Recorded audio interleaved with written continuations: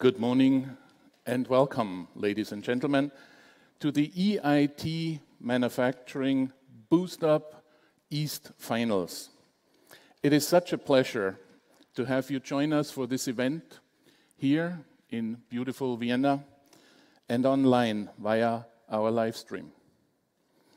My name is Hannes Unschawski, and I have the honor and the pleasure to lead together with my team the activities here of EIT Manufacturing for the East region.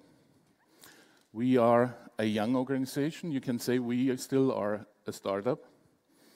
And we have our offices in the Technology Center, beautiful business park, just on the perimeters of Vienna in the Seestadt. It is my pleasure also to walk you through the program for the next 2 days. Let me welcome two officials that are joining us here in Vienna today. Dr. Paul Rübig, who is a member of the governing board of the European Institute of Innovation and Technology, and he is joined by his lovely wife, Maria. And Eva Czarnohorski, who is on the supervisory board of EIT Manufacturing. The COVID-19 pandemic has clearly created some difficulties for us and limitations in organizing this event. And some had to cancel last minute, couldn't join us because friends or family have contracted that virus. We are sending our best wishes for a speedy recovery to all of them. But one thing the COVID-19 virus couldn't do, and that is slowing down the innovative drive of our manufacturing companies. 41 applications from ingenious minds, of which the best 26 are performing for the finals here in the next 2 days, are proof that the spirit of Europe's startups, scale-ups, and transformers is vivid and alive. All our competitors will present online. We wanted to make sure that nobody has an advantage being on stage, so everybody has the same challenge. These 26 contestants will be judged by a panel of expert jurors from various disciplines across several nations. And it will be a difficult job for them to award only the top 4 winners in each and every category. These jurors usually make a lot of money consulting with their customers. But when I asked them to join us for this competition, none hesitated to volunteer their time and talent to judge those pitches. But we also need your help here in Vienna and your help online during the next 2 days, because we will have a special award for the best performer of those 26 presentations. Whether they are especially creative or entertaining or awe-creating, by the end of this event tomorrow, we will award the best performer based on your votes. As you may know, EIT Manufacturing is built on the triangle of innovation, business creation, and education. And in order to include the education part in our event and to make it a little bit exciting, we will also have a EIT Manufacturing quiz. And by the end of the event tomorrow, we will also award the quiz champion. Last but not least, we are proud to have won 3 keynote speakers for this event, all 3 of them in many ways exemplifying leadership, innovation and technology, paired with tenacity and an unbreakable will to succeed. Traits that every successful entrepreneur needs to have. So let's get started. It is my honor and pleasure to have one for the opening words, a vivid supporter of the business community. Somebody who not only consulted with the Austrian Chancellor in economic questions and worked in top leadership positions in the industry with Siemens, but also provides leadership to the Vienna Business Agency for more than a decade. Please extend a warm welcome to Mr. Gerhard Hirsi, CEO of the Vienna Business Agency.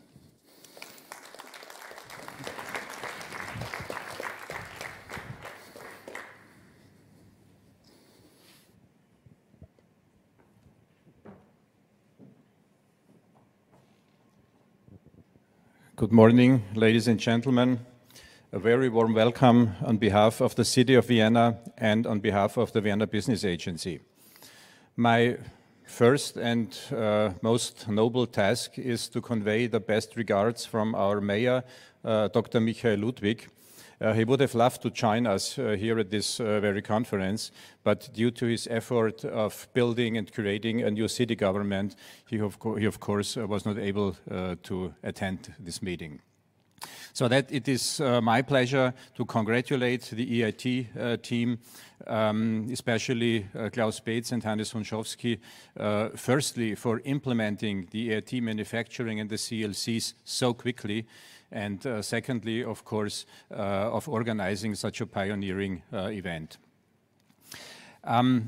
As you may guess, we think that Vienna is the perfect place and the perfect spot for an EIT, for a CLC, and for a conference like that. And not only because Vienna is a beautiful city, Vienna is a city with a high quality of living, not only because Vienna has become a very innovative city within the last, let's say, 15 years. We have more than 200,000 students in the city, 25 universities, more than 1,600 research facility and organizations. No, but also because Vienna is a city of manufacturing. This may sound surprising to some of you, because normally Vienna is regarded as a city, as a service-oriented city. You can see no large production sites, you can see no big industrial parks, you see no smoking chimneys, but nevertheless, it's a fact. Today, Vienna hosts more than 8,000 production companies, and these companies employ more than 150,000 people. In the last years, we made the observation, too, that many new companies, startups, have been founded at the very interface between classically manufacturing and information technology. And maybe that combination is one of the answers to that paradox I mentioned before, because Vienna, on the one hand, has a very long history in manufacturing, on the one hand, and on the other hand, is one of the leading IT spots all over Europe. And especially this combination, I think, is the biggest, is the greatest chance for European cities they have had within the last decades in order to re-industrialize themselves. And it's my personal conviction, and I'm a really urban person, that manufacturing, that production makes a city more diverse, makes a city richer, and each loss in manufacturing makes a city poorer. My organization, the Vienna Business Agency, of course, tries to support these positive developments, for instance, by funding. Within the last 5 years, we spent more than 30 million euros in funding, in supporting innovative projects of producing companies' funds, non-refundable funds, and this amount of money corresponds to roughly 20% of our total funding. In addition to that, and I'm very glad about that, the new economic strategy of the city of Vienna, Vienna 2030, set a very clear sign and an unmistakable sign, and this sign is to make Vienna a hotspot regarding sustainable and intelligent production. And therefore, of course, we are very proud, we are more than proud that the EIT has chosen in favor of Vienna, because these goals unite, of course, the city of Vienna and the EIT, and we are very proud to have this powerful European network here in the middle, very middle of our city. Therefore, we wish you a gorgeous future here in our beautiful city, and we're looking forward to many fruitful acts of cooperation. But today, it's not only about wishing the EIT all the best, but we shall also wish the participating companies all the best, the participating companies in BoostUp within the next 2 days. And may all your projects be successful, may all your dreams come true. And ladies and gentlemen, welcome once again in Vienna. Think positive and stay negative. Thank you.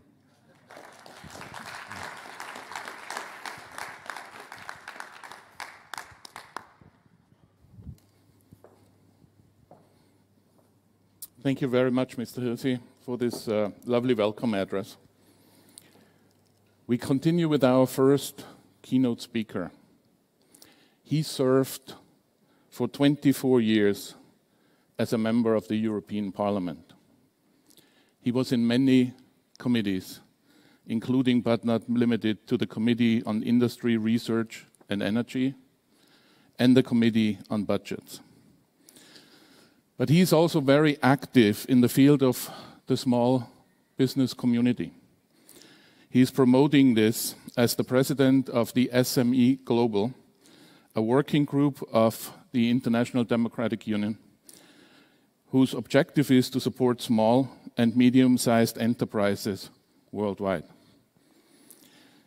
He became a member of the advisory board of Rübig Holding, and in 2020, and this is really exciting for all of us, he became a member of the governing board of the European Institute of Innovation and Technology, and just recently a member of the European Economic and Social Committee. Please give a warm welcome to our first keynote speaker, Dr. Paul Rübig.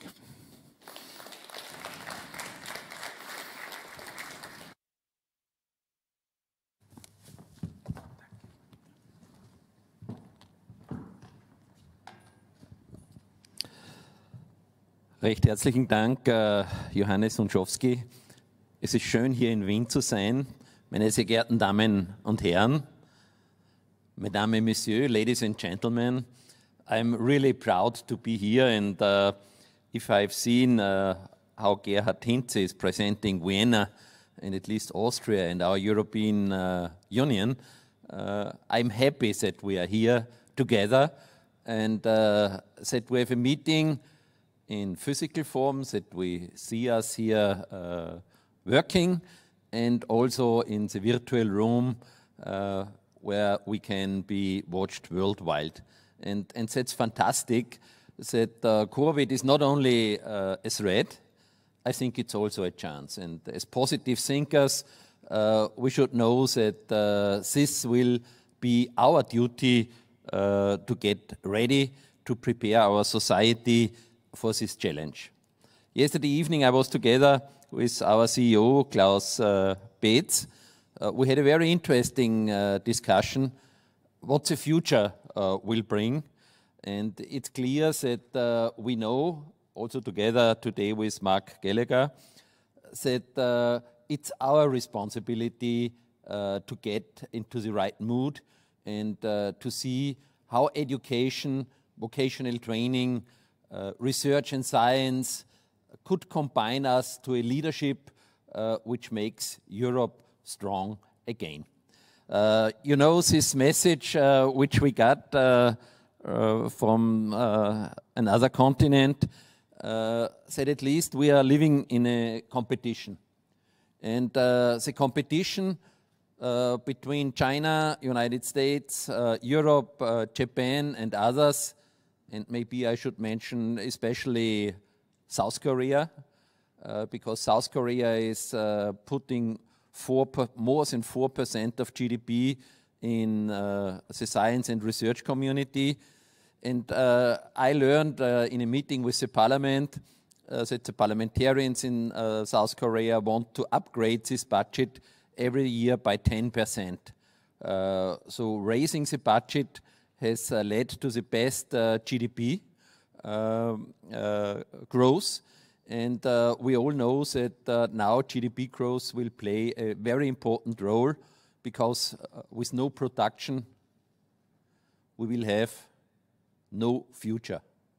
And I think that must be clear on the political level, that without production, we can't hinder that people come into poverty.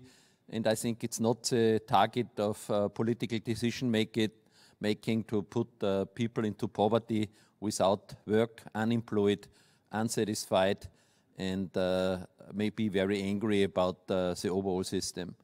So it's also a challenge for our democratic behavior. Can we protect our democratic decision-making environment, not only on the political level, I think also with our European agencies? It would be quite important to see that this is a task where we should work, and where we should work on the future of Europe. And at least the European Commission will play a key role. Our Commissioner, Maria Gabriel, she is a very strong supporter of the Horizon Europe, and Johannes Hahn, the Commissioner for Budget and personalized decision-making on the organization, they know that the Horizon Europe program is key for the development of European Union. And I'm very happy that European Parliament decided to get into an infight with the Council and with our Prime Ministers and European level to increase the budget of Horizon Europe. And let's see what in the end will be the decision, especially in the area of health. We know that we have a lot of options on the table. We have a good working public health system, but now it comes to a bottleneck. And so how can we overcome the bottleneck? And we as experts in manufacturing, we know how to get more speed into eliminating the bottleneck. At least we would need more public procurement. We would need private-public partnership. And I think it would be much cheaper to upgrade, to say so, the production in hospitals with education, with science support. It's much cheaper to invest a lot of money there than in having a lockdown where the tax will go down, so we can't invest too much into the social activities and into science. It's clear that we have to boost our activities also within EIT and the EIC, together with the European Research Council, to get this bottleneck eliminated.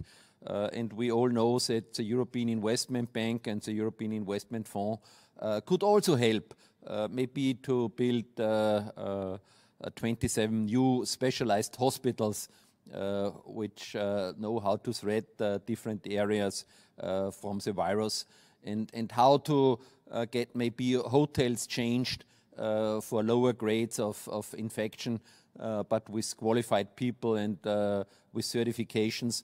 So it's a lot of options which are there, and we shouldn't sit like the rabbit and wait till something happens. I think we should move, and that's our job. So that's the reason why manufacturing, innovation, and Europe's recovery will play a key role. We know that now, through a kind of lockdown in Germany and in a lot of other areas, or in Belgium, we lose again 1 month of productivity, and that will draw our figures down. So let's think about what could we do. And I'm very happy that President Barroso came back from, the Commission President Barroso came back from a trip from the United States, from the MIT, and he said, we need something like this in Europe. And then in European Parliament, my friends and colleagues said, yes, now he wants to put away some money from the Horizon 2020 program for his new Starlight project. So we had immediately opposition on the project, and then I told Barroso it would be good don't call it MIT. We should find something which is closer to our European structures. And he said, okay, let's sit together and let's move on. And I'm really proud that now when we see the result, that 8 kicks are created, that we get headquarters, that we got innovation hubs. And it's quite important to see that these innovation hubs will play a key role. So if you see that we are here in Austria, and it's really well distributed all over Europe, and we got offices with highly qualified people, and also the regional innovation scheme developed in a positive way. I was also the chairman of STOA, and STOA is in European Parliament a kind of science committee. It's called Scientific Technology Options Assessment. And I think options assessment is a key.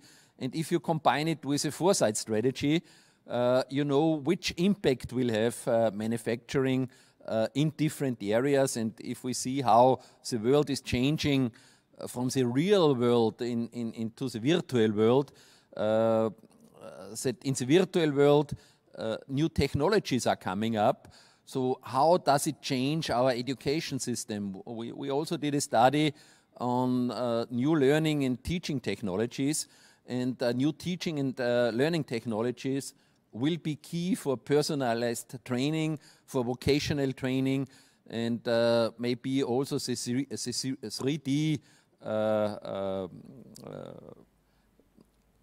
will play a key role in understanding better how we can use modern technologies to go on.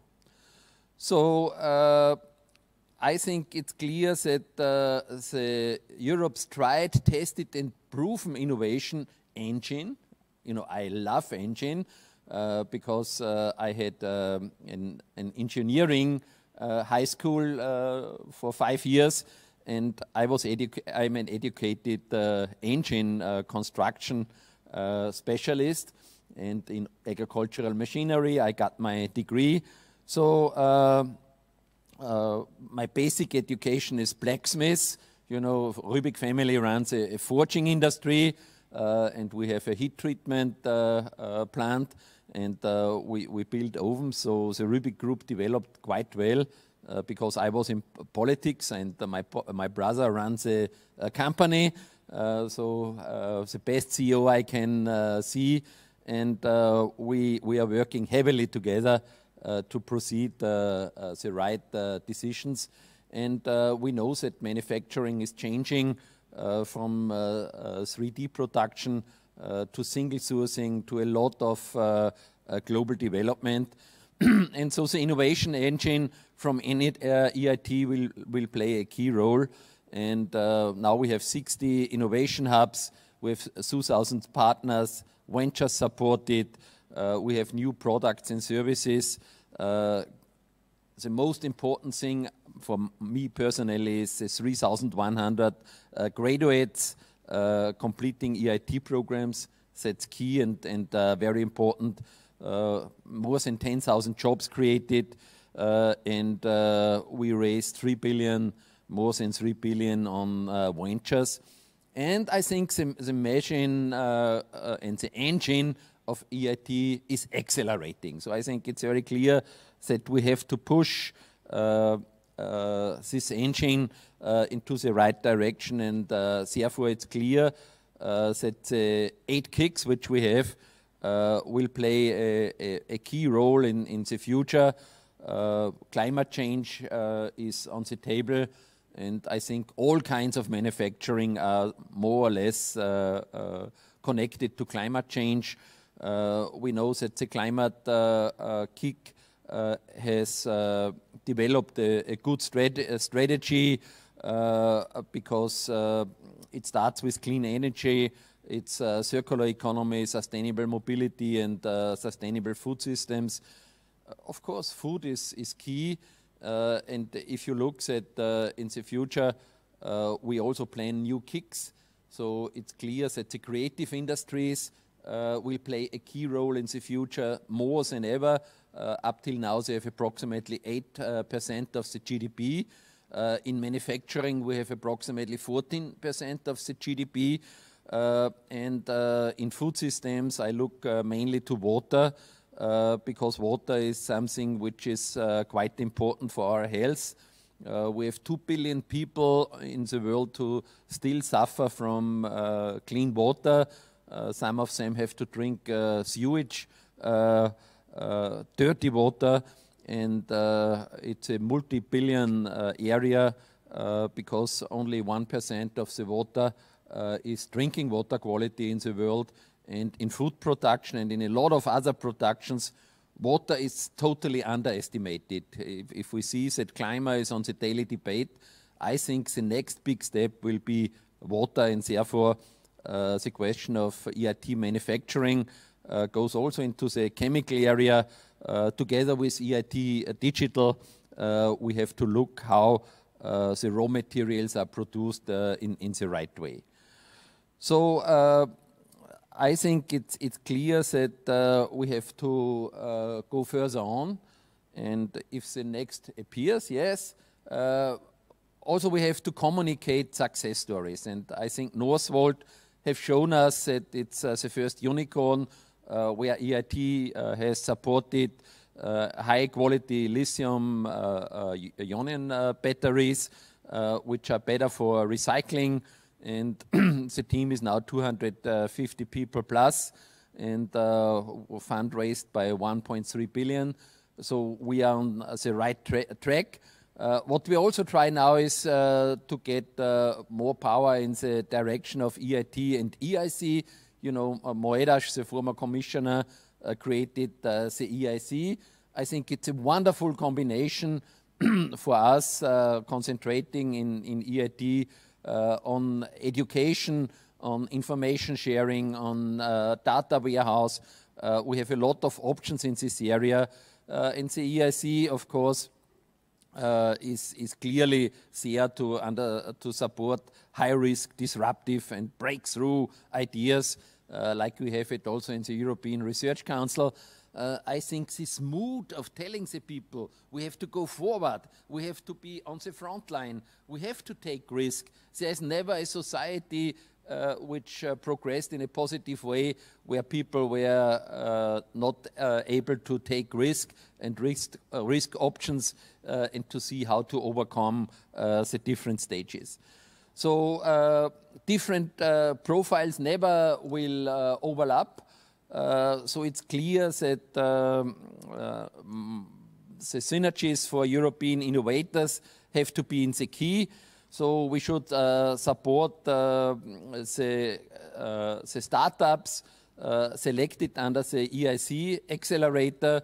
And maybe one of the next steps should be that first of all we should have the European Research Council to tell us where grants given, where innovation should and have to follow.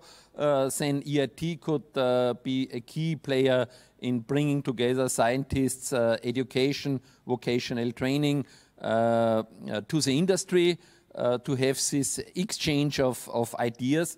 And we have to build a European value chain from basic science to products which are bought from the consumers, because everything is in the decision of the consumers. So consumer-orientated delivering of the right products for a global development will play a key role. So as you know, we are responsible for this globe, not only for Europe, for Austria, for Vienna, for the people in this room.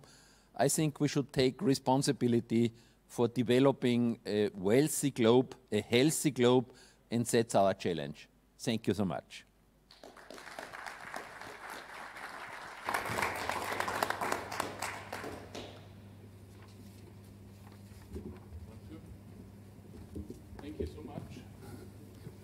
Hello? Yes, thank you so much, Dr. Paul Rübig, for this nice presentation.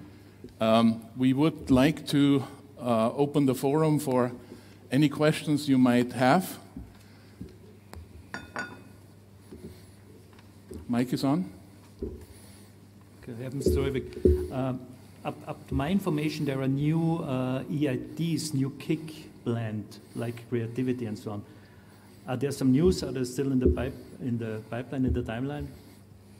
Yes, you know, there are now the negotiations between the European Parliament and the European Council. So let's see what the outcome of this political debate will be. But we have strong hints that the creative industry and the water kick will play a key role. And I think as EIT and EIC, we shouldn't wait till all the decisions are done, because these two kicks are now also a horizontal issue between our 8 kicks. So, and if we get it then in a vertical structure as well, we are well prepared through all our existing kicks, and we could put then new teams for a worldwide rollout of our activities in this field. And I always say you never could be early enough to start with new ideas. Okay, thank you. Other questions?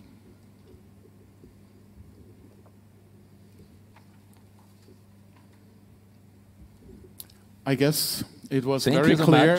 It was very clear. And I wish you all the best for the competition. Thank you so much. As you know, the winner takes it all. Thank you. Thank you very much, Paul.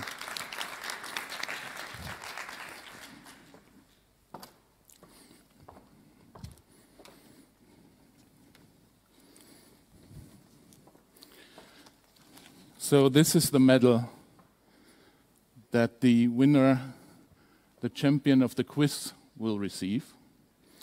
And the champion of the quiz will also receive some of our gifts that we will send to whoever is going to be the champion of our quiz. But in order for you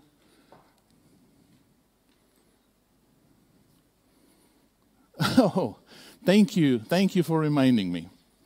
Thank you so much. See, it already starts.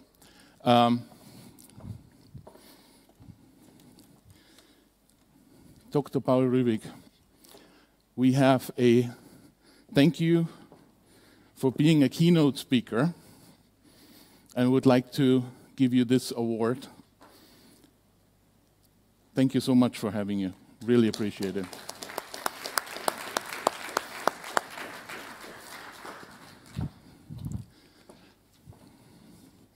So my team is a perfectionist team, and they were just waiting for me to screw up. So, done. That was my screw up. But if you want to be the quiz champion, then I would really recommend to watch carefully the next keynote. 3 decades of industry experience in software and system engineering. He gathered extensive experience, intercultural in numerous international projects, especially on the European level. He joined Siemens in 2002 as head of corporate technology global system development, and later became vice president for external cooperation. He has an extensive experience with EIT, as he served from 2011 to 2015 as business director at EIT Digital, and from July 2016 to December 2017, he was interim COO at EIT Food. In July 2018, finally, he joined EIT Manufacturing as the CEO. Please welcome Klaus Bates, CEO of EIT Manufacturing and my boss.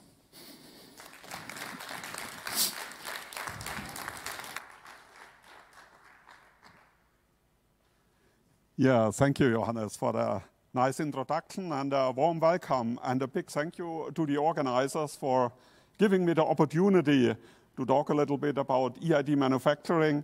As you mentioned, I started 2018 already in the application phase, but we are still a new kid on the block. We are operational since the 1st of January this year. So since 10 months, we are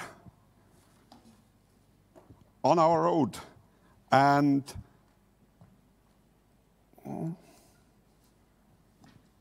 how I can move on. Now we had it. And I would like to start really to emphasize really that manufacturing matters. Manufacturing, and we have to bring this across more and more. Everything's around us, all the furniture, the buildings, our food on our plate, the plate itself, all is the result of manufacturing. So every human being, every European citizen is concerned by the results of manufacturing every day, every moment. Yeah? And still, at least to my experience, a lot of people looking at manufacturing, something noisy, oily, filthy. Yeah? So we have to bring the message across that manufacturing is really an essential part of our life. And looking at the economy dimension of manufacturing here in Europe, we have more than 2 million enterprises active in the manufacturing domain. More than 32 million are directly employed by manufacturing companies and much more indirect. So manufacturing is really the cornerstone of Europe's prosperity and welfare. And Europe has been always the home of industry and the pioneer in industrial innovation. And today is no exception. And, I put it away. And if we look,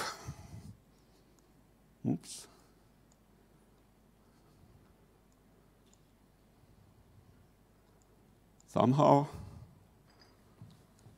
I have to do it that way. Okay. But let's look ahead. And we have, and I was very happy that Paul Rübig said, also the COVID crisis, we should look at it as an opportunity, also for manufacturing and all the challenges we have in front of us. Digitalization, sustainability, competitiveness in the world. Europe is not an island. And our goal is really to support these 2 million enterprises we have in Europe on their transition to the digital economy, towards the circular economy, and to the decarbonization of industry while increasing the competitiveness. And especially for the new Green Deal, we will reach only the goal to be a climate-neutral continent in 2050 if we get the more than 2 million industry companies on board in this endeavor. And there, EIT Manufacturing sees its strategic direction. And we team up on a European level with the other organizations. We have written an open letter together with a high-level group, Manu Future, and the research association EFRA for the factories of the future, an open letter to Commissioner Gabriel and Breton, and we hand it out currently as well to the national authorities to get aligned that a big share of the new deal of the recovery after the pandemic crisis has to go to manufacturing, R&D, and I. Because manufacturing, as I said in the beginning, is and will also be in the future a very, very important cornerstone for Europe's welfare and prosperity. And we, as an EIT KIC, we are committed to the knowledge triangle integration. We connect people and skills, technologies and markets, and innovators and with investors, with money. This is our direction. When you come to the EIT headquarters in Budapest, and I like this very much as a slogan, from the lab to the product, from the student to the entrepreneur, from the idea to the venture. Yeah? And this is what the EIT is focusing on. We are not yet another research instrument. We are focusing on the I when we look at R&D and I, research, development, and innovation. That it really means R&D and I, and not R&D and die. So I have to do it that way, yeah. And we have to focus, you know, manufacturing is very broad, with very disciplines. And to focus, we have defined our 4 flagships, and 2 of them are clearly directed towards the circular economy and the digitalization of industry. And with that, I would like to go, especially here in Vienna, because Vienna, the CLC East in Vienna is very, very important for our regional innovation scheme and our risk strategy. And I would like to go a step back when we, in 2018, when we formed a consortium that applied for the call by the European Institute of Innovation and Technology. We had a lot of discussion where to put our CLCs, where to put our headquarters. And we want to build EIT Manufacturing on the strengths of Europe. So we said, the northern part of Italy, the northern part of Spain, the southern part of Germany, the southern part of Sweden, Ile-de-France, and Austria. These are the most industrialized regions, not only in Europe, due to my opinion, even in the world. And on these strengths, we want to build our organization. And so the CLC East has a double role.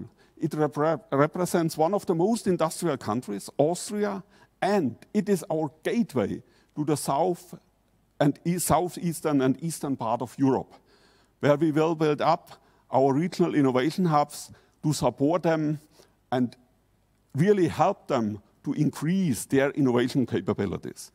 And so we did a call earlier this year, and I'm very, very happy today to say again welcome to CleanTech from Bulgaria, to PPN from Hungary, to the CDU University in Prague from the Czech Republic, to the University of Zagreb in Croatia, to LMS in Greece, to the University of Ljubljana in Slovenia, to the STU in Bratislava in Slovakia, to Iceberg in Romania, and a very, very welcome again in our community.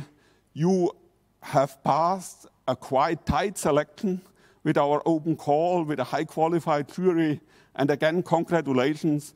And so we have now, around Vienna and the CLC East, due to my opinion, a unique network of innovation hubs and within the southeast part of Europe, and we count on you. I have to turn around here.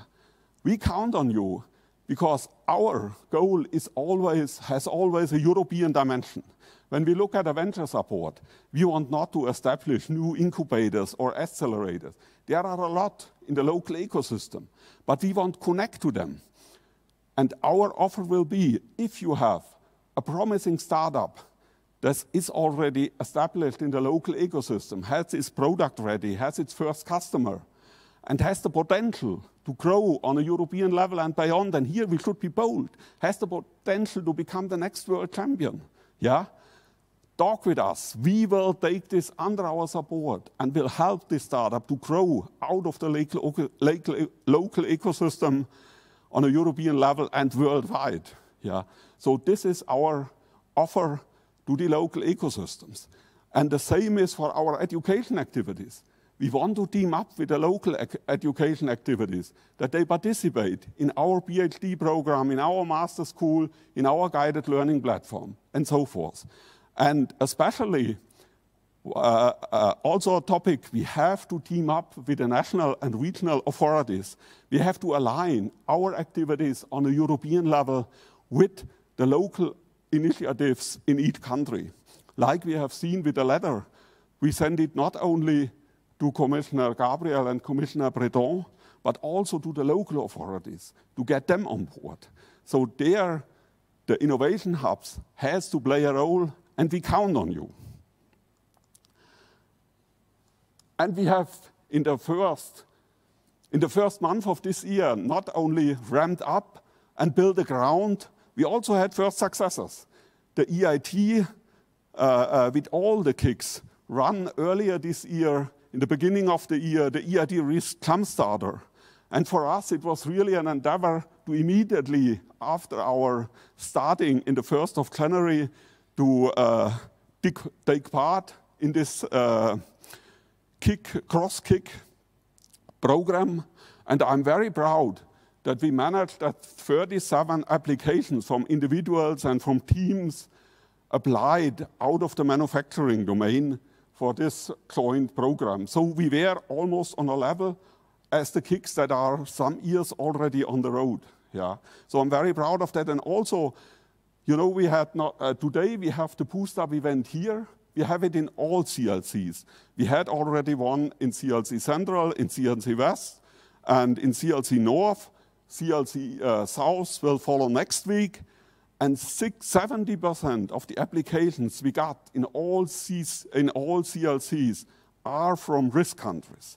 And this shows that our risk strategy really has very good first results. And also here for the CLC East today, 35 out of 41 applications are from the risk countries. So this is a great risk engagement now that we are 10 months on our road. It makes me very optimistic for the future of our risk strategy and working together out of the CLC East here in Vienna with the risk countries in South and Eastern Europe. Thank you.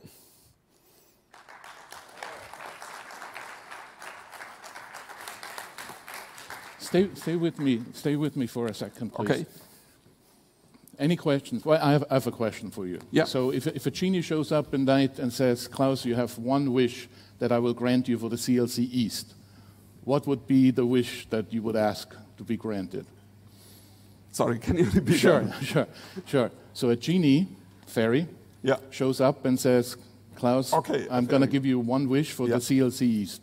What would it be?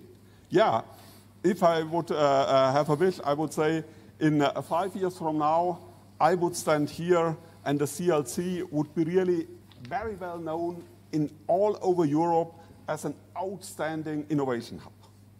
Yeah. Thank you. Thank you very much. Any other questions, please? No questions? Everything clear? Did you guys watch, for the quiz? Dr. Paul Rübig has a question. Come up here. Come, Paul. Do we have a microphone for Dr. Rübig, please? Yes, thank you so much. It's a very encouraging way to boost. My question would be manufacturing. What can we do for the health system? Because if we see that the bottleneck in the hospitals is threatening our all-today life, so would it be possible to create a strategy or a task force who helps the public health system to survive? Yeah. Okay, we have already started first discussion with EIT Health, with our sister KIC on this topic. And we expect to initiate a cross-KIC project, maybe even with EIT Raw Materials or EIT Digital, to especially tackle this topic. Yeah. Thank you very much. Any other question? Norbert? Yeah. Should I do it here? Yeah, Dr. Norbert Frömmer, one of our jurors. Please go ahead. You know, I'm working as a consultant and also in management of several companies, and I have seen a lot of industries moving from Europe to especially Asia. And I've been working in the last years in the toy industry, which is all production in Asia now. Will there be a special focus to get these industry back to Europe again, to give them special impact? You know, because also in the applications I see this is more on a general level, and it's very interesting applications. But what I am lacking is a focus that we say we want to have such an industry back in Europe. Are there any efforts to do that? And then that may be the case that we are not be able to bring these industries back to the European Union, but maybe to countries like Ukraine or even Northern Africa, which are neighboring Europe, and also have a lot of issues in employment. So is there any program to be developed? Yeah, I mean, this question becomes a new, very, very urgent and important as a consequence of the pandemic crisis. Yeah. We have seen that our worldwide distributed value chains are very fragile. Yeah, And here there started already a rethinking, at least to our perception, a rethinking within the industry. And we are talking about nearshoring here in Europe, yeah, and having supply chains not distributed where we rely on small pieces that can stop the whole process and we need from Asia or from other parts from the world, yeah. There will be definitely a rethinking and we will support us. In general, I think we will be not, this is my personal opinion, we will be not possible to bring all production back to Europe. But where Europe is still strong is the production technology. And my personal ambitions with EIT Manufacturing is whenever and wherever a new plant is erected around the globe, the technology and also the digital platforms that are necessary for this is delivered by Europe. Yeah, I fully agree, and I also think that Europe is very strong.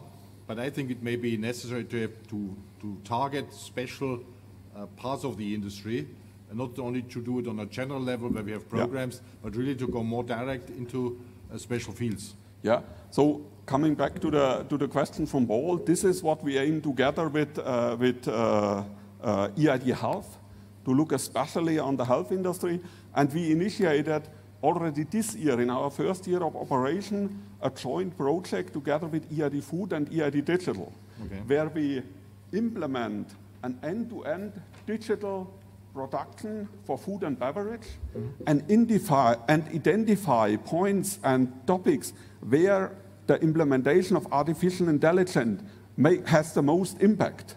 And we have first results on that.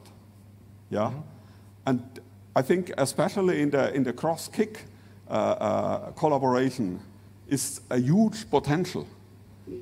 Working together with raw materials, with manufacturing, and with the usage domain like health or mobility for traffic systems. Okay. Yeah. Thank you very much. Any other questions? Yes, Mr. Gollo. Can I speak just without the mic?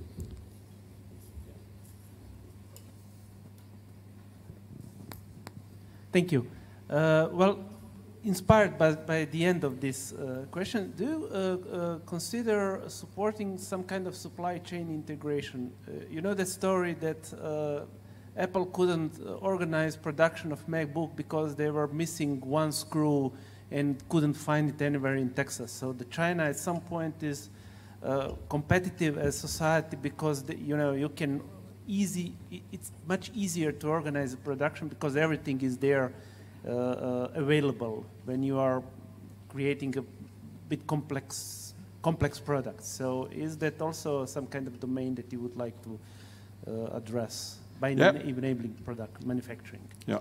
Yeah, I mean, we consult our partners in this regard, yeah, and help them if they come up with such topics, yeah. To look for new partners around Europe, and especially, I think, south and eastern part of Europe will play a role in this scenario of reshaping complex value chains. Yeah. Yes, I have another question over there. Okay.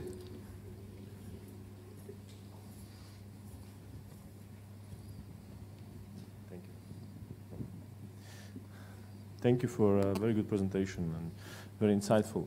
I'm curious about the future of EIT Manufacturing, putting it into a comparative perspective, because I'm very familiar, for example, to EIT Energy, which acts a lot these days and in the past couple of years as a maybe investment vehicle focusing on investing in emerging and innovative technologies in energy.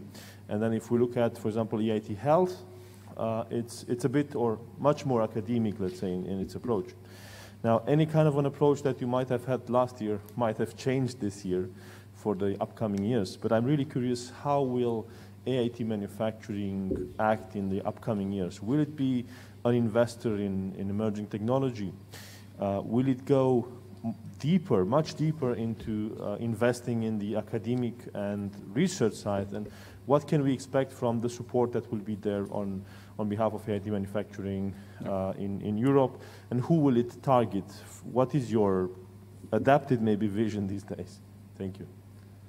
Yeah, so we are a community, yeah, and the community are people to talk to each other, and this is the first important topic, because only the debate generates new thinking, brings our thinking forward, generates new knowledge, yeah. So this is already an asset of our community, yeah. And the second is we are an innovation community. We are dedicated to innovation, not to research, to innovation, entrepreneurship, and education. Let me put it in this triangle. Yeah, education is very, very important. And the third topic, we are an investors committee. We have our membership fees and we have the European taxpayers' money to invest in promising innovation opportunities. And this is how we look at EIT Manufacturing, yeah, as an investment community. And we have to be selective in the projects we will invest in. And as a good investor, we are also interested in a return of our on our investment. And we have, it was a challenge for us, but at the end it was a very positive act that the European Commission made 60 million available in April, May for especially tackling the COVID crisis. And we got 3.6 million out of that, and we invested in 8 startups. They have really the need that they could survive over the crisis, and they tackle directly COVID-related topics. We have one, Blue Sense from Denmark. They developed a small device that could detect COVID incidences. And they have only a small pilot line. They have now to ramp up, and this is a manufacturing challenge, not a health challenge. They have quickly to ramp up their production to a mass production, yeah? So, and in all these 8 companies where we invested in, we have either taken equity or we have a revenue sharing model implemented and signed.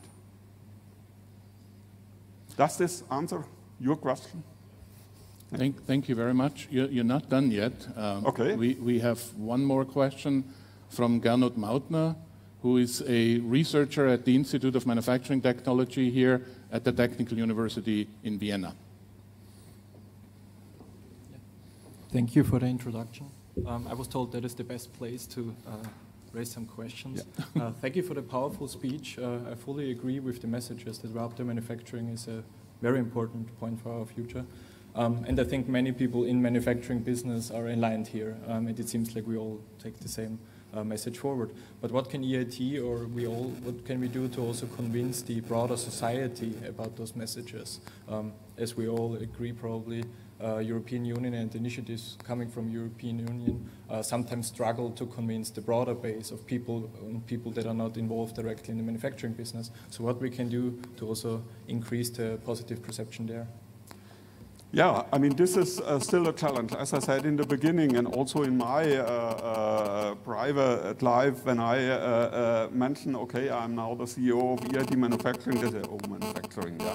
I mean, if you look at food or health, these are very emotional topics. Everybody has an opinion about it, yeah. There is manufacturing, okay.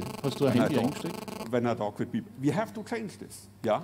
And therefore, we put together also for EIT Manufacturing a strong communication team. And I hope we can contribute to the reputation of manufacturing, especially to make it also attractive for young people, that manufacturing to not work not in the virtual world, work in the real world with real things, yeah? That we can make it really attractive. And especially for women. We have a lot of women in manufacturing, but they are working at the assembling line, doing routine work. Yeah, we have to change this. We have to have women on all levels in the manufacturing companies. Are there other questions? Yes, Philip. Sure, please, go ahead. Please introduce yourself. My name is Philip Reinisch, and I'm the CEO of Silk Road 4.0. One question, because what I realize is that many bottom-up organizations have incredible difficulties reaching out to official organizations like EC funded organizations.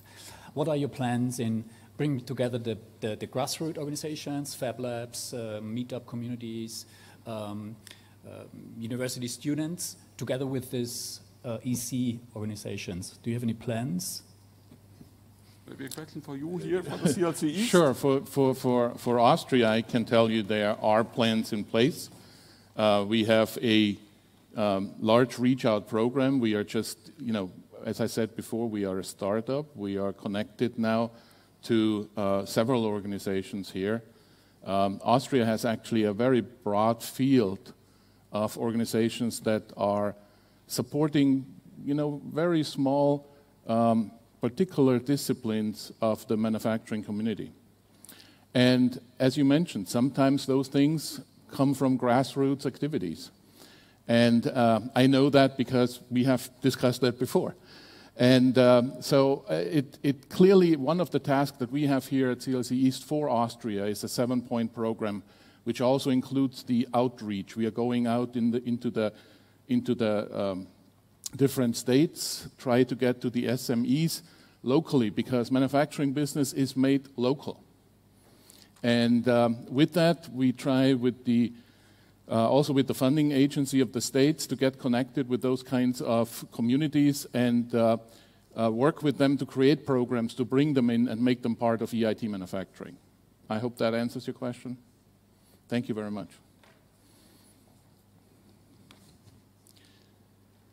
If there are no more other questions, Klaus, thank you so much. Great speech and fantastic.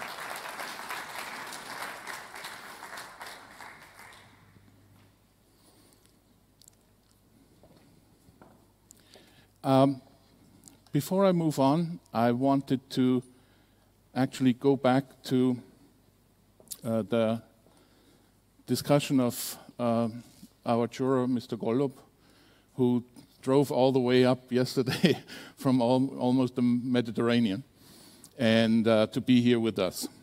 And his question was, how can we get these industries closer together? We always organize matchmaking events where we try to bring in projects, larger industries of the Western European arena together with small startups, whether from the Western European side, particularly at CLC East, clearly from the CEE countries. And we have recognized that one large matchmaking event is just not enough. We need that to do in smaller communities. So what we are starting in December is an, unfortunately, online matchmaking event where we give young startups from the CEC countries, including Slovenia and Croatia, the opportunity to come up with their ideas, present them to the larger partner network that we have, and see if there is any interest working together on those innovation projects. So that as an additional answer to your question. I want to follow up on the presentation of Klaus Beetz, who said here at CLC East we had a really good participation of the CEE countries, all of them in the RIS scheme. And the only country that I have in my area of responsibility that is actually not in the RIS scheme is Austria. So I'm really happy to have 9 different nations represented here during our competition. And actually, Croatia was the one nation who had the most applications, 9 applications.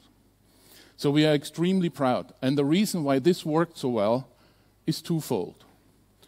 One, we have established very quickly very strong hubs, and they reached out to us and we reached out to them and worked together fairly quickly to get the EIT movement started through those hubs in those nations.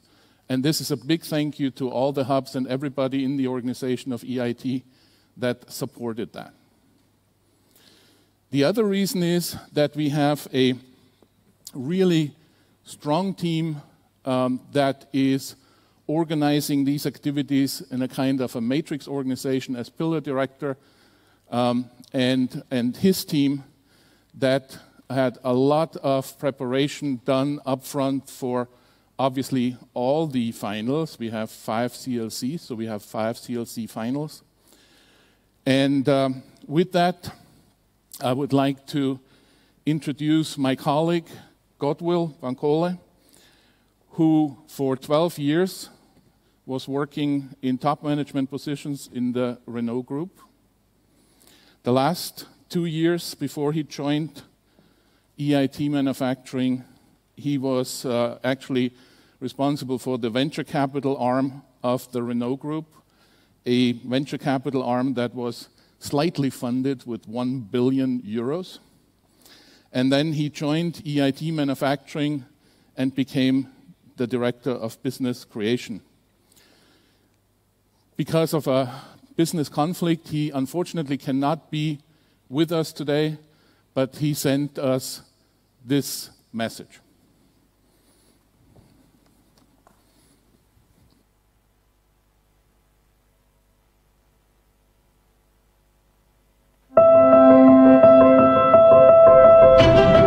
Hello everyone, I'm very proud to introduce this regional final stage of the BoostUp challenge, even if I'm quite disappointed not to be physically present with you. In business creations, our mission is really focused on addressing the needs of manufacturing vertical startups and SMEs, and we strive to make them become gazelles. We deliver 2 main results, which is high growth of our companies and also high impacts. BoostUp is a great opportunity for EIT Manufacturing to engage with you, to tackle critical challenges that we have in our industry. And 2 of those challenges are green manufacturing and resilient manufacturing. And together, we want to be able actually to bring technological and business solutions to those challenges. In BoostUp, we address the challenge through 3 different segments. The first one, which is Create, where together we work with young entrepreneurs, early stage companies to bring innovative project ideas on the market. The second segment, which is Accelerate, where we are working with startups at advanced stage, where really we can support them through financing and business development to scale up across countries in Europe. The third segment, Transform, where together with startups and SMEs, we work on the transformation journey. And this means digital transformation. It also means supporting them to adopt new technology such as artificial intelligence, industrial IoT. We don't do this alone. We rely on our network partners. We work with venture capital firms, with industrial corporates, with local and national incubators and accelerators in order to build on existing capabilities and to leverage European resources. But beyond BoostUp, we deliver a life set of services. In every region, in many countries in Europe, business creation managers are working with you first to understand your needs and clarify where we can build the highest impact. Second, where is it more relevant for us to invest? Third, how can we support our startups and SMEs in their business development in order to grow across multiple countries in Europe? And fourth, bringing expertise on topics such as IP management. Once again, thank you very much to be with us. We are very honored and glad to have you with us today. Enjoy the day, enjoy the challenge, enjoy the learning, and together let's make manufacturing innovations happen in Europe and be the leader on this topic. Thank you very much.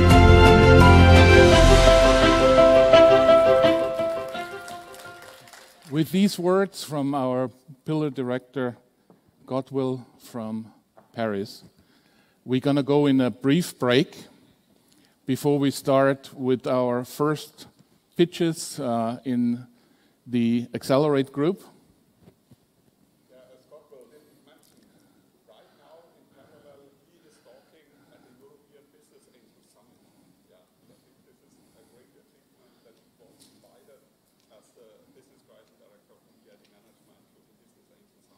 Exactly.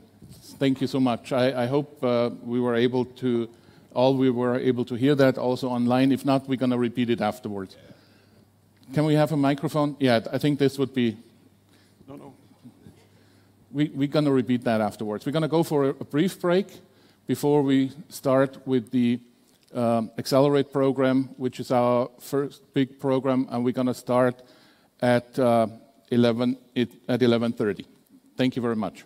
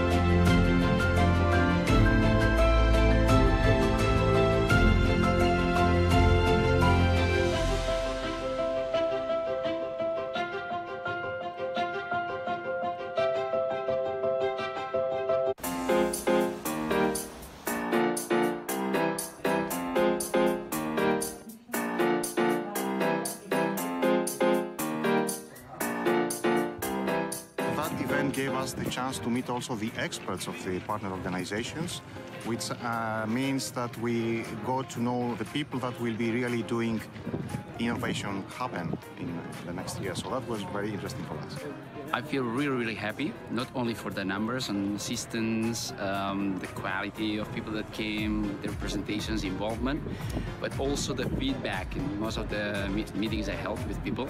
People were really astonished. We see that people are really very motivated, and that's our strength now. I'm totally impressed on the variety of ideas, and especially on the, so to say, the fastness of coming up with emerging or shared visions. And it's a good place to make new contacts, and that's what it's supposed to be. So we were just discussing these online learning platforms, and got maybe some new ideas, maybe some shared some concerns. Shared so, pain, yes. Yeah, but anyway, we see the lights in the future. So many good ideas being presented, so many matches between people that want to make things together. I think that the Basque region wants to maintain the activity very close to the industry, to the manufacturing sector. And we have a strategy that we are working together, both public and private sector. And this kind of event and this project, EIT Manufacturing, is how to say, it's how to put this strategy into real things, to make a strategy economy. And this is so important for us because during the next 7 years, we are going to work a lot to create companies, to create jobs, and this is the most important thing for us, for the Basque Country. The next step is to really put together all the elements and ensure that they will be legally ready to start in 2020 with a full, strong business plan and start delivering on impact on the EIT model. I think we have a lot of ideas, and now we have to think about how we can combine it. And I think there could be some good ideas to really continue and to fit into our EIT. There were such a lot of inspiring ideas, and we have to reflect it and have to work it out. And maybe some teams have to join forces to come up with very, very good proposals for our first business plan. As CEO of such a community, I am happy if the members are happy. So my question is, are you happy? Of course I'm happy. So then I am happy too. Yeah.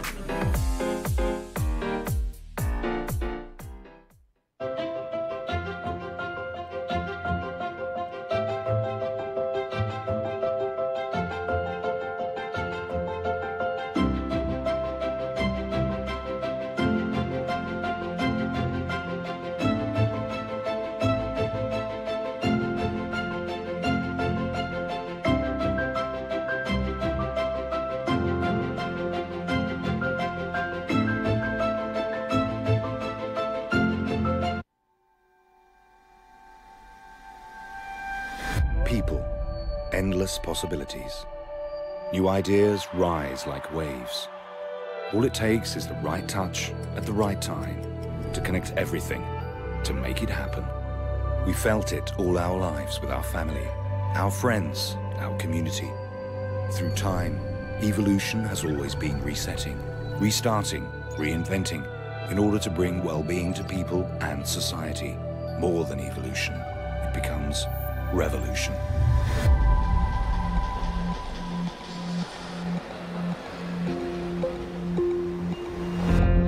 But now the game has changed entirely. Not just a digit, but a whole digital revolution. Industry 4.0. We live in a time of revolution, a time of technological, industrial, and economic revolution. Europe has got some of the best manufacturing companies in the world. We also have some of the best scientific institutions and technological research centers. But today, speed to market is key. Today, in a Europe more challenged than ever, EIT Manufacturing is a new innovation community within the European Institute of Innovation and Technology that connects the leading manufacturing actors in Europe. A true catalyst of Europe's manufacturing hub, EIT Manufacturing facilitates the creation of powerful innovation ecosystems, thus creating competitive and sustainable manufacturing.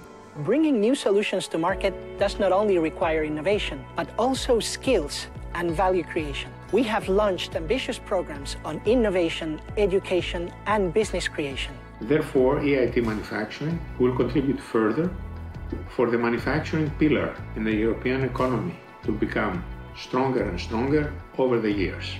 Our goal is that by 2030, 60% of the European manufacturing companies adopt sustainable production practices. In Europe, we have more than 2 million enterprises active in the manufacturing domain. And we have to support making Europe a role model for sustainable manufacturing in the world. EIT Manufacturing brings together the three sides of the knowledge triangle: education, innovation, and business creation, connecting people in enhancing skills, presenting groundbreaking technology to the markets and linking innovators to business investors. Our strong and unique partnership covers the whole value chain and the full product life cycle. And with our partners from the digitalization domain, we are able to establish unique digitalized value chains. EIT Manufacturing is an opportunity for partners. Together, we are able to create innovative projects, to create strong skills for manufacturing, and to work a new business or business model for our products. EIT Manufacturing's ability to solve complex challenges while delivering high societal and industrial impact is defined by our main focus in people and robots for sustainable work, additive manufacturing for full flexibility, zero-defect manufacturing and circular economy, and platforms for digitalized value networks. We are working together to develop the skills, to bring the innovations to market, and to create new European value chains that will make us competitive where it matters. EIT Manufacturing is providing new funding to Europe's manufacturing industry, especially aiming at small and medium-sized enterprises, creating a stronger Europe for years to come. Our vision that global manufacturing innovation is led by Europe is more and more within reach. This new era of digitalization brings us closer together and gives a better chance for us to collaborate and be more conscious. There's a whole new ground to explore. We aim for better lives, sustainable jobs, and a healthy planet for future generations. Join us and take the lead on this exciting journey of making innovation happen in manufacturing.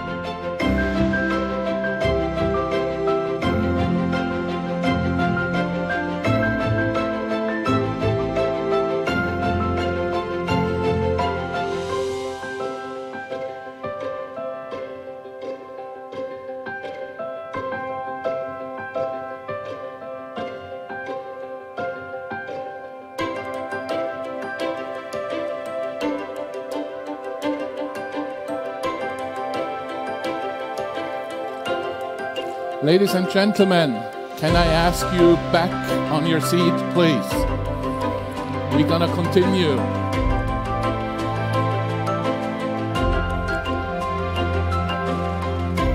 Everybody in, everybody in. Sonja, get everybody in.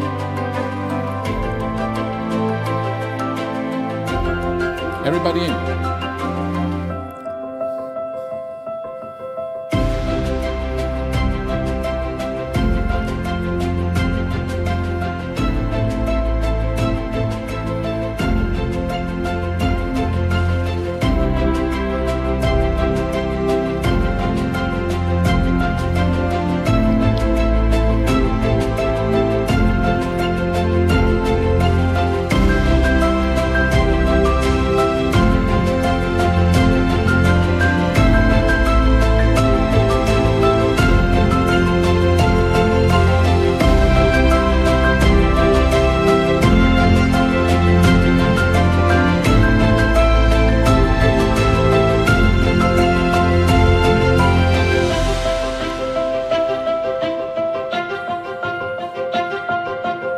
Please, can I ask everybody to come back, take your seats, and let us continue.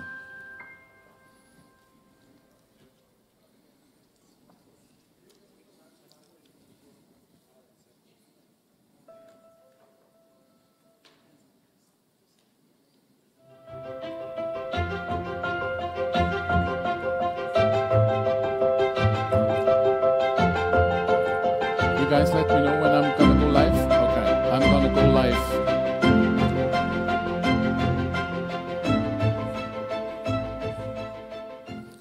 And we are back.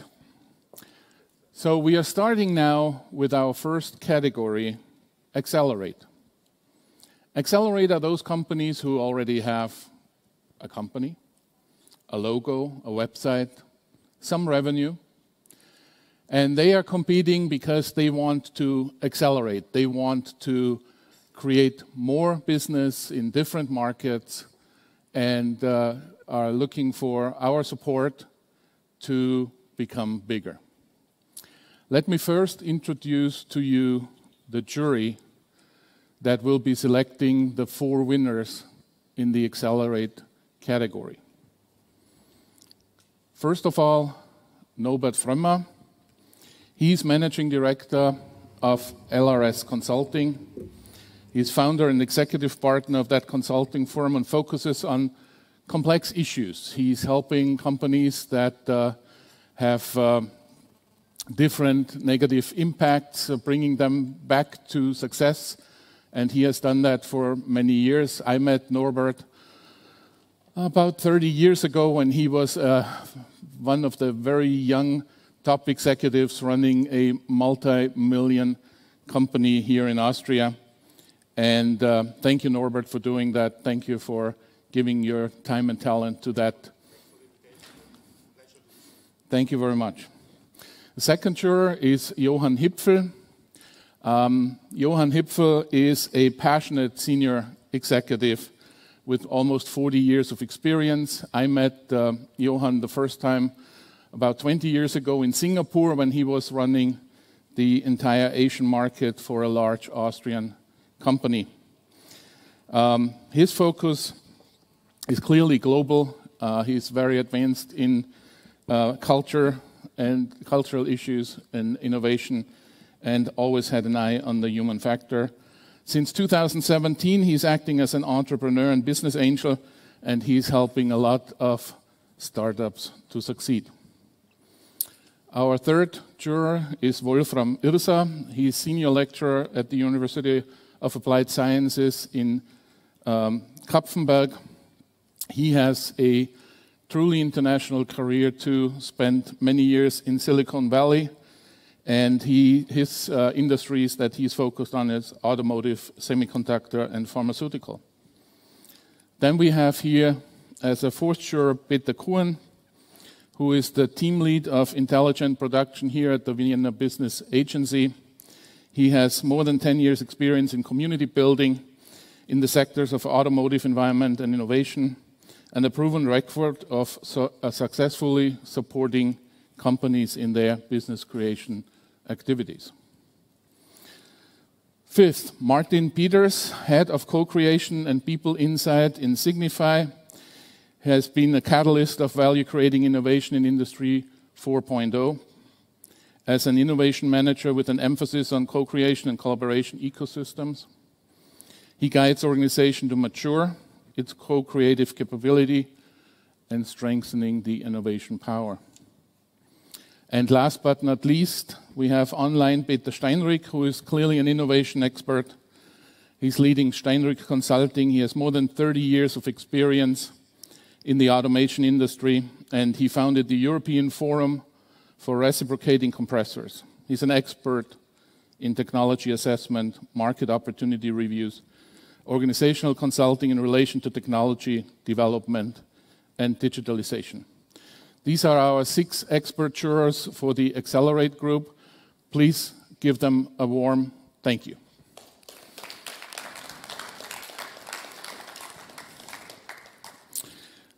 With no further ado, let's get started.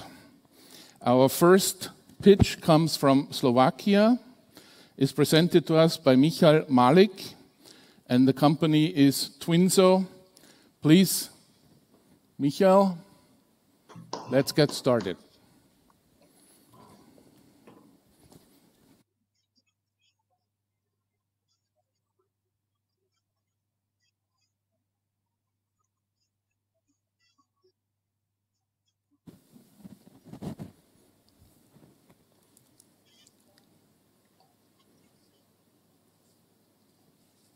Wonderful. Hi, everyone in the audience and also online. My name is Michael, and I'm the Chief Sales and Marketing Officer at Twinzo. Today, I will present to you our 3-dimensional live digital twin, also known as Twinzo. But first, a brief introduction of the company. Twinzo was founded this year as a spin-off from Infotech. Infotech is already 21 years successfully on the market as a custom-made software house. 6 years ago, we started our own project, the 3D Live Digital Twin, and our twin, still under Infotech, won already twice the Microsoft Awards for the years 2017 and also 19.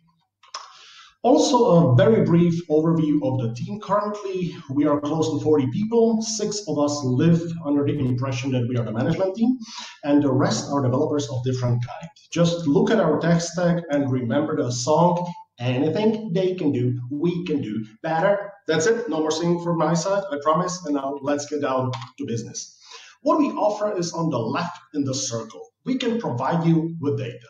We can integrate your existing data into our platform and visualize everything in our Twinzo. We can analyze all the data with our different analytic systems and in the end provide you with the possible enhancements. Our target group are manufacturing companies worldwide. Statistically speaking, they are divided in 3 different groups. 30% of them have no digital data whatsoever. It's a miracle they even produce something, but they do. Second group, the largest one, approximately 60%, gather already some data and they have a new problem. Suddenly, they have too many different data sources and each one of them has its own dashboard, has its own reports, running on different platforms. And slowly but surely, all of the data becomes overwhelming and counterproductive. Here we can help the most because we can gather all of this data under one roof and suddenly everything becomes usable. And the last group, although the smallest one is the best known, typical example is a car manufacturer. They have everything twice and are incredibly effective. But even they are missing a Twinzo. So what is it, this Twinzo of ours? Let me show you. Here it is, a live recording of one of our Twinzos. In this case, it's the Whirlpool benchmark factory in Slovakia. What you see here is at the same time happening for real in the factory. So when I click, for example, on the RTLS button and you see all their forklifts, you can be sure that they are behaving like this also in real life. Or the production lines with the washing machines. They are running just like in reality. So our Twinzo is a 3-dimensional digital depiction of the real world. Why did we add the 3rd dimension? Well, just compare. Here it is in 2D, visual of their forklifts. This visual is quite confusing, and even the people who know the premises are lost. And this is how it looks like in 3D. Suddenly you can orient yourselves much better.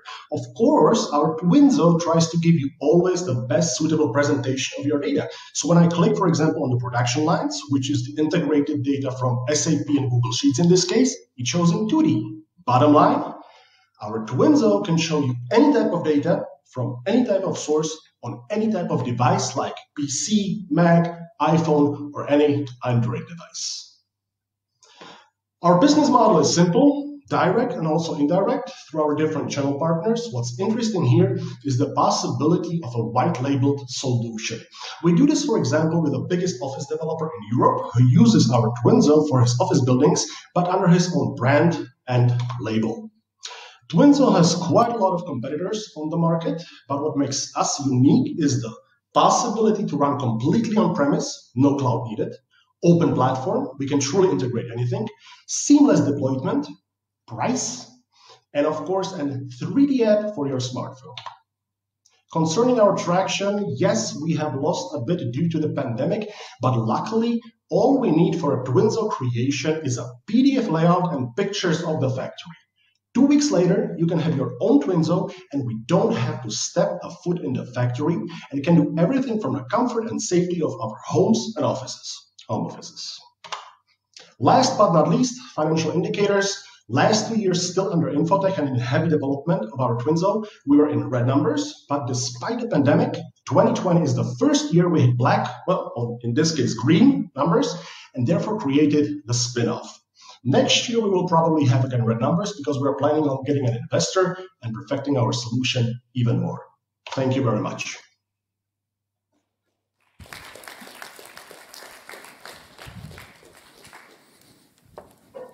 Thank you very much, Michael. You got a big applause from the audience here. Now we have the question to the jurors. Can't hear anything? Can you hear me? Yes, I can hear you. Yes. Can you hear me? Our technical team is just extremely busy right now.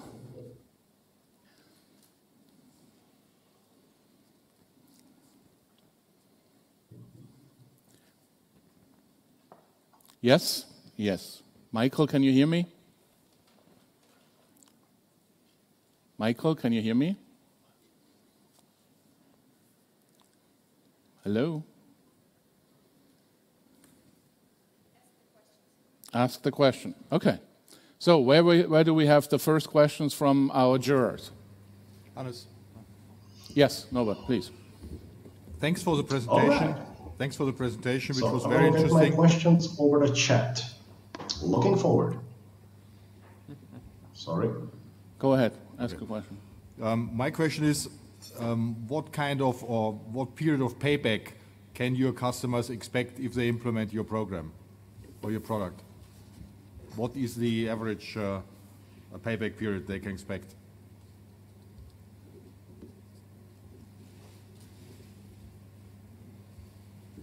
Do you have there any experience? What's the average payback period for the installation of that service or product?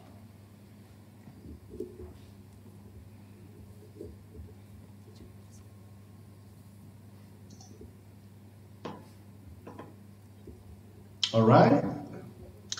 I got my first question. What is the average payback period? Yeah. It would be wonderful if I could tell you like 2 weeks, 3 months, 6 months, 5 years. It depends on what you expect and what you plan on integrating in the Twinzo. The first most common use case by our customers is RTLS, so real-time locating services. And in this case, the average payback or the average return on investments is between 3 to 6 months. But this is only really talking about one module that you can integrate into our Twinzo. We have cases where companies have integrated over 200 live indicators from 38 different internal systems. Well, the payback is pretty much immediate. When you consider the time you would need to get to this information, and suddenly you have it on your smartphone, in your hand, anytime, anywhere. Thank you very much. Next question, please. Who is doing the integration? The question is, who is doing the integration? Who will perform the integration? Who is doing the integration? Currently, in most cases, we are doing the integration with our team, but we have already partners around the world. For example, Germany, United States, from what I know, that can integrate the solution. But we are always there as a supervisor in the beginning. Okay, next question, please, Martin. A quick follow-up question on that. So what happens with different changes that happen continuously on the floor? How do you solve that problem? Did you get that? Speak up again, please. What happens with different changes that happen on the floor continuously? What happens when there are changes on the shop floor continuously going on?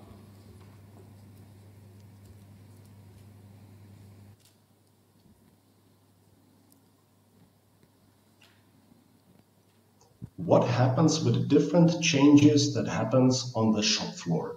This is again up to the customer, what he would like to visualize and how he would like to also visualize the changes. So I can give you a very good example. We have a case where our AI over computer vision is monitoring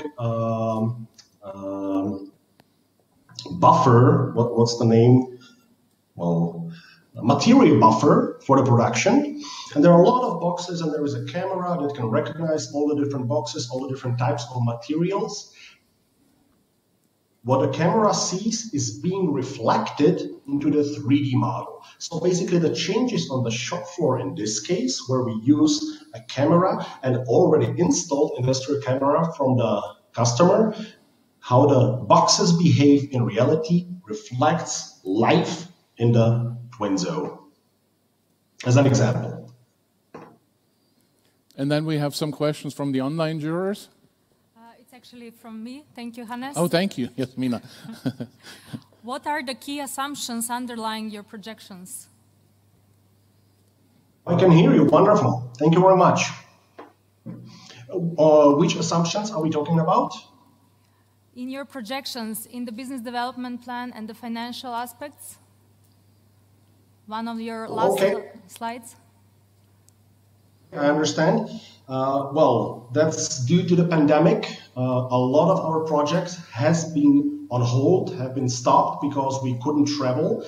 Twinzo is only one part of what we offer, the digital model. We, of course, can also offer, for example, real-time marketing services, different calling systems, AI, computer vision. And for those, unfortunately, we have to travel to the customer. That is not possible right now, but we have already orders from those. And if there wouldn't be no lockdown, what we have currently, we would be already at the customers installing and implementing. So those are really only already orders that we received, but are not able to fulfill. And those are projected in the future.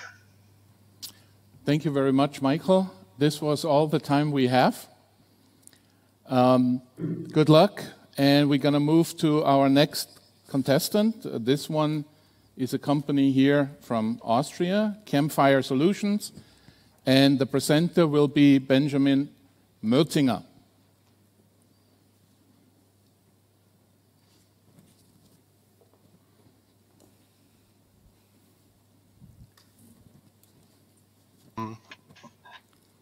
Hello from my side. I'm very pleased to be part of this amazing competition today. I'm representing our company Campfire Solutions, and I'm here today to tell you why industrial data analysis doesn't really work, or as our caption says, needs unlocking. But first, who are we? We are a newly founded company, and since we have been founded in May 2020, right after the first lockdown, we have acquired a research project, 6-digit euro volume. We have 3 companies in our advisory board and our first paying customer. So yeah, we think IoT data, sensor data, data that we use in manufacturing is not usable. And it's because it looks like that. This is just a screenshot from my daily work. I'm a trained mechanical engineer, so I'm the person who is supposed to know what is going on in our shop floor, but I need to work with this, which I'm absolutely not trained to come up with new results, any new knowledge from this data. And why do we care about this? Well, companies, industrial companies, they set very high greenhouse gas emission goals. For example, Alpla is one of our partners, and they said that be minus 10% until 2022. This is, at some point, especially when you're very good at that, it becomes very hard. So they start to run out of measures to reach those goals. The good thing is, from my own research, I know that within data, you can find more measures, more results, more savings, more efficiency increasing. And for example, for Infineon, we found that 20% of the yearly energy cost of a plant that we looked at can be saved without any additional hardware, just by looking at the data. So they have this data, but it's incredibly painful to use it. So we do it. We are not just developing another algorithm, but those students already know what they would like to do with the data, and we follow a no-code approach. So we call our software Gnister.io, and through that we provide 80% faster results, because actually 80% of the time spent for any data analysis task is spent accessing the data, empower already motivated employees within the plant that we work with, and so the market we compare, we see ourselves as part of a low-code or no-code market, and this is a rather fast increasing market. There's not really data for specifically the manufacturing domain, but we're talking about today $5 billion, and it's said to be increasing by fold approximately. We try to somehow come up with our competitors. You see as Excel is there. This is basically only because people already, this is what they use right now, which is incredibly sad. But it's just the only thing that really suits them. There are, however, already competitors such as ThingWorx who specialize on IoT data, but they don't seem to be as flexible as we want it to be. So we want to be flexible like MS Excel, but also specialized on IoT data, which is rather hard to handle. So I'm not alone. I'm glad I'm not. So I'm accompanied by, I'm a mechanical engineer, as I already said. So I know from myself how painful it is to work with sensor data, but I'm accompanied by Anna, who is responsible for our product, so that normal people also can interact with our software, not just PhDs in mechanical engineering. And as we are a software company, there is Marcus, our 13-year software development and software architecture mastermind, so he's actually producing pretty amazing code. We also have partners, so we are spin-off of the TU Wien. We have partners at Uni Bolzano who we work together with, and we are funded by the Vienna Business Agency. And as I already mentioned, we have 3 customer advisory board members already who help us developing our product. Roadmap-wise, we are just in the middle of our MVP stage, so we plan to have our first running software product that we can also sell by the end of the second quarter of 2021, which is rather ambitious. And then based on that, we want to launch and scale a real platform out of this. So we are on our way. We are pretty amazed how fast everything worked despite the pandemic, and I'm very happy for this opportunity today and looking forward to see your questions. Thank you very much, Benjamin, for this nice presentation. Questions to the juror? Any questions? Where's the business plan? Hans? Where's the business plan? Benjamin, can you hear us? Can. Benjamin, can so, then it's not in the presentation, as I only had 5 minutes. The business plan is very simple. We sell licenses for this. We have a private cloud deployment, and for that we sell licenses. Yes, Peter. the presentation shows investments in the first quarter and second quarter 2021. Are you already in concrete talks with investors, or how can this time schedule kept? We hope so. We are already definitely in talks. As you also might have seen, we also see our first customers as a type of investors. So we already have first revenue and first customers. So this is a part of it, and we are in the middle of our first project as well. So yeah, this is our main focus right now. We have one more question. Yeah, coming back to the business plan, you said you have one paying customer. Can you give us more details? So we work together with Vienna right now. Yeah, this is our first project-based revenue stream, and that we try to transform into something that is a software platform-based revenue stream. But you are the owner of the software platform, not Vienna AG.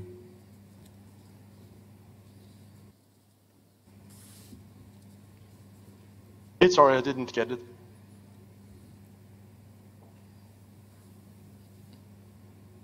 Yes, go ahead. So the question was, if you are the owner of the platform or the software, or is it Wien Energy, or what kind of relationship is it? We will own the platform. You own the platform, okay. We are a software vendor, and we are also still looking for more industrial partners, because we don't just want to build a special solution for one partner, but more than one. So what we actually currently do is we set up a so-called corporate Kickstarter, where we're looking for several companies who all buy a ticket into our upcoming final MVP. And for that, we are still looking for more companies. We have a bunch of talks already going on, also with but also with those from our customer advisory board. And we are looking for companies who are interested in getting the control of their sensor data back. Okay, we have one more question from the online jury. Thank you, Hannes. We have one question from Mr. Peter Steinrich. As your examples are in the energy-saving domain, are you limited to energy conservation and emission reduction? No, we are not. So technology we use is based on effectively processing time series data, and that's definitely not limited to energy. However, we chose energy because it's the most relevant problem that we need to address as the manufacturing domain, we think. We need to become sustainable, and we need to become that soon. And the second thing is the energy domain is the hardest one to solve because the margins are so low. Energy is a very small cost factor typically, so there is no place for spending time coding special solutions. We need a very fast and effective way to work with energy data. Thank you very much. This was Campfire Solutions and Benjamin here from Austria. Yes, thank you. Our next competitor is also from Austria. He, like us at EIT, is having their offices out in Seestadt in the Technology Center. And the presenter is Gerald Mitteramskogler.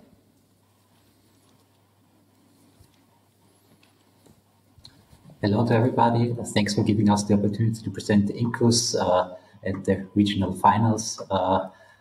Who is Incus? We are a machine supplier for the additive manufacturing of metal materials. So we build the 3D printers and we provide the materials so our customer can print the parts you see on the slide. So so we are not a part producer. We provide the hard software and the materials so our partners or manufacturing partners can generate money with that. To my person, I'm a mechanical engineering professional. I have the honor to lead Incus as the technical the technical supervisor.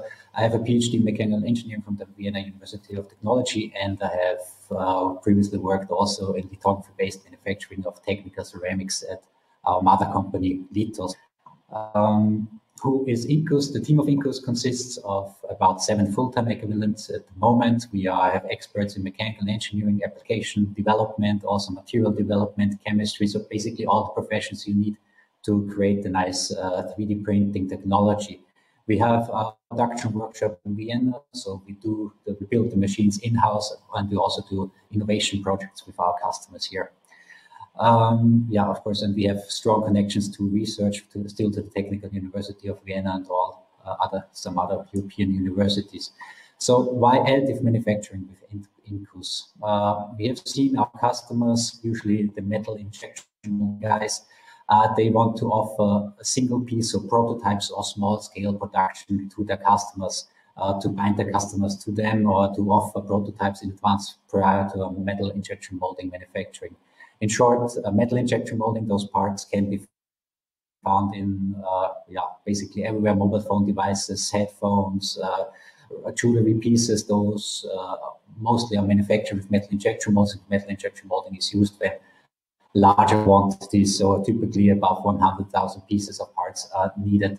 And for those customers, we Incus offer a unique metal additive manufacturing process, which combines high resolution, high surface aesthetics, and also similar mechanical properties to what the MIM guys are used to. So all of those 3 features combined enables the metal injection molding company to print parts that are actually functional, not just prototypes or just showpieces. They can really put directly into the piece. The workflow needed for our technology can be easily integrated in any metal injection molding production line. So on the right side, you see how it looks like. So typically, you need to make the mold. You need to set up the production. That takes up to 3 to 4 months. It takes a lot of time and effort to produce the mold. And once you have that established, you can really produce the parts in 10,000 or even more pieces. But all the thing that comes before cannot be done by the metal injection mold guys. And here, this is where Incus could help them reduce the time to the first prototypes, bind the customers to the MIM producer, and or if only larger quantities is needed, especially maybe 5,000 pieces as a tissue gripping device, those can be directly produced with our technology and without any setting up of a metal injection molding production. Our lithography-based metal manufacturing approach offers the advantage that we can produce the parts that are highly complex, that offers the highest resolution, highest surface aesthetics for any other metal injection, metal additive manufacturing technology out there. And we can also produce the widest range of metal powders. So it's a really an easy process, which is safe to operate and quite easy to handle for the guys at the workshop. Our technology, so there are about 18 different metal additive manufacturing technologies out there. So this is really a growing field. But our lithography-based approach differs in terms of the surface roughness we can achieve. We really get the best surface quality, but also the highest resolution, because we're using high-performance projector units to print the green parts. And also in terms of economics, we have really high print speed, so throughput of our machines is quite high. And also compared to the laser-based powder bed fusion approach, which is the most common right now out there, we have quite an economic approach. What are the challenges we are facing at the moment is that we are a young company founded last year in September. We don't have all the R&D capabilities we would like to have in-house at the moment. We heavily rely on our first customer, the company MedShape. They have 2 printers operating, and they do the part development and the development of all the post-processing of the parts with us. Another even bigger challenge, I think, is for us that we are not the only metal additive manufacturing player. We have some American competitors. They are really putting a lot of marketing efforts into it. So we are doing the European approach with having a solid technology, and now we need to roll it out to the customers. So we want to find pilot customers next year to get our process out to the world. The revenue for this year we achieved moderately. It was a challenging year, but out of the million we planned for this year, we so far have 300,000 euros of revenue, but we still have two bigger customer projects pending, which we plan to complete this year. So at the end, we should get roughly to 800,000 euros. We still do also a lot of application development with our MIM customers. So I think that's why it's so important to get pilot lines, get the printers to the customers, and get them to play with our technology. The financial outline for the next year. So if we are in 2021, we plan to sell 5 machines, which would roughly translate into 1 million euros, and that about 15 machines in 2022. We estimate that every machine consumes about its worth in roughly about 3 years. So we don't make revenue with only machine sales, but also with the material sales at the later stage. So we have a constant cash flow coming in. The outlooks for next year. So why do we think investment could be needed for us? We want to really put our marketing efforts to the next level, but we also want to establish those pilot lines, and those take a lot of hardware investment from our side. Also, we need to ensure that we have the right trained personnel staff to train those people on site.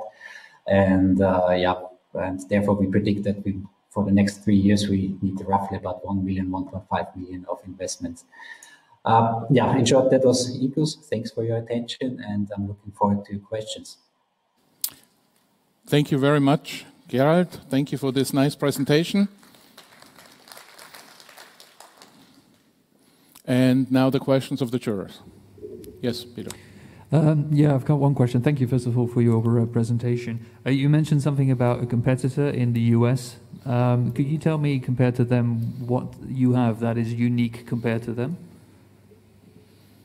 Yes, the unique is the technology, so our lithography-based approach, that we have the highest surface aesthetics on the metal parts.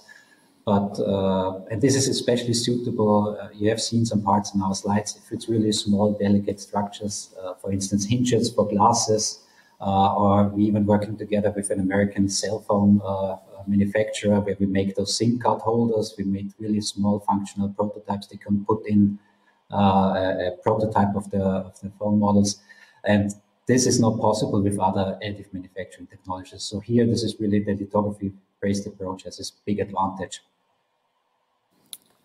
Interesting, thank you. Who would be the first customer group you will approach? Our first customer base is the metal injection molding producers. So we have about 60 of them in Europe, and about 350 MIM producers worldwide. And we are working together with some of them already. As I mentioned, we're doing customer projects where they send us the digital file of the piece. We do a 3D printing here in Vienna, and then we send them the piece, and usually those are demo pieces for the customers already. And this is where we get really a good idea what type of parts the company is interested in. So at the moment, it's more medical devices, grippers, or small hinges for endoscopic devices, and all of those parts that can not easily be produced with other additive manufacturing technologies for metals. Thank you. Yes, Peter. From my point of view, your business model, you offer a machine and process. Are you thinking about in the future for pay-per-use or pay-per-part model? Yes, this could be interesting for us, but at the moment, since we are about 1 year old, we still need to establish the technology, because of course we lack a little bit of maturity still. So first of all, we are developing the technology now with our partners, and once we are more established, I think it's not us who will establish a pay-per-use model, but at one point maybe the MIM producers, the MIM customers, since they have now with our technology the opportunity to really do offer a small scale production. I would say we are not really the experts in part production. We know our hardware, we know the printing technology, but I wouldn't say that we are the experts in manufacturing yet. I think I would leave those to the actual manufacturers. Thank you. Your business plan is very asset heavy. Where do you get the money from? We got a seed investment from AM Ventures. So AM Ventures is a company involved in the additive manufacturing world, and they have a whole ecosystem and software, materials, and also us as a system provider. But yeah, you're right. We got this first initial investment. Now we are looking to of course grow, expand the business beyond the, let's say, organic growth we can achieve with our regular machine sales at the moment. Thank you. Yes, Mina? We have two questions. First, what has been the principal reason for the traction? You reported quite nice numbers this year. Yes, so of course the cash heaviest are machine sales. So we sell our printers, those you see in the background here, for 220,000 euros. So this is an industrial grade printer. So of course at the moment it's the machine sales, but at one point we also see that doing the, let's say, desktop printer model where you get maybe a cheaper printer, but you make more on the materials afterwards. So this has to be established, I think, a little bit further down the road where we really get into the production. But we are thinking about this model as well, yeah.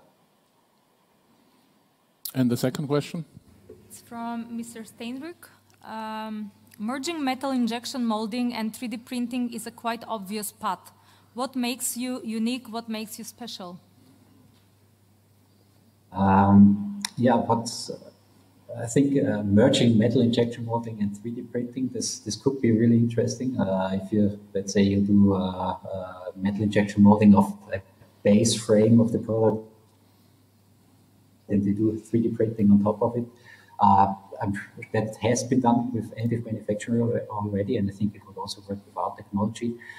But I'm not sure if that was the core of the question. I think for us, really, the big benefit to the MIM producers is what we have seen, that really they can produce small scale. They can do small scale manufacturing with our technology, and typically what we get requests for, let's say, 100 pieces of. We also got some dental implants already, so some screws you put into the jaw. Customer wanted 100 pieces of that to see what is the reproducibility of our process, and to show to their customers afterwards what they are basically are capable of doing. Thank you very much, Gerald, for this presentation. Thanks for the attention. And we are moving on to our next contestant, the last one before the lunch break. This time, somebody from Slovakia, Dusan Korčak, will present his company IERP. IERP, Dusan Korčak.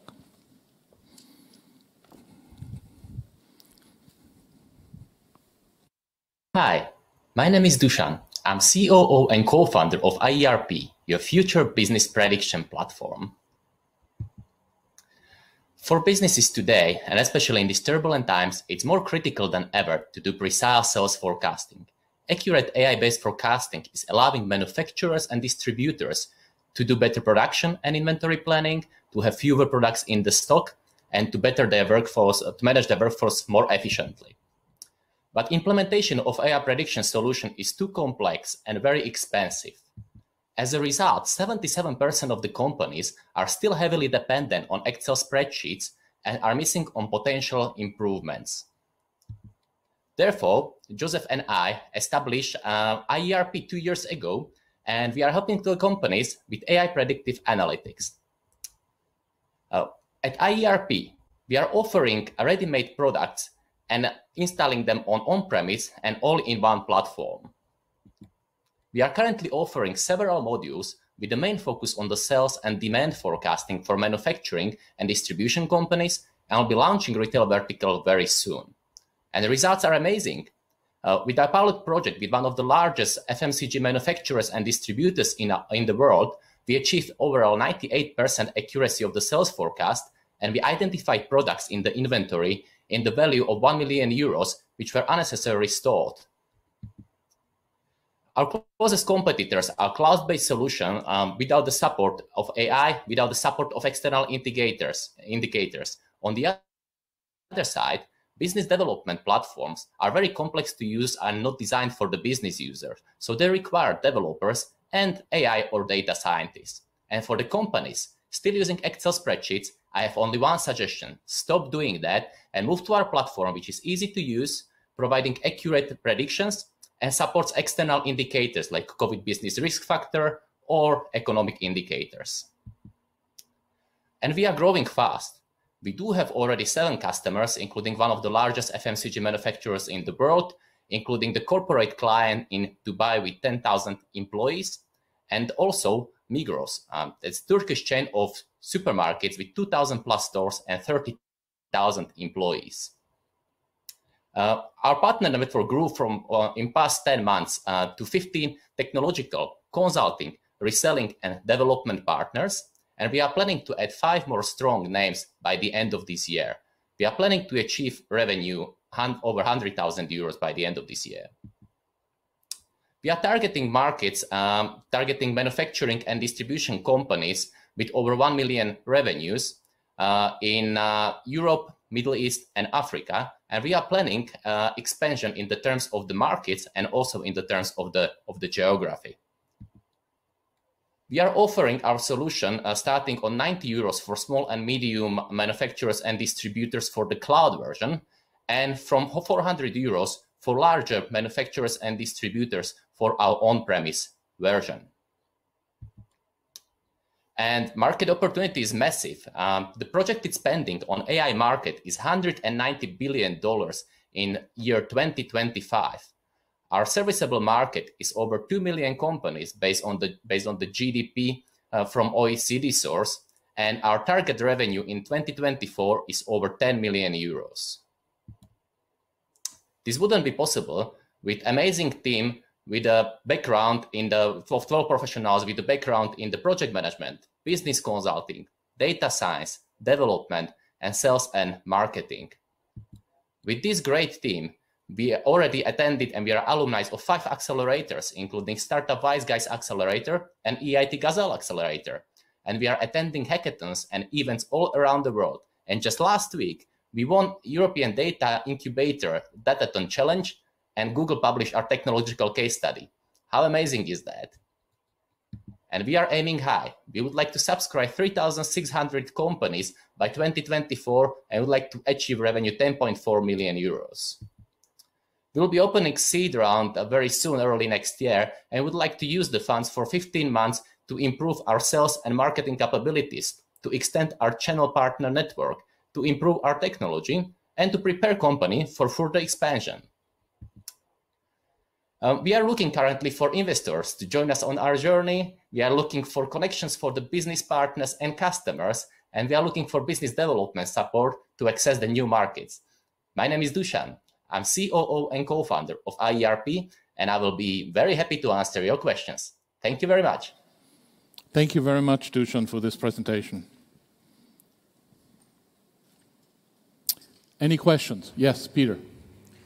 Yeah, first of all, thanks for your presentation and well done on the success so far.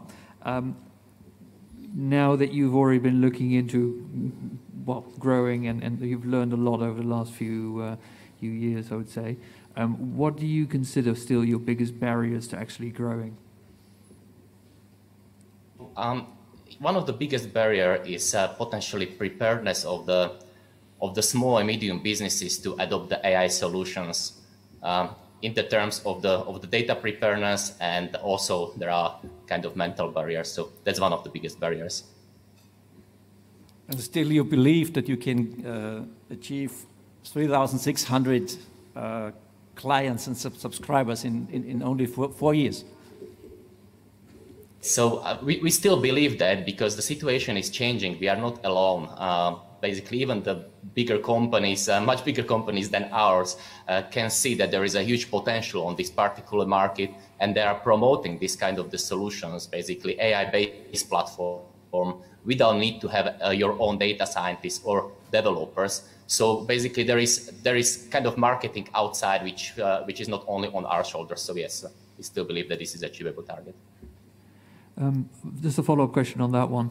Have you had some customers, or you had some people that you were working with, pilots maybe, that actually decided not to continue with your service? Not really. Not for now. We have 7 customers so far, and all of them are actually continuing with the services. We do have a strong pipeline of additional 30 leads in the value of 400,000 euros with the expected 50K MRR, and yep, that's pretty much it. So we just finalized the first pilot here in September. Who is doing the local setup, the connection to the ERP?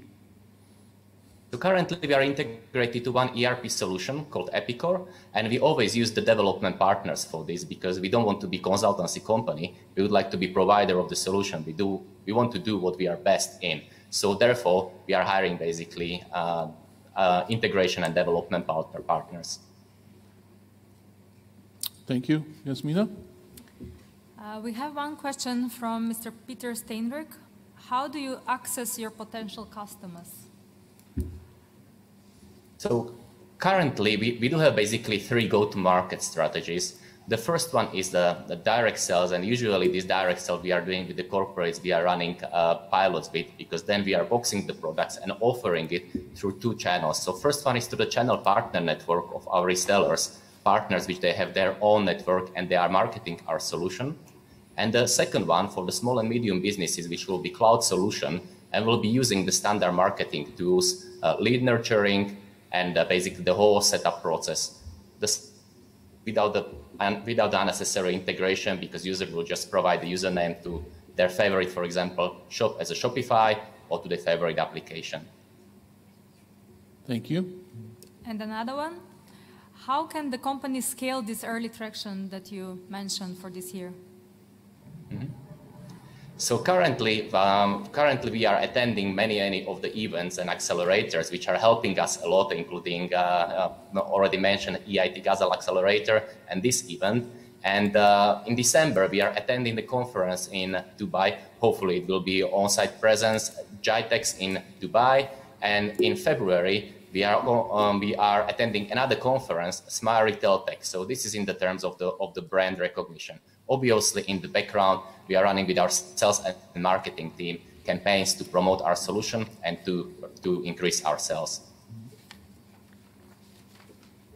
Yes, we have one more question. One last question is, all the companies you mentioned on your slides, are these official references or you just mentioned the names? So the companies I mentioned on the slides are basically our customers were on the top row. And 2 customers, we cannot use their names yet. We are under the NDA, but all the others are part of these 2 customers, 5 customers are official references. Yes. Okay, thanks. Thank you. Well, with that, thank you, Dusan. Thank you for IERP in Slovakia.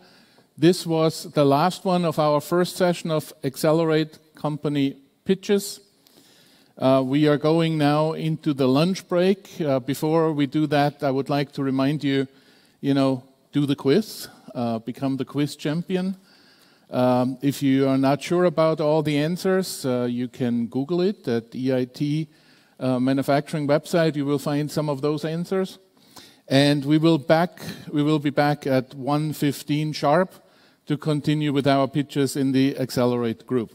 Thank you very much.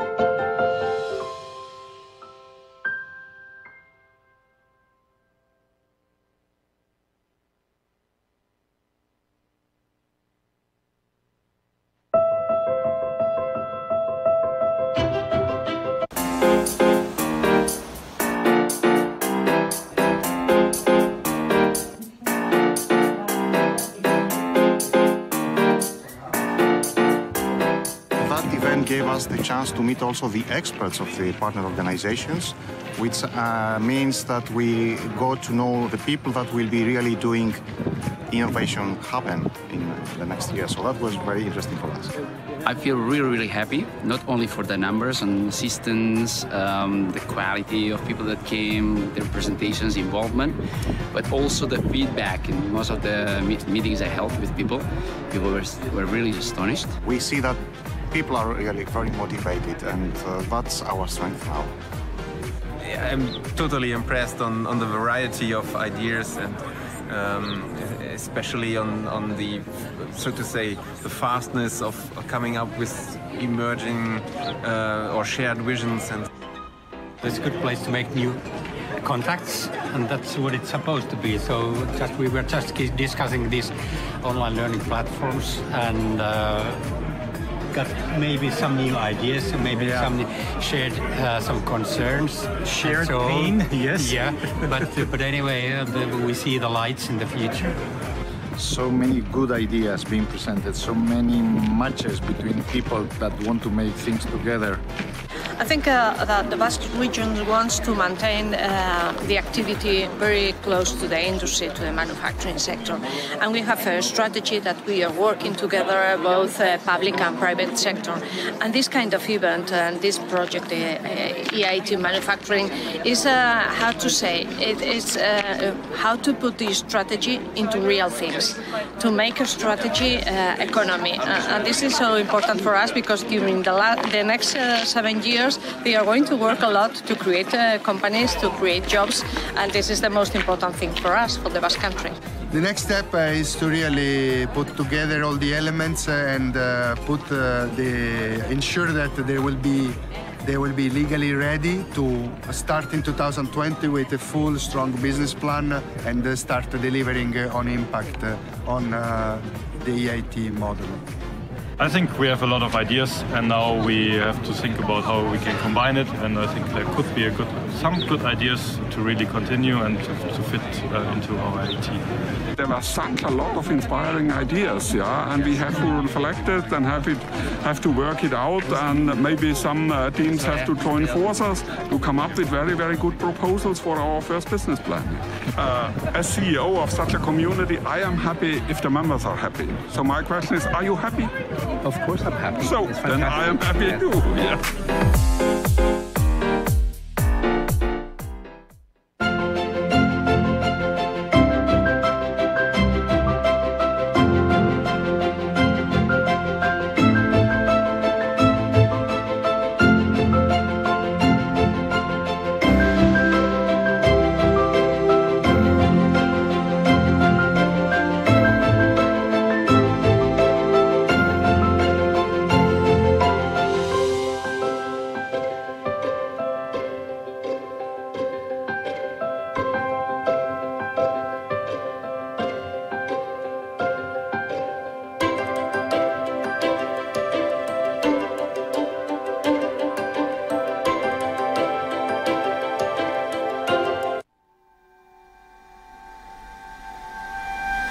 People, endless possibilities. New ideas rise like waves. All it takes is the right touch at the right time to connect everything, to make it happen. We felt it all our lives with our family, our friends, our community. Through time, evolution has always been resetting, restarting, reinventing, in order to bring well-being to people and society. More than evolution, it becomes revolution.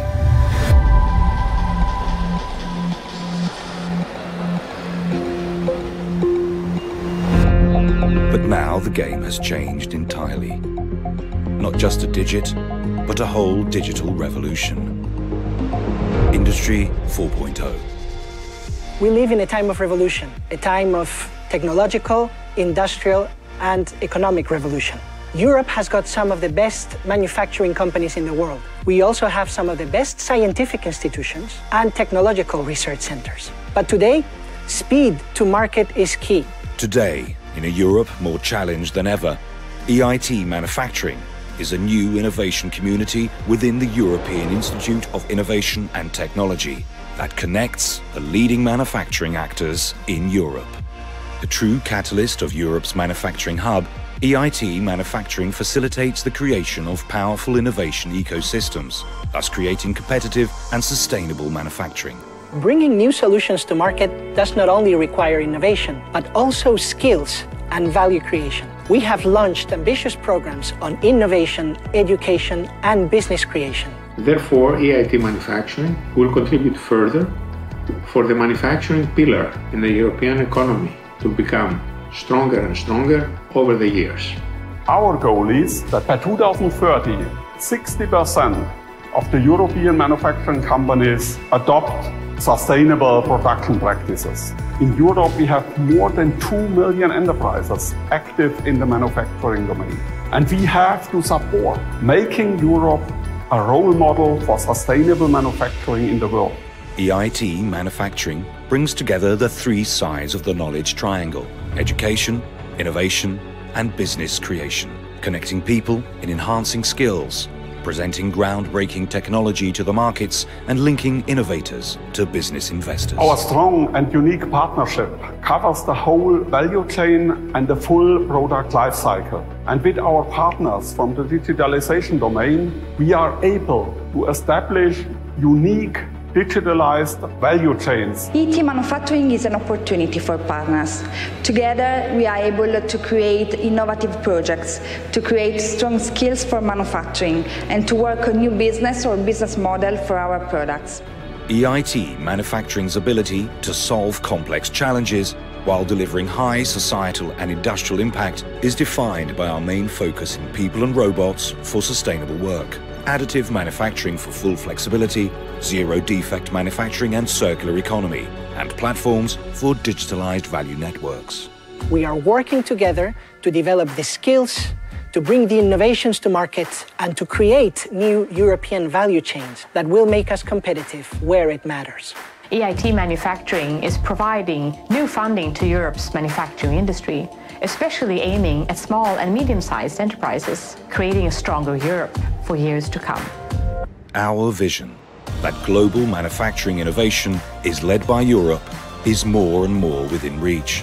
This new era of digitalization brings us closer together and gives a better chance for us to collaborate and be more conscious. There's a whole new ground to explore. We aim for better lives, sustainable jobs, and a healthy planet for future generations. Join us and take the lead on this exciting journey of making innovation happen in manufacturing.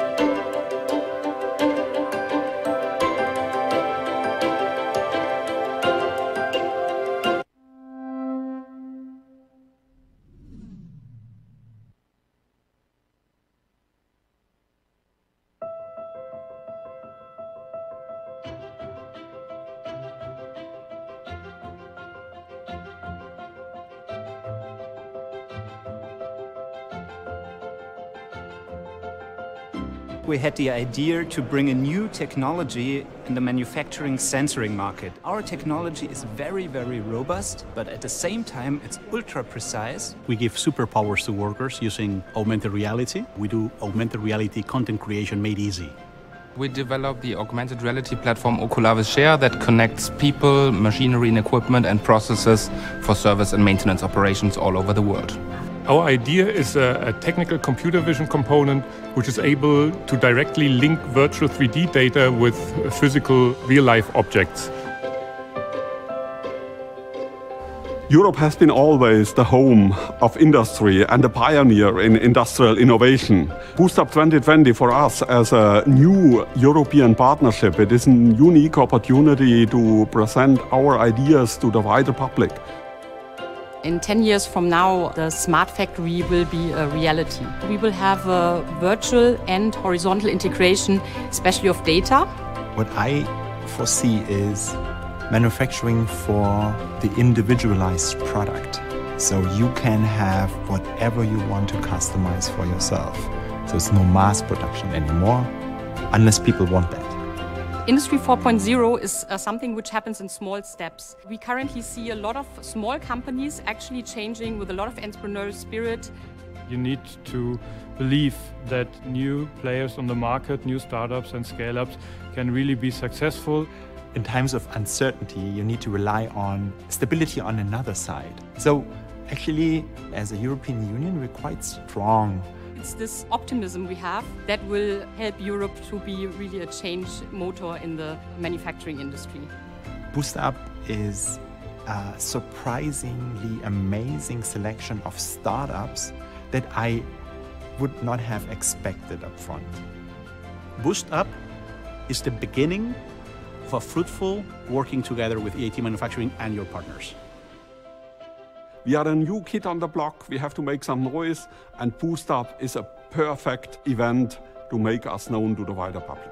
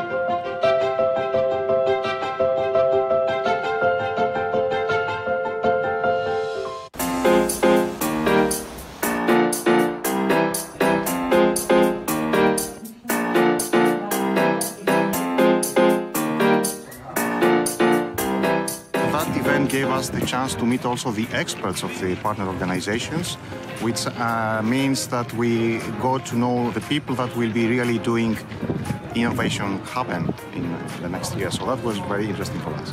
I feel really happy, not only for the numbers and assistance, the quality of people that came, their presentations, involvement, but also the feedback in most of the meetings I held with people. People were really astonished. We see that people are really very motivated, and that's our strength now. I'm totally impressed on the variety of ideas, and especially on the, so to say, the fastness of coming up with emerging or shared visions. And it's a good place to make new contacts, and that's what it's supposed to be. So we were just discussing these online learning platforms, and got maybe some new ideas, maybe some shared some concerns, shared pain. Yes. Yeah, but anyway, we see the lights in the future. So many good ideas being presented, so many matches between people that want to make things together. I think that the Basque region wants to maintain the activity very close to the industry, to the manufacturing sector. And we have a strategy that we are working together, both public and private sector. And this kind of event and this project, EIT Manufacturing, is how to say, it is how to put this strategy into real things, to make a strategy economy. And this is so important for us because during the next 7 years, they are going to work a lot to create companies, to create jobs, and this is the most important thing for us, for the Basque country. The next step is to really put together all the elements and ensure that they will be legally ready to start in 2020 with a full, strong business plan and start delivering on impact on the EIT model. I think we have a lot of ideas, and now we have to think about how we can combine it. And I think there could be some good ideas to really continue and to fit into our EIT. There were such a lot of inspiring ideas, and we have to reflect it and have to work it out. And maybe some teams have to join forces to come up with very, very good proposals for our first business plan. As CEO of such a community, I am happy if the members are happy. So my question is, are you happy? Of course I'm happy. So then I am happy too. Yeah.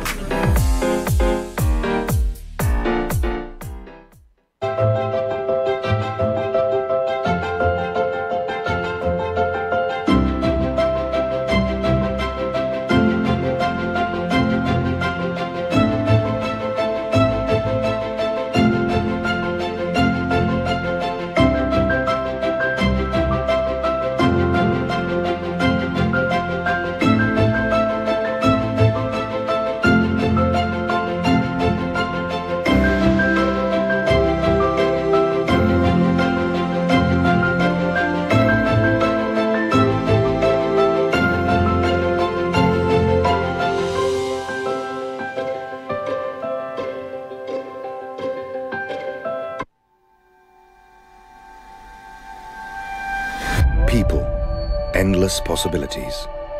New ideas rise like waves. All it takes is the right touch at the right time to connect everything, to make it happen. We felt it all our lives with our family, our friends, our community.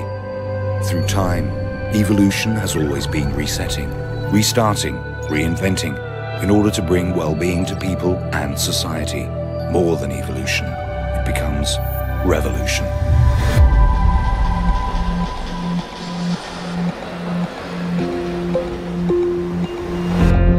But now the game has changed entirely. Not just a digit, but a whole digital revolution. Industry 4.0. We live in a time of revolution, a time of technological, industrial, and economic revolution. Europe has got some of the best manufacturing companies in the world. We also have some of the best scientific institutions and technological research centers. But today, speed to market is key. Today, in a Europe more challenged than ever, EIT Manufacturing is a new innovation community within the European Institute of Innovation and Technology that connects the leading manufacturing actors in Europe. The true catalyst of Europe's manufacturing hub, EIT Manufacturing facilitates the creation of powerful innovation ecosystems, thus creating competitive and sustainable manufacturing. Bringing new solutions to market does not only require innovation, but also skills and value creation. We have launched ambitious programs on innovation, education, and business creation. Therefore, EIT Manufacturing will contribute further for the manufacturing pillar in the European economy to become stronger and stronger over the years. Our goal is that by 2030, 60% of the European manufacturing companies adopt sustainable production practices. In Europe, we have more than 2 million enterprises active in the manufacturing domain. And we have to support making Europe a role model for sustainable manufacturing in the world.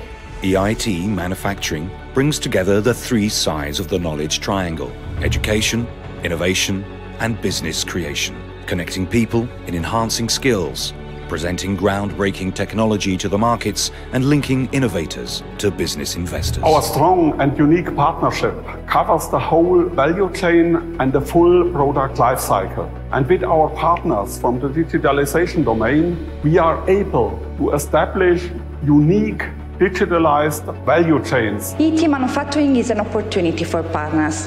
Together, we are able to create innovative projects, to create strong skills for manufacturing, and to work on new business or business model for our products. EIT Manufacturing's ability to solve complex challenges while delivering high societal and industrial impact is defined by our main focus in people and robots for sustainable work, additive manufacturing for full flexibility, zero-defect manufacturing and circular economy, and platforms for digitalized value networks. We are working together to develop the skills, to bring the innovations to market, and to create new European value chains that will make us competitive where it matters. EIT Manufacturing is providing new funding to Europe's manufacturing industry, especially aiming at small and medium-sized enterprises, creating a stronger Europe for years to come. Our vision that global manufacturing innovation is led by Europe is more and more within reach. This new era of digitalization brings us closer together and gives a better chance for us to collaborate and be more conscious. There's a whole new ground to explore. We aim for better lives, sustainable jobs, and a healthy planet for future generations.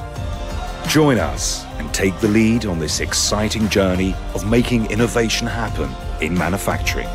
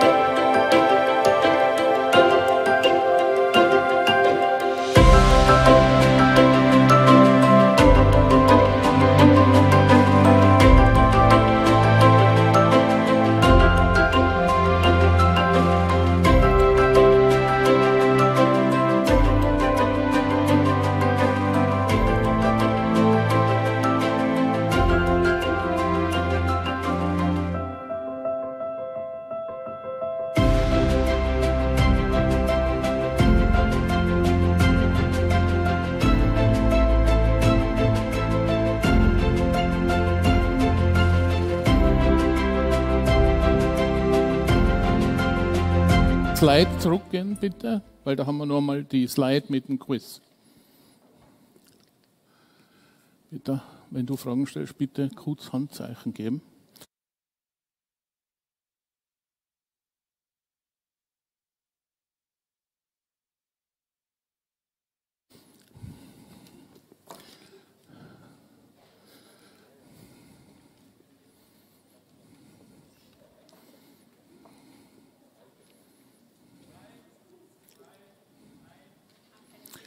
And welcome back.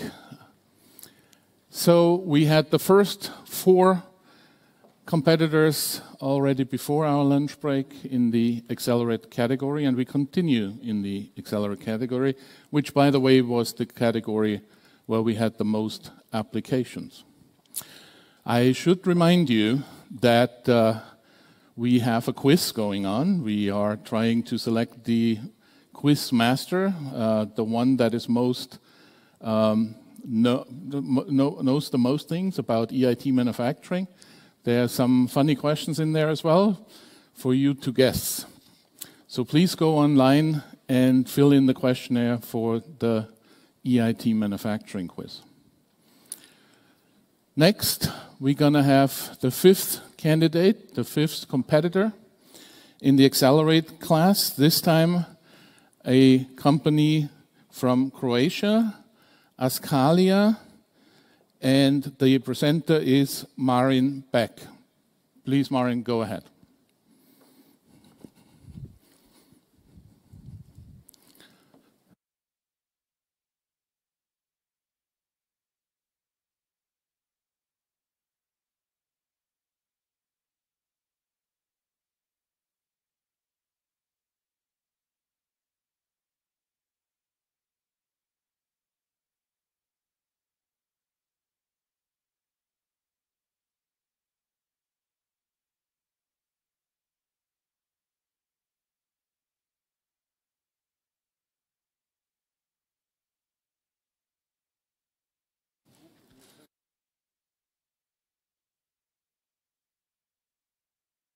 The next one?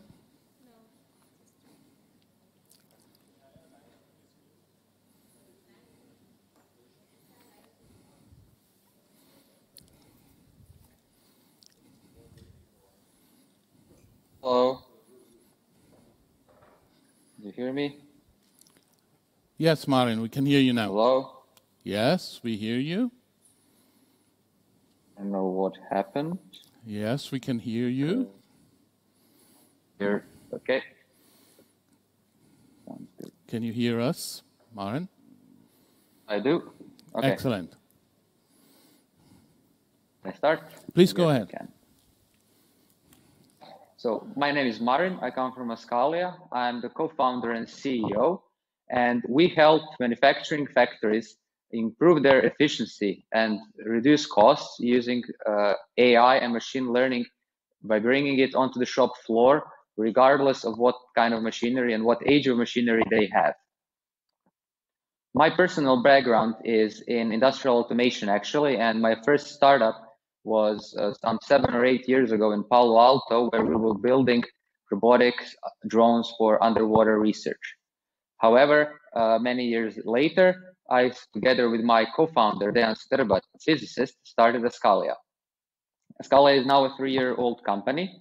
On main board, we also have a guy, Edward Waterland, who is an executive from London and who is on our founding team. And one very important member of the team is Olaf Hartwig, who is the chief operating officer in many automotive factories across Germany and outside Germany, who's helping us tailor our solution just for our target markets. We have current investors. Leading investor is a VC fund from Luxembourg and Croatia, Phil Rouge Capital, alongside with corporate investor, a company in the wood vertical industry, and a few angel investors.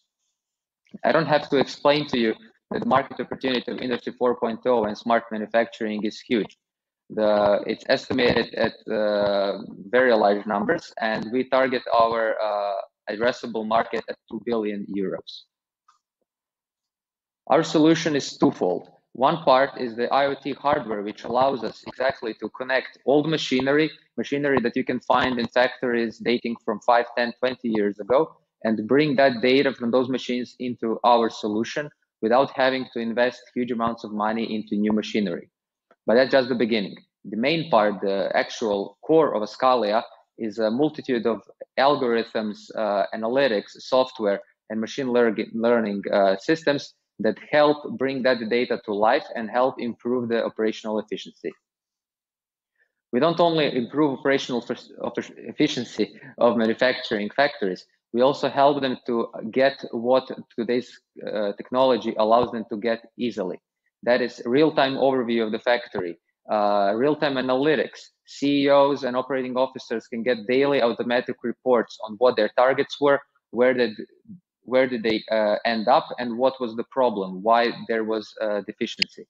We use a lot of machine learning algorithms, not only in the usual predictive maintenance of machinery, but also in the area of quality inspection, making sure the defects are caught as early as possible on the shop floor and as quickly as possible. Competitors are, of course, many, from big players like Bosch, Siemens, Mainzer, etc., to small ones like Augury or 3D Signals. However, our main differentiator is that we target specific verticals where we make our own AI algorithms just for those verticals. So we do not reuse some clouds.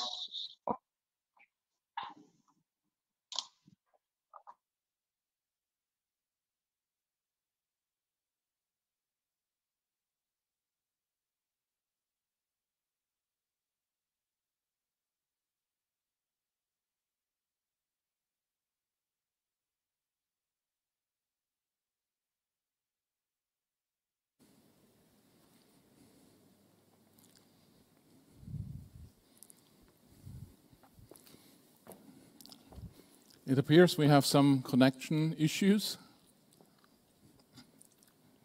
Can we bring Marin back?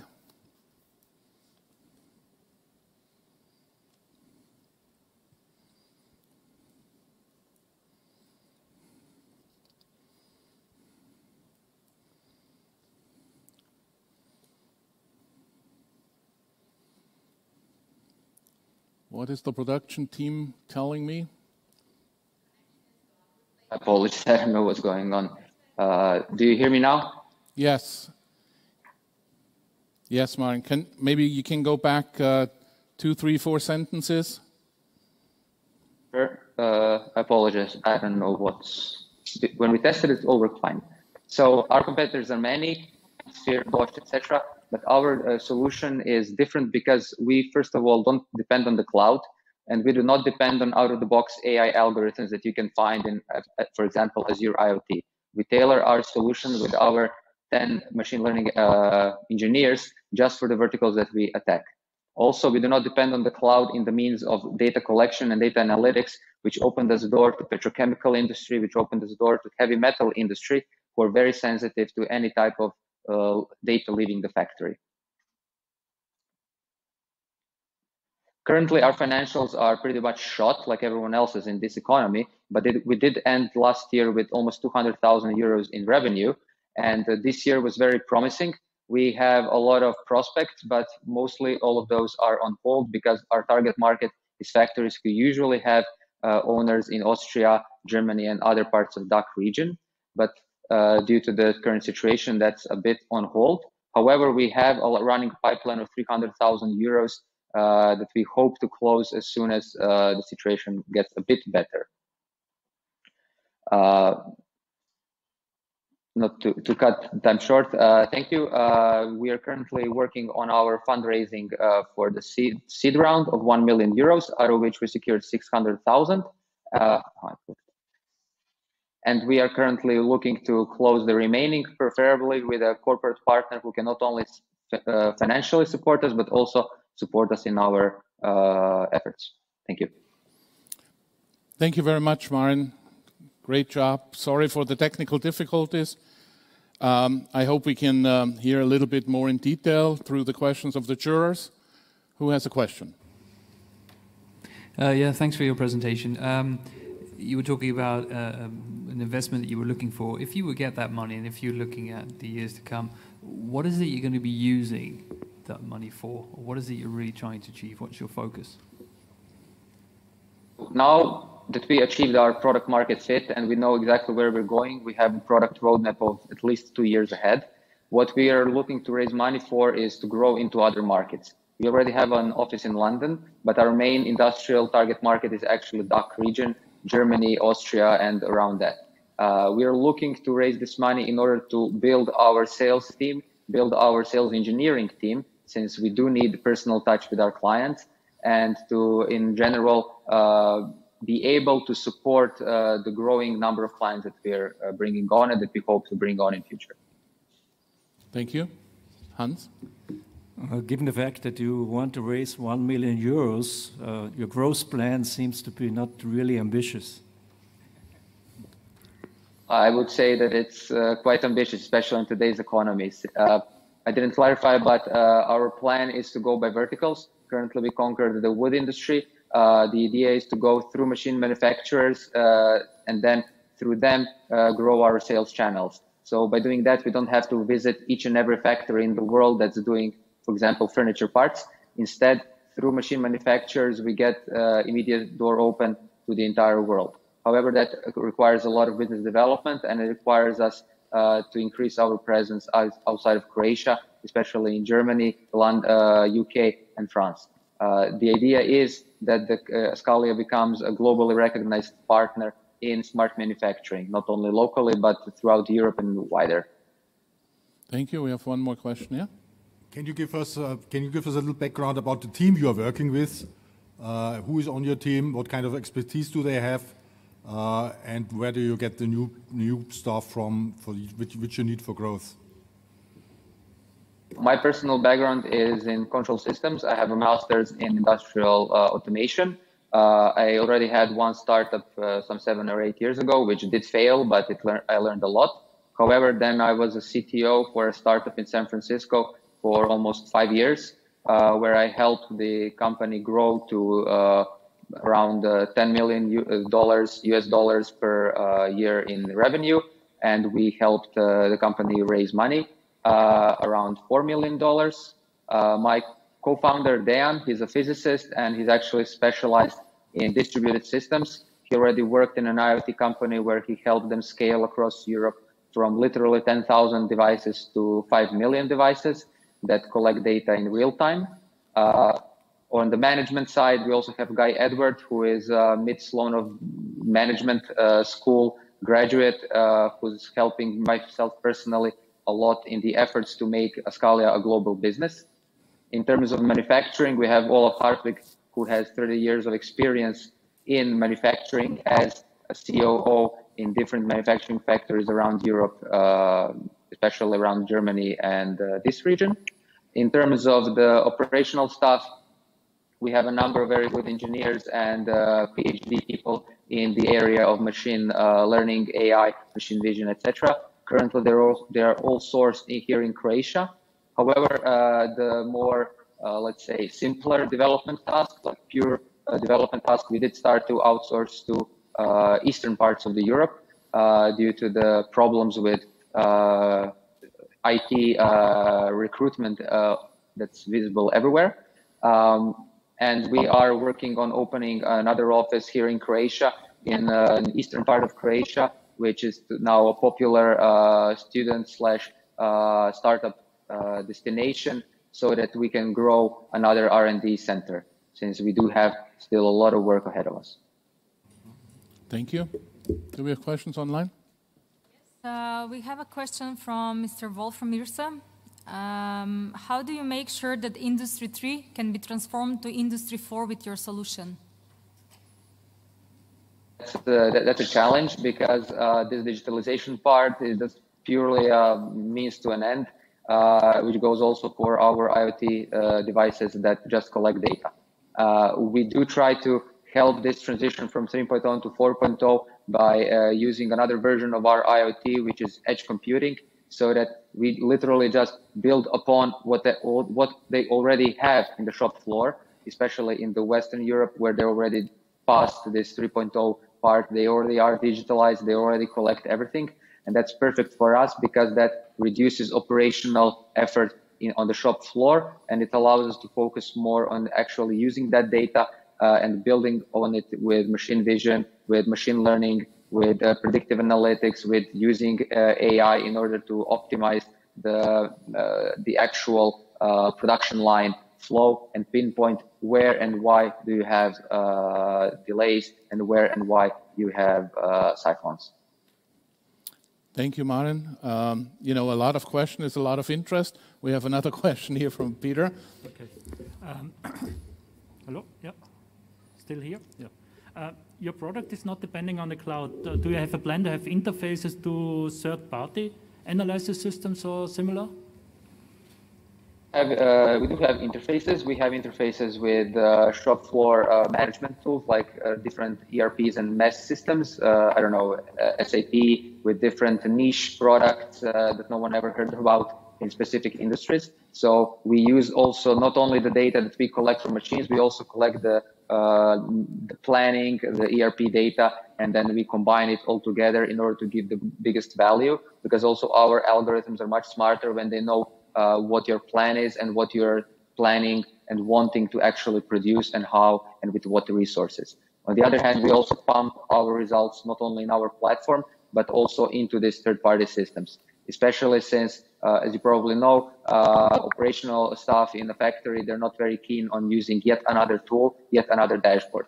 That's why we do have the dashboard, we do have our software platform, but we actually focus our solution on being able to output the results into their systems and to give them literally one-page PDF report with whatever they're interested in. Well, thank you very much. Thank you very much to Marin in Croatia from Askalia. And our speech pitch is going all the way down south in our area that we cover, all the way to Greece. And we're going to welcome Dimitris Katsikas from D-Cube Immersive Solutions. Good afternoon from Thessaloniki, Greece. We are D-Cube. We are a spin-off company of the Center for Research and Technology Hellas. This is actually the largest research center in Greece, and we're spinning research achievements out of our visual computing lab.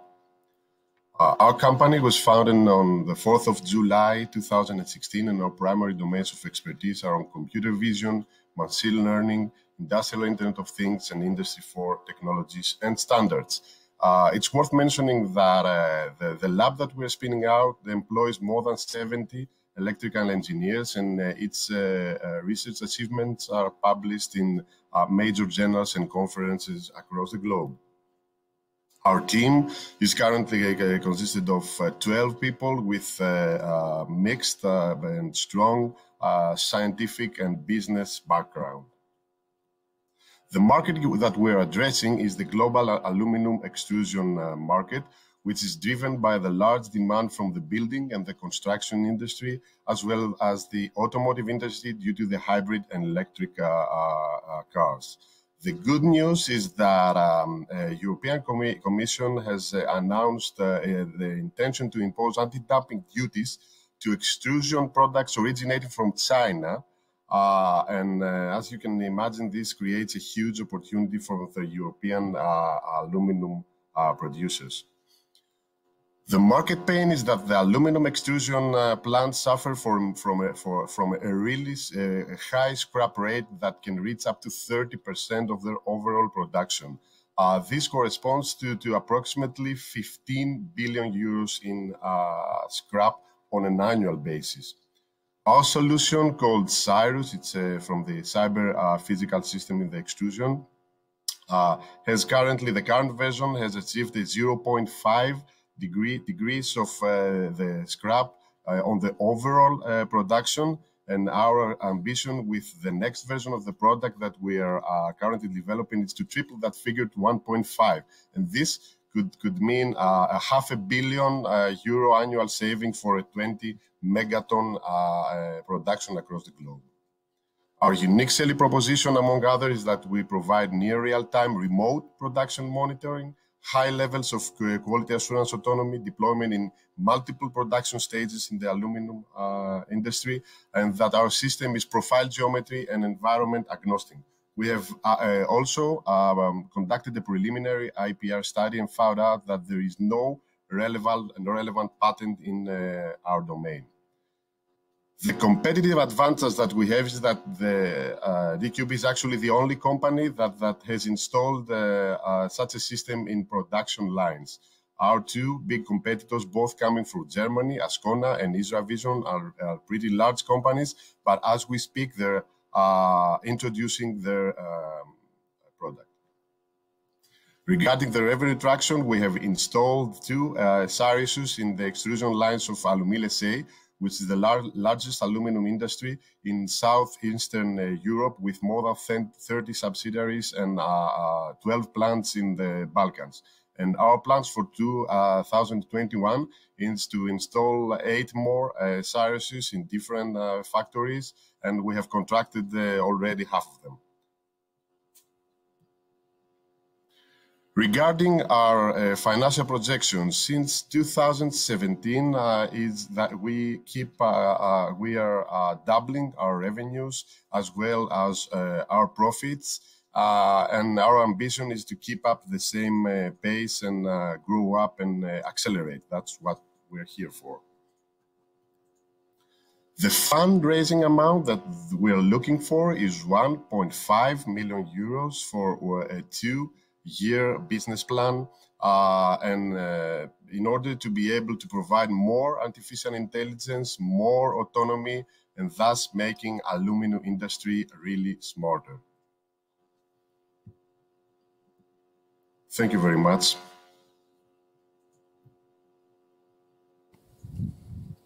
Thank you very much.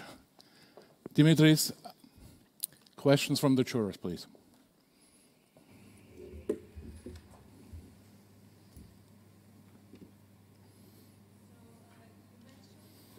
Revenues and interesting revenue growth in the past 3 years.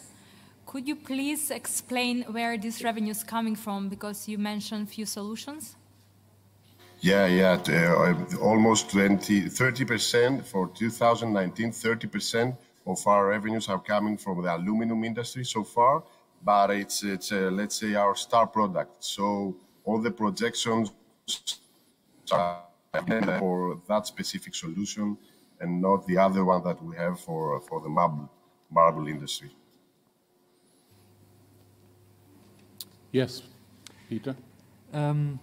You were talking about how you've been doubling your revenue over the last few years. Can you tell me a little bit about how that actually came about? How did you manage to do that? And if that has been successful already, what are you going to do with the funding that you're looking for to even increase that? Yeah, well, I think that this came out of the fact that we have been using solution as a service model, so we don't start from zero every year. Since 2018, we have the first customer, as I said, Alumil SA, which is, and we have created recurring revenues, and this stands for the other solution that we do have as well. So that's why we're capable of increasing significantly our revenues and our profits.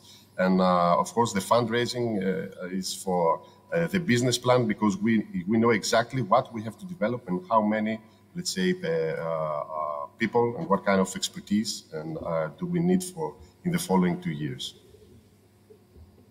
Thank you. Hans? Do you have already installed systems of Sirius? Yeah. Yeah. Do you have? Yeah. Do you have also? Yeah. Sorry. Do you have also numbers for the return on the investment of the customers? Yeah. There is a benefit cost ratio for the first version of our products. It's 4:1. So from the first year, they are capable of paying back what they have spent. The second version of our products, the ambition is to increase that cost-benefit ratio to 6:1, so almost 50% up. And we have gathered different, apart from our client, Alumil SA, different questionnaires with detailed production insights in order to be able to validate our estimations and generalize them, of course. Thank you very much. There's one more question from Peter. The image analysis is the essential part. How long do you need to learn a new product? That's the first question. And the second question is, are there other parameters also included, like temperature, pressure, and so on? Yeah, it's actually a harsh environment. And maybe that's the reason why we're talking about a niche market. We have more than 50 degrees. The aluminum is extruded with 300 degrees. So there is lots of engineering in the installation. And if I get correctly, the first is it was regarding the image processing. How long did it take to train? To learn a new product, to train the system for a new product and so on, if the parameters of the profile is changing and so on. Yeah, but well, the good thing is that our method is die geometry, let's say, agnostic. So we've done all the training, we have completed, we have trained our system with 2,000 dies, and this is something that gives us a severe competitive advantage, because it can take up to 6 months in order to train an AI algorithm. Okay, and you have in your business plan around for the next 2 years only 100,000 for R&D. So your product is already finished now, developed, or? Yeah, so I wouldn't say it's R&D. It's more like we are going for the eye, for the innovation, because we have lots of research already conducted in the lab and in the company, and we have an exact plan on what we want to do. And the second plan and the second ambition is to go for the human behavior modeling, for example, for the aluminum press, and not only. Thank you. We have a question from Norbert.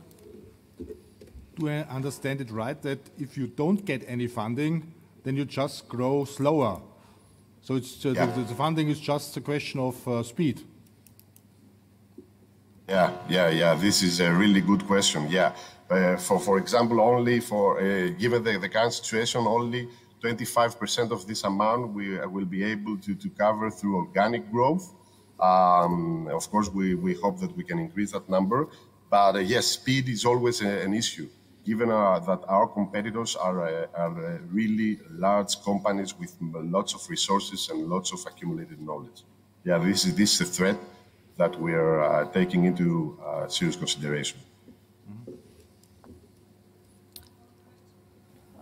From Mr. Wolf from IRSA. Why do you focus on the regional market mainly in the Balkan region? We're not actually focusing on in the Balkan region. This is a head start, but in our imminent plans is we're currently setting up a strategic partner network across Europe, in Italy, Spain, Germany, and France. And we have already positive feedback from some major aluminum extrusion players. Thank you very much. Thank you very much, Dimitris.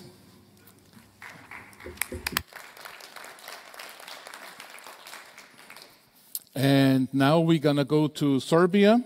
We have Nikola Stanojevic speaking to us. And their company has a slogan that I just need to repeat here: building a sustainable future, one mushroom at a time. So, Nikola, please go ahead.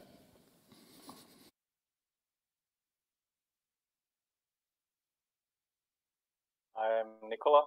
Hi, I'm Nikola from White Lemur Company, and I'm here to talk about our project Soma.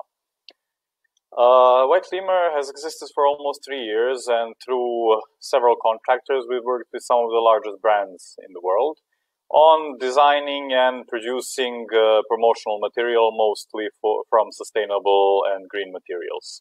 Project Soma was started in our company when some of our clients expressed interest in certain biodegradable or green materials that didn't exist at the time. This prompted us to diversify our business into actually producing, developing, and working with innovative biotic materials. Our team is comprised of experienced individuals with a diverse set of skills, ranging from previous startup experiences as well as big company experiences and a sufficient technical background. It's easy now in a global health crisis to forget that we were already in a global crisis before the health one, and that's the plastic pollution and the environmental crisis. And plastic pollution is a really big problem, and quite recently microplastics have been found not only in all samples of drinking water, but also in most samples of human tissue. We don't know the consequences to human health that this will have. This has been known for a few years now, and regulatory action to consist the use of single-use plastics is already underway, as well as strong consumer trends for alternatives to plastic packaging and single-use plastic packaging, where consumers choose green and sustainable packaging over non-sustainable ones. All of this has come together to create a business opportunity where businesses are actively seeking solutions. To answer this business opportunity, we have created and developed a new biotic material we call biosporin. Biosporin is a biodegradable substitute for expanded polystyrene or styrofoam, and it has all the technical characteristics of styrofoam and expanded polystyrene, while at the same time being completely biodegradable and flame resistant. It's made entirely from agricultural waste using a specific strain of biotech mushrooms. And the production process is carbon negative, so it absorbs more carbon than it emits, as well as it uses 98% less energy than production of polystyrene, making it inherently more sustainable and cheaper. It's made with eco and circular design and can be recycled back, and it degrades into organic fertilizer. We plan to offer this material through a process of easy ordering, designing, prototyping, and mass-producing packaging units to fit. We believe that progress doesn't necessarily need to mean disruption. So we plan to offer an easy transition into a more sustainable alternative. Easily, we plan to be the #1 solution for a green transformation of packaging. Our competition focuses mostly on premium uses with more expensive and more complicated or complex materials. Our value proposition is based on the fact that if we are going to have the biggest impact, we should be the most economically as well as ecologically feasible solution. So we plan to have the cheapest and fastest solution that can easily penetrate into multiple markets. We have already activated our revenue streams of development, designing, and prototyping, as well as production and sales of biodegradable packaging, custom biodegradable packaging units. And we plan to start capitalizing and licensing the production process and machines once our patenting process is complete. Our financial projections are modest. However, due to the corona crisis, many businesses can't really make good projections. But the shipping and retail industry has actually lived quite a boom in this trying times. So we believe that this can be capitalized on, where we can enter the expansion of the market with our solution. We are looking for strategic investors who are in the packaging industry or in an industry that requires large packaging needs. And we plan to expand our businesses later next year, to expand our production capability and enter new markets. With the remaining time, I would like to play a quick video to illustrate some of the capabilities of our material. As we can see, it is very shock absorbent. It is inflammable. So in difference from polystyrene, it doesn't catch on fire. It's partially hydrophobic, and it's very durable. So it doesn't break easily. And when breaking, it doesn't burst. So that would be all from me. Thank you. Thank you very much, Nicola. May I ask the jurors for the questions? Yes, Hans, please. What is the weight as compared to polystyrene? I think we had a connection problem. Let's restart it. And I might need to ask you, Hans, to ask the question again. Hold on a second.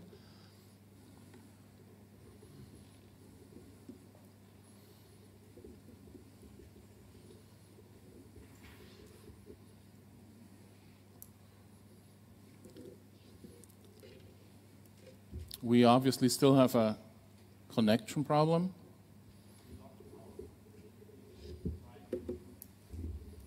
Pardon me? Okay. He got out. He's trying to get in again. Let's see.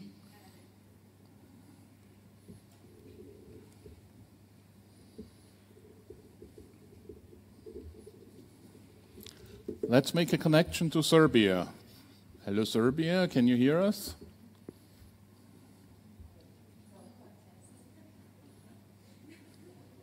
Nicola? Because Nicola? this is just the way that the stones are produced there. There will be no cutting and there will... Nicola? Can you hear me? Yes, we can hear you now. Yeah, now you're back. Sorry about the interruption, but I guess, you know, bandwidth is still not 100% in Europe right now. So we had the first question from Hans Hipfel, our Euro here. Please go ahead, Hans. Okay, my question would be, what is the weight as compared to polystyrene? The weight is about double from polystyrene.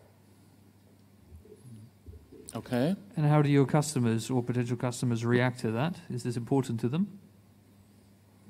Yes, it really depends on the type of industry. So depends on how much packaging you use. If, for instance, we use it for electronics, we have designed minimal, for instance, if you have a big packaging made of styrofoam, you can also get the same technical characteristics by designing only corners and saving on space by air. So we are mimicking the same weight and the same space it takes up. So it doesn't change the logistics or packaging of our customers at all. Thank you. Thank you, Nicola. Do we have another question from the jurors? Yes, Peter. If you don't want to produce it on your own, do you already have contacts to potential producers? No, right now we are producing all of the material and packaging units ourselves. Once we work out a business plan by which we can license the equipment and technology to produce it, we will start reaching out to interested parties. What's the quantity you can produce per year?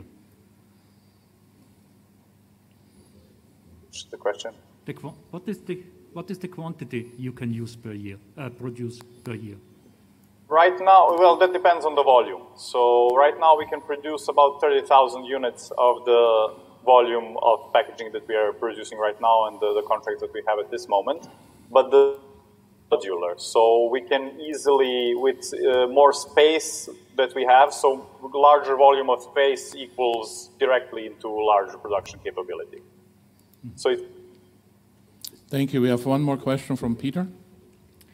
I assume you've been talking to lots of different potential customers. From their point of view, what are the biggest barriers to be collaborating with you?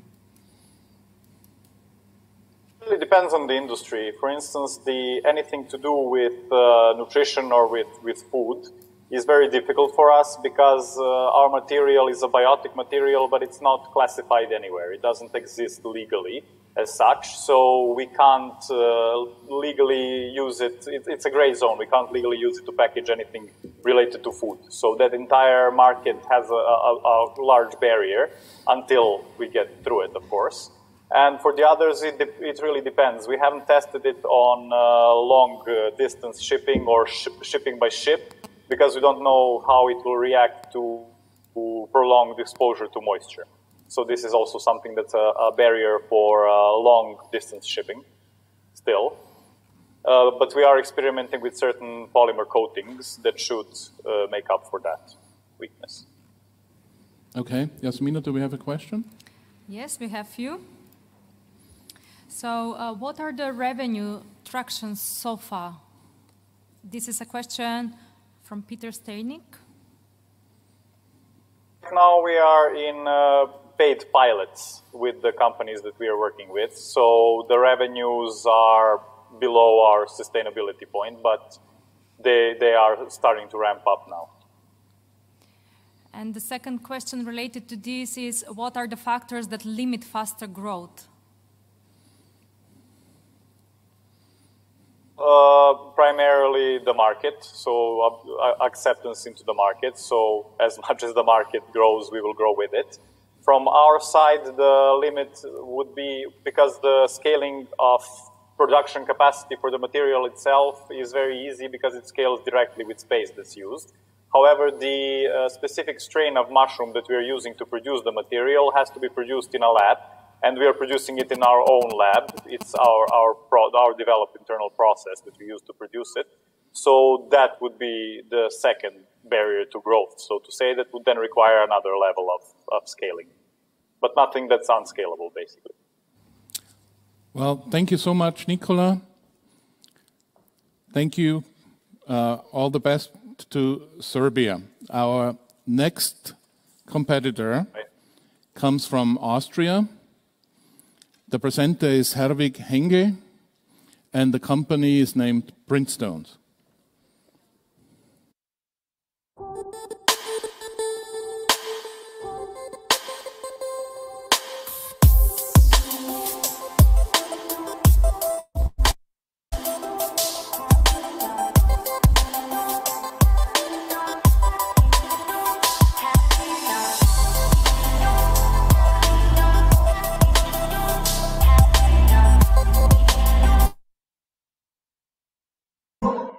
Dear ladies and gentlemen, welcome. My name is Herwig. I'm one of the founders of Printstones, and we are developing machineries for the automation of paving block structure construction. What is a paving block structure? You're using paving blocks every day. You can find them in pedestrian zones. These are concrete blocks which are installed in the street, and you can walk on them. We have divided our business plan into 3 phases, and we are currently in the phase 1, where we are producing paving blocks for our clients. In the second phase, we will offer the machinery, and in the final phase, we will go directly on the construction site to produce the stones there. Currently, we are a team of 9 people. We have 1 business angel on board. We also have an advisory board, which consists of 3 scientific advisors and 2 advisors from the industry. So what is the problem with the paving block market? First of all, it's a huge market. We estimate the market to be around 42 billion euros. This includes the production and the installation of the blocks. So the first problem is the hard work. You need to install the pavers, you need to lay them there. This leads to health issues, but also is a cost driver, and there is a lack of workforce. Second, you need to cut the stones. As the stones don't fit the boundaries, there is a lot of cutting going on. This leads to noise and fine dust pollution and to a lot of waste. Third, there are limited design possibilities, as these stones are produced in huge quantities. Our solution is the on-site production of these stones, which will mean the stones are produced just where they belong. There is no installation needed, no manual work needed. There will be no more mistakes in the laying, and the stones will always fit the boundaries. Also, you will have less CO2 emission, as you have less material used because of the cutting, but second, we can also include cavities in the products. Additionally to these benefits, you have this new design possibilities where you can create stones in any shapes with a lot of different colors, textures, and you can also create additional objects. The business model we are aiming for is the manufacturing partnership. That means we want to create a European network of digital production cells, where we provide not only the hardware and the software, but also we generate a continuous revenue stream with maintenance and the sales of additives and colors.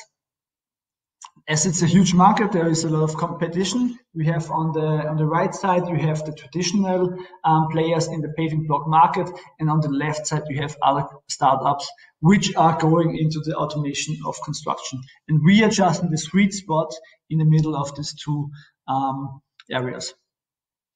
We just started with the first pilots, but we already have renowned customers, which includes the Austrian railway company, the Viennese traffic lines, the city of Vienna, but also paving companies in Austria and Germany. On the following, you see a sample project. This is a manhole cover where each stone is different. This was sent to Germany. Here you see a logo of a paving company. And this is a very interesting example. There's a customer's house and each stone is different. And what's very interesting is that there was no cutting going on because everything was just produced to fit. So the paver was really happy because he didn't have too much work, and also the client was happy, and that's the most important thing for us. Let's jump to the financials. We are currently making all of our revenue with this production service, but we want to go into this manufacturing partnership where we develop and provide the machinery. And in the future, we will have revenue not only from the production of pavers, but also from machinery and color sales, and also licensing of intellectual property. We are currently funded with public funding, but also from our business angel investment, and we plan to get into the black numbers by 2021. Currently, we're raising money, 500 to 800K, to leverage the public funding, and we plan to use that money for business development and further technical development. Thank you for your attention, and I'm looking forward to hear your questions. Thank you. Much, Helvig. We certainly have some questions here. Let's start with Peter. Yeah, thanks again for the presentation. I've got many questions, but one that particularly kind of is kind of stuck in my mind at the moment is one of the problems you mentioned at the beginning is that there's a limited amount of designs possible currently. But isn't that actually also a big benefit? Because if you look at city planning, etc., a lot of things are planned in advance. And I mean, what type of flexibility are we really looking for? Could you elaborate more on that? Yeah, I mean, the design possibilities is one of the benefits, but also you have the benefits that it always fits the boundary, which leads to faster installation. And also, if the plan is changing, you can adjust easily the production.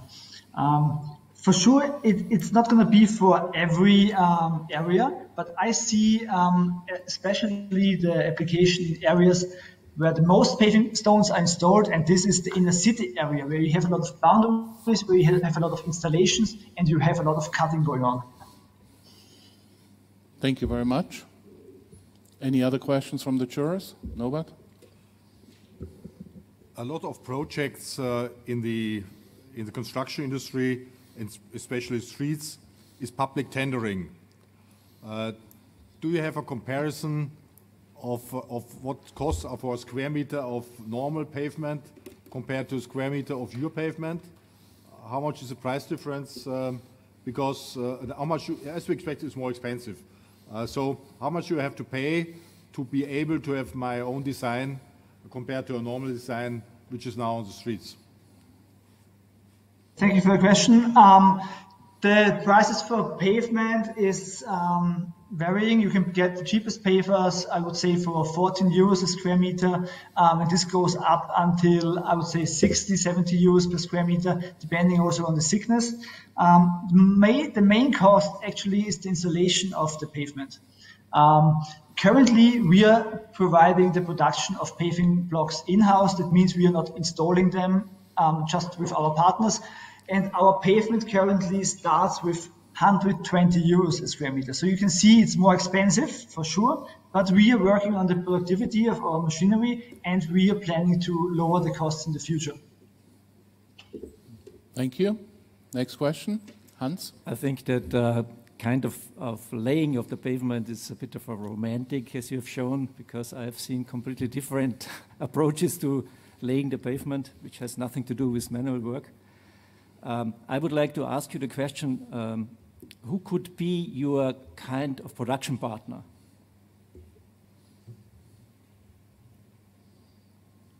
There are two possibilities for us.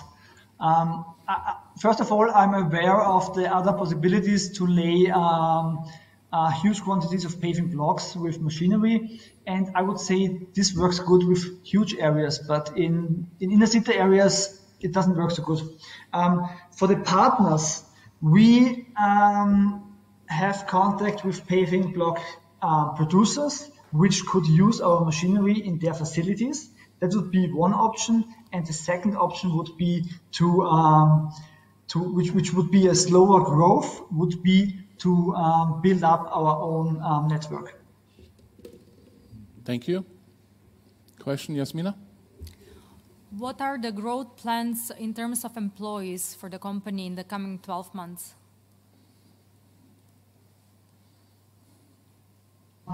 Yeah, we are actually, it's a good question. We are more focusing on efficiency.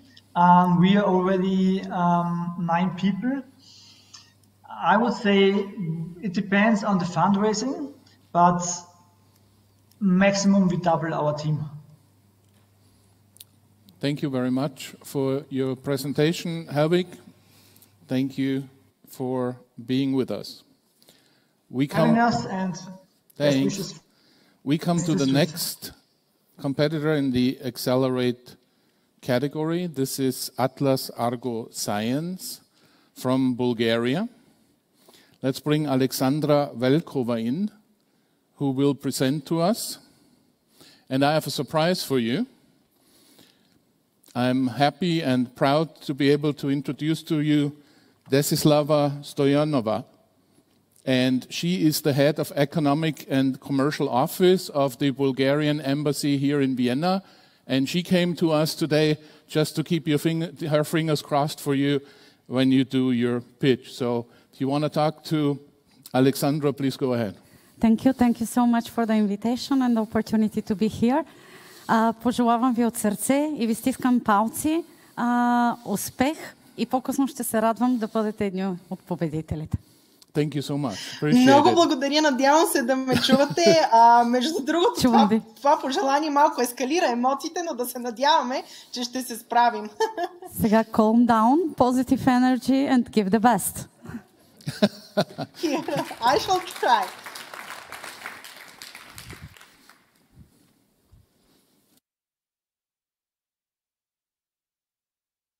Hello everyone, my name is Alexandra Velkova and I'm the CEO of Atlas AgroScience. Atlas was established in 2017 with the main idea to create innovative farming solutions applying circular economy principles. At Atlas, we fight few ecological and economical problems. On one hand, having the waste in the form of sludge coming from the operation of wastewater treatment facilities, which is disposed in nature, polluting both soils and underground waters. On the other hand, we have farmers who are seeking solutions to keep up with the increasing food demand, forcing them to overuse and overdose with mineral fertilizers, resulting in chemically infused food chain, causing great health risks to all of us. On top of that, farmers are pressured by the European Union, issuing directives on reducing the usage of mineral fertilizers by 30% and pesticides by 50% by the year of 2030. Luckily, Atlas has the solutions to all these problems. We use the waste, also known as sludge, as a resource and convert it through our patent-pending, completely waste-free technology into a multi-component, multi-usage biostimulant. With our products, we were able to cut the need for farmers to use mineral fertilizers by up to 40%, while at the same time, help them increase their yields with up to 15%. Our products are more sustainable, and we are able to remove the chemically infused harvest with a healthier and safer food. We have identified the size of the agricultural land in the world to account to 11 billion hectares.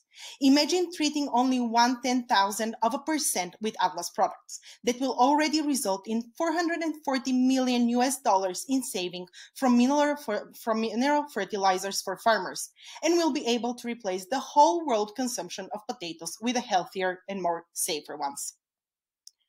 We have created an analysis of our competition. We have included 4 important factors, effectiveness and affordability being the most important to the farmers. We also included how chemically condemned these products are and how environmentally friendly and safe they are to use, because we are moving towards a healthier future. Luckily, we showed greater results in all 4 factors.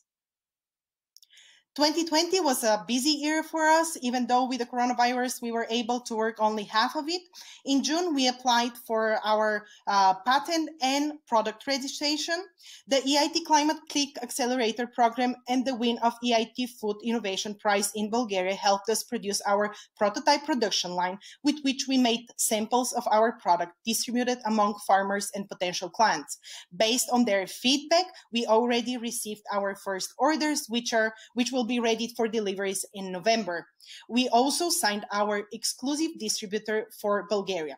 At the end of the year, we are planning to initiate our first funding round. We have also made financial forecasts up to 2025. For next year, we already have secured 250 tons of product, which will result in almost €500,000 in turnover. Our goal is to reach 15,000 tons per ready-to-sell products, resulting in almost €30 million in turnover by the year of 2025. In order to do that, however, we will seek up to €1 million in funding next year, which will help us scale up to 25 tons per day, hire more staff, and invest in research and development for our product line extension. Then in 2023, we will seek up to €5 million when we will be able to reach our 15,000 tons per year goal of capacity, create our own reference laboratory, allowing us to become more tailor-made and offer customized products to our clients, hire more staff, and this capacity will allow us also to become international. I wouldn't have been speaking to you today, or you wouldn't have been hearing about our amazing products without the effort of our entire team. We are very, very lucky to have two of the most prominent microbiologists in our team in Bulgaria. We believe we are the right team for the job, simply because we come from very diversified backgrounds with an extensive professional experience, and we are able to create, produce, market, and sell our products. So, if you believe that this is the right way towards a healthier future, not only for us, but also for our kids and our grandchildren, please come and we will get into more detailed discussion. Thank you very much. Thank you very much, Alexandra. Very good job. I see the Bulgarian embassy is very happy with your presentation. So we have some questions from the jurors. Peter, please. Yes, thank you very much. So just in short, I understand that your product is more effective and also more affordable and non-chemical, correct? Yes, absolutely right. We were able to get a really competitive price for a 100% ecological product. And of course, our greatest result is the reduction of usage of chemical products with up to 40%, which already exceeds the EU directives and aims to reduce the usage of those fertilizers with up to 30%. Okay, it sounds fantastic. So it should be a very easy sell then for you when talking to different organizations, different companies. Actually, yes, we believe so. As I mentioned, we were able to distribute great amount of samples to opinion leaders, industry-related people, farmers, and the feedback is simply amazing. Right now, the only thing to do is actually keep up with the demand, because our current capacity is slightly small, which is where we need most of our funds to go into capacity expansion. But yes, we believe so. We believe that our product has a great future. Thank you. Norbert? I have two questions. One is, in your presentation, you mentioned revenue from 21 to 23. How much is your revenue today, in this year, in 2020? First question. And second is, wastewater treatment is still, and sludge treatment is still in Europe in public sector, and therefore you get a lot of local and national laws you have to follow. Can you sell all over Europe already, or do you need some special approvals from other countries? Thank you very much for your questions. To the first one, Unfortunately, we are not able to show at this point our revenue. It will happen in the end of December, most probably, because simply the industry works this way. They have 30-day extended payments so presuming their deliveries are in November, we will receive the payments in December. They are very, very small deliveries. We are talking about around 25,000 euros for the year. But this was mainly due to the fact that only a few months ago we were able to produce and manufacture our production line, simply because our technology is completely new, as I mentioned as well, is being patented. So we were not able to go to the store and buy whatever we needed for our production plant. We need to sit down with engineers and engineer everything ourselves, then test it, then fix it and scale it. So this year, no substantial revenue will be present. That's why we are talking about the year of 2021. Also because farmers, their seasoning starts from, let's say, end of February, beginning of March, and continues to October. So basically, this is the active season for the farmers. So everything, whatever we do in 2021 will be feasible in terms of results at the end of October. Thank you. Question, Hans? Do you need any special certification for the fertilizer? Yes, I do apologize. I'll just go quickly back to the second question about the sludge, and it basically is almost the same about certification. We are very precise in what type of sludge we use, simply because not every quantity can be converted into our product. We very carefully study the content of this sludge and then take it. There is a system called REACH. It's an European system, and basically it will allow us registering to that system. We'll be able to sell throughout Europe. And now we're undergoing the process of registration here in Bulgaria. Thank you. There's one more question here. Nova? Follow-on question. If you have registration in Bulgaria, does it also then be approval for Romania and for Austria and the other countries, or do you need another registration there?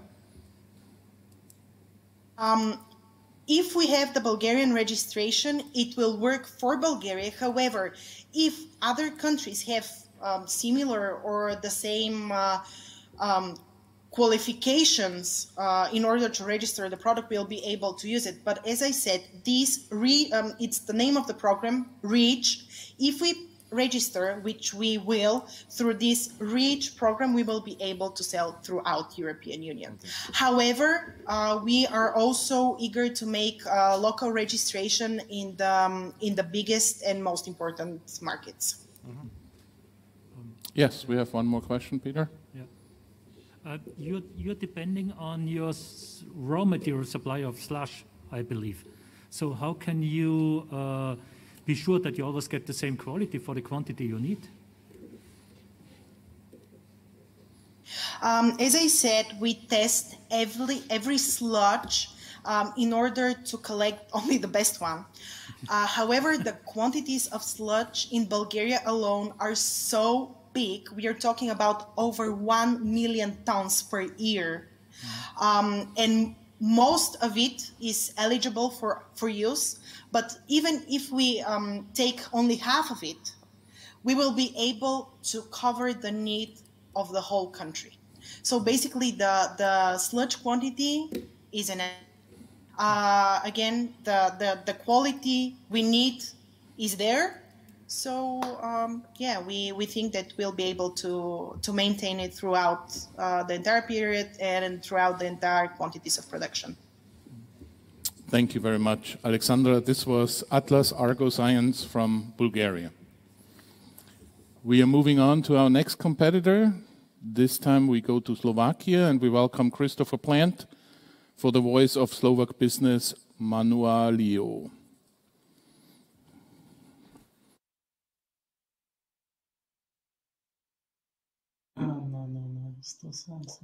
Hello, greetings from Slovakia today to you, members of the jury. It's a great pleasure for Manual IO to be here and involved in the BoostUp Awards, the regional final events of 2020. It's fantastic. Let's meet today's team. Greetings to you all in Vienna. My name is Marian. I'm the co-founder of Manual Logic and Manual IO. And this is Chris. He's going to give a short presentation and I'll join for the questions. So as Marian said, my name's Chris and this is our dream. So let's get started. Manual IO, create, share, connect, unlocking the full potential of your product over and over again. We've reinvented the instruction manual. So that means it's time to move on. Move on from printed manuals, move on from PDF manuals. It's time to move on from traditional manuals, the ones that we've stuffed away in our drawers and closets. The manuals to know the product traditionally, the paper book, the one-time use only manuals. So let's innovate. We're bringing the manual to life. Please welcome the new e-commerce digital manual, a living responsive digital interactive tool. The manual to get to know the product is now also the digital manual to get to know the customer. So what are we looking at exactly? Well, first, we've already implemented a platform to create the manual. Create your product's interactive digital manual with our open source Manual Logic platform. Then we share. We share your digital manual and content with your customer easily and quickly via our interactive library app. Another open source automated invisible connection directly to your customer's back pocket. Then we connect. We connect to your product's life cycle with our after sales and customer connection solution. Let me go shortly through a couple of examples of our platform without going into any detail.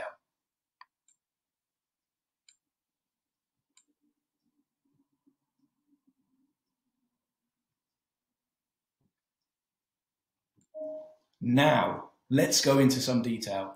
Let me share with you our automated vision. In the future, we see millions of manufacturers creating content. When this happens, billions of users will be reading. They will be sharing content. These billions of users will be learning. They will be suggesting, they'll be improving the product. The products from these billions of users will provide real-time data to enrich the content of our manuals based on the Internet of Things protocol. What we deliver is a full growth potential to the market. This market could easily be a multi-million-dollar potential. If we were to take 200 million end users with only 10 products in their pocket, let's take household appliances sector for one, that worth is $2 billion US. How much is one relation or one link to be worth now or in the future? This is the exponential growth of the market value. Is it $1? Is it $5? Is it $10? It's the e-commerce intermediary for upsales, after sales, accessories, spare parts, maintenance, and of course, loyalty, you name it. Competition? Yes, of course, there are companies that offer, but barely with a similar focus. And they still do not deliver what we do with manuals. For example, Microsoft Word, Adobe InDesign, FrameMaker, Illustrator, PowerPoint. So let's have a look at what we believe the key factors are to make this product a leading contender for investment. Well, namely, its global potential. I've already mentioned. This is truly a global project. It's easy to sell, is it? Yes. We do not sell upfront for a real price. We give away. We have open source. The value, the price is hidden. The value grows as the company grows. The price increases over time. We are orientated on the end user. Everyone on the planet has read an instructional manual at one time or another, and I'm sure all you guys have as well. We have a clear revenue stream. The return on investment is already taking place. Open source data platform, what better than a system to create trust? And Industry 4.0, Internet of Things, increasing the immediate enrichment of our manual content. And of course, cost-saving ecology and environmentally friendly, a clear CSR vision. I'm going to just give you a couple of the unique selling points here, well, 6. Easy customer registration. Get constant product registration and complete warranty information. Collection of statistics, that's data and metrics. Accurate information on your product and your customer. serve content marketing, additional and focused content at the right time, notifications, articles, when the customer needs it directly. We create the direct link. We provide upsells. We provide future sales, sell, organize spare parts and accessories. Locate service centers, resolve issues, troubleshooting, creating service and chatbots. Of course, community help, community content. We help to build your product and your brand community. So current business and customers, Print City, Print Alliance, we already have a 4 million yearly turnover. We've already introduced micro formatting to lots of our customers.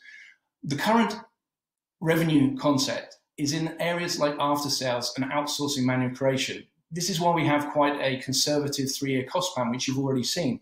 However, we believe with a decentralized solution, with easy distribution, global scale, this is where we need investors, and this is where we need help from you at EIT. This is what we need. Many of our customers are using our creation tool, Manual Logic. Even in our current client base, we see a massive growth potential.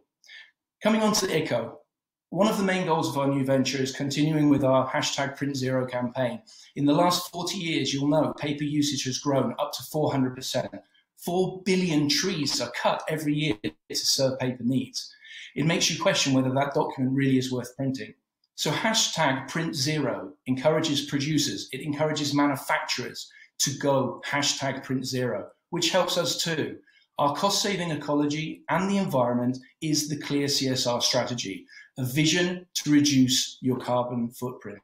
So let's summarize quickly. Global potential, oriented on the end user, clear revenue stream, open source data, Industry 4.0, Internet of Things, cost-saving ecology and environment friendly.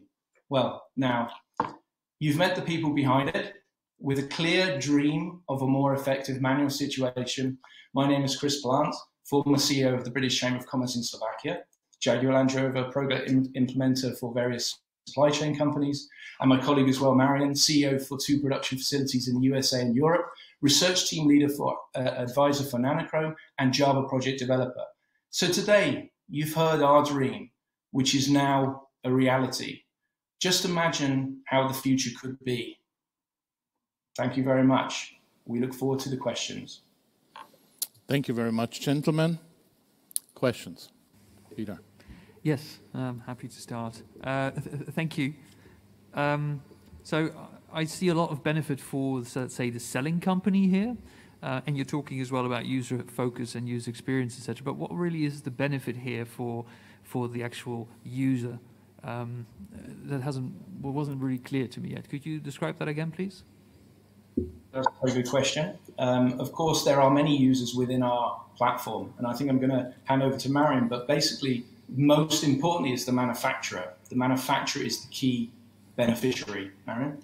Well, for the question on the end user, the benefits are quite obvious. Instead of having multi-applications in your cell phone, or searching on internet for all your information, you would just have everything at one application, within one pocket, within one system, one environment where you easily navigate, where you easily search. And of course, instead of just having a one-time shot on the manual where you read or troubleshoot, you will have an oversight for your product, for the whole product life cycle. So when you buy the product, obviously you need to go through some installation and probably some troubleshooting, but later on you might want to buy some accessories, spare parts, and that's all there. It's easily to get, easily to search for. There is a direct relationship between you and the producer. There is no doubt whether this part is right or the other one. You have extra questions, you just ask the community, and the professionals in the community will answer just like they would do on the company forum, but you don't have to do it there. You just do it within your one application spot. And I think, Marion, just to add to that as well, the most exciting part as well is the content management, content marketing that we can send out when and if you need it. So if you have a lawnmower, you want to learn to mow your grass in a certain way, you may not be using the product to that capability. So we can actually educate and notify the user of these different exciting things. Hopefully that answers your question, Peter. Thank you. Hans? You said that you give away your app Could you elaborate a little bit on how you generate your revenue stream? From the platform which we call Connect, because not only we create and share the manuals, we also let the manufacturers to collect the data. They need to know the customer. Normally, you would consider the manual a good thing to know the product, right? That you just give away the information and the end users are just reading the information and can use the product. But what we do here is we collect the data back. So we know how the product is used, which pages or which information was useful, which was used, which was not. We simply follow the life cycle of the product from the registration, which you can do within the application, through the troubleshooting, ordering the spare parts and accessories. So therefore, we can create a link and we just gather the information which we sell. And then you sell this information to the producer. How do you generate the money or the income? Information to the producer, of course, but not only that, you have your customers registered in the system, so that's the valuable information again. You can sell the spare parts or accessories directly. That's another revenue stream. It just generates from the knowing your customer. So how do you generate your income, not your customer? That's the modules which we are selling within the manual logic. So there are parts in the software which are free to create and connect, but there are parts which we simply sell. So you buy the monthly licenses, and in order to, get the full capability, exactly. So you end up with the modules. Yeah. So our system, you do have the open source connections for Manual Logic and Manual I/O, which you can download and use very much to the end of their capabilities. But for the extra functionality and the extra parts that you need to know from the customers, where our separate modules come into force, and that is exactly where the revenue is connected. Okay, Jasmina, do we have a question? Yes, we do. A few. So one is from Peter Steinrich. Are you aiming to become the Amazon of manuals? Well, it's a nice question. In a way, yes. We hope that it's a nice place to have all your products within your household or your company, and then therefore you easily get all the information. So in a way, yes, it should be a one spot for the information about the products. Yeah, and I think also to add to that, Jasmina, as well, is the fact that we have that whole decentralized idea. We currently outsource manuals. We currently make manuals for customers. We currently do the work ourselves, but to decentralize that so that we are only providing the platform and our customers make all of that initiative to go forward, to create their manuals and to also have that connection to their customers, what we would like to achieve. And the second question is, thank you very much. The second question is related to the partnership between Print City and the Voice of Slovak Business regarding manual I/O solution. So how do you regulate your relationship? It's two companies, one solution. Can you explain a bit the ownership? We are co-founders of the manual product. Everything belongs under one roof. We are actually working together now for quite a while. Marin has been developing the platform for over 6 years. I've joined him more recently, but we have a very good future plan of where we would like to be. And of course, the Voice of Slovak Business originally is an events company which promotes companies out of Slovakia across Europe. But I have probably the pleasure of meeting with such nice businesses and such good predominant businesses that I can see exactly which companies are the ones that will be taken to market. So obviously working together with Marin and myself is where we see ourselves in the future, and the manual company will be the next name that you will hear from us very soon. Thank you very much. Thank you to Christopher, and thank you for the manual.io out of Slovakia. We are moving on to the next competitor.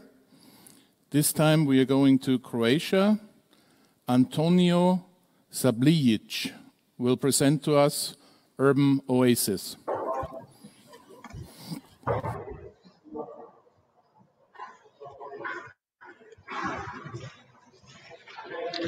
Hello everybody, my name is Antonio, and today I will present to you a Croatian company, Urban Oasis. We have a mission to help people grow their favorite greens in an indoor plant cultivating device. So our product is a green IoT plant growing device which collects users' data from a growing network and builds AI models for an improved user experience. The thing that really sets us apart from others is our extreme multidisciplinary approach. So we are the end result of computer science, electrical engineering, agronomy, designship, and of course myself from the compliance sector, without whose stamp of approval nothing is possible. But jokes aside, we also have a very strong advisory board with loads of experience, on one side from the educational sector in Croatia, and on the other with the business side of things with people from the Zagreb Innovation Center where we currently work. When we talk about market opportunity, we have to crunch a few numbers. So if we talk about the European market, you need 170 million acres of field every year for food production. On top of that, you need more than 400,000 tons of pesticide each year. You have a problem with food mileage and of course a price increase trend for ecologically grown food.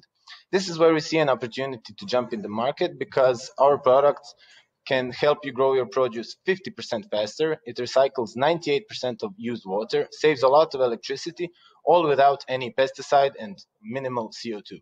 After a detailed market analysis, we concluded that our obtainable market for the nearest future is the German market and the European market with a very strong environmental performance index. Germany, especially because of the 70,000-ish companies working there, because for the first 100 customers, we'll be targeting exclusively businesses and our urban office model to grow our IoT network to optimize our systems. After that, we will be turning our attention to consumers a bit more, of course, scaling up. We have a threefold business model, the first being the device itself, which provides you with effortless cultivation, a quality available product, and it embraces a modern digital lifestyle. On top of that, we have a subscription service which has optimized your growth. It gives you a more detailed data analysis, improves your experience, and gives you some suggestions on what to grow next. The third being our web shop. You can buy seeds, nutrition, and other accessories to help you grow your produce.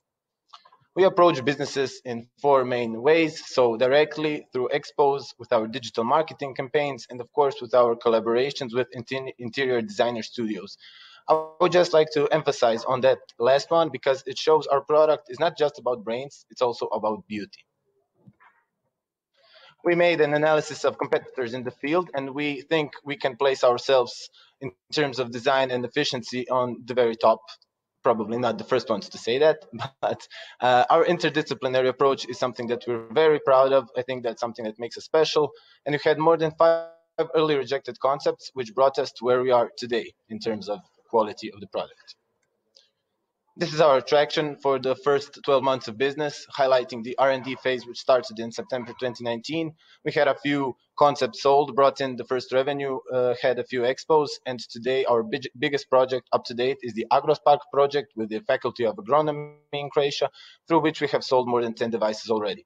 On the right, you can see some of our most notable customers and supporters. Talking about money and numbers again, here is our financial revenues and plans for the next 2 years.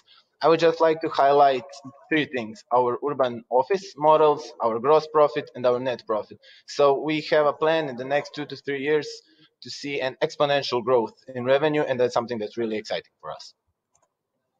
Fundraising wise, here are some of the calls that we will apply for, and we are also looking at crowdfunding options for digital marketing purposes, but also for additional cash injection.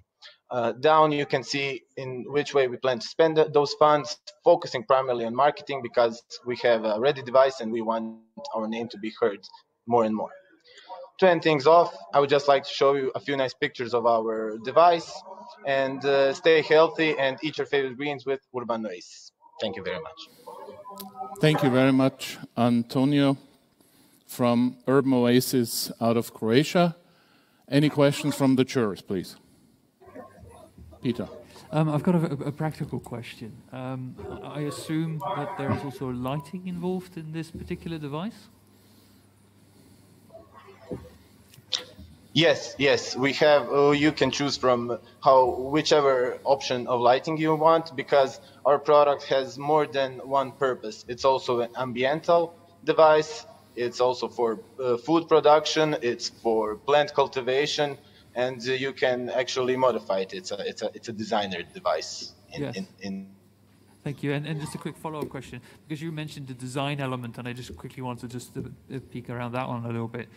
So if you look at that particular type of lighting, right, to grow the crops, for instance, in there, you know, some of it's very deep red. There are lots of different colors, but it's generally not so appealing in terms of how it looks design-wise.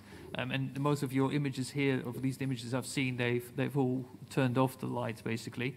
How do people react to that? Is this something that you want to have very present in for instance, your living room or your office when it's switched on? Well, that's really more of a question on what you want to do. Our device provides you with the option of lighting, but also without lighting, it's more of a type of thing that you want to see in your living room. But on our pictures and through our collaborations with other design studios, we always found that our device can fit seamlessly into any space and give it a little lift on top of everything that it does for the global problems and the solutions it provides on top of that. All right, thank you. Yes, please. Could your technology also be used to grow fruits? Well, it really depends. If it doesn't grow on a tree, it can probably be grown in our device. So you can't grow apples, but of course, cherry tomatoes are definitely an option. So it's almost all vegetables, some fruits, but it can focus on other plants. So if it's not on the tree, you can probably grow it in our device. Thank you. Peter? Yeah. For the year 21-22, you assume revenues on 83,000 and investments on 110,000. The year after, it's 218,000 on revenues and 120,000 on investments. Can you explain the investments? Of course. Part we were talking about fundraising options, so there are a lot of calls in the immediate future for which we intend to apply and try to get some more funds. But we're also currently talking with some venture capitals and other investors who are interested in our business ideas. We have a lot of support on that side from the Zagreb Innovation Center, who help us connect with people who want to help us grow our device through cash injections. So we are fairly confident that we could get those revenues and that financing in the years to come. For increasing the production capacity. Sorry, I didn't. That's not for increasing the production capacity. Sorry? I thought this is for increasing the production capacity. The investments, what you need? Investments will be very widely used. So when we talk about our plans for the immediate future, we have our scaling options are well enough for the Croatian market, where we have partners who can help us provide the whole of Croatia. But for the scaling up part, we are looking at options on the logistical side of things, but part of that money would probably be invested for R&D and for marketing. So it would be every aspect of our product would be invested in, not just for scaling up purposes. Okay. Yes, Robert. If I got your presentation right, you already have 200 customers, but relatively little income. How much money do they spend in average? And do you think that the average invoice will be increased later, or will it be the same amount as now? Thank you for that question. So maybe I wasn't clear enough. We don't have 200 customers right now. We are talking about in our terms right now. We have 12 devices in our IoT network.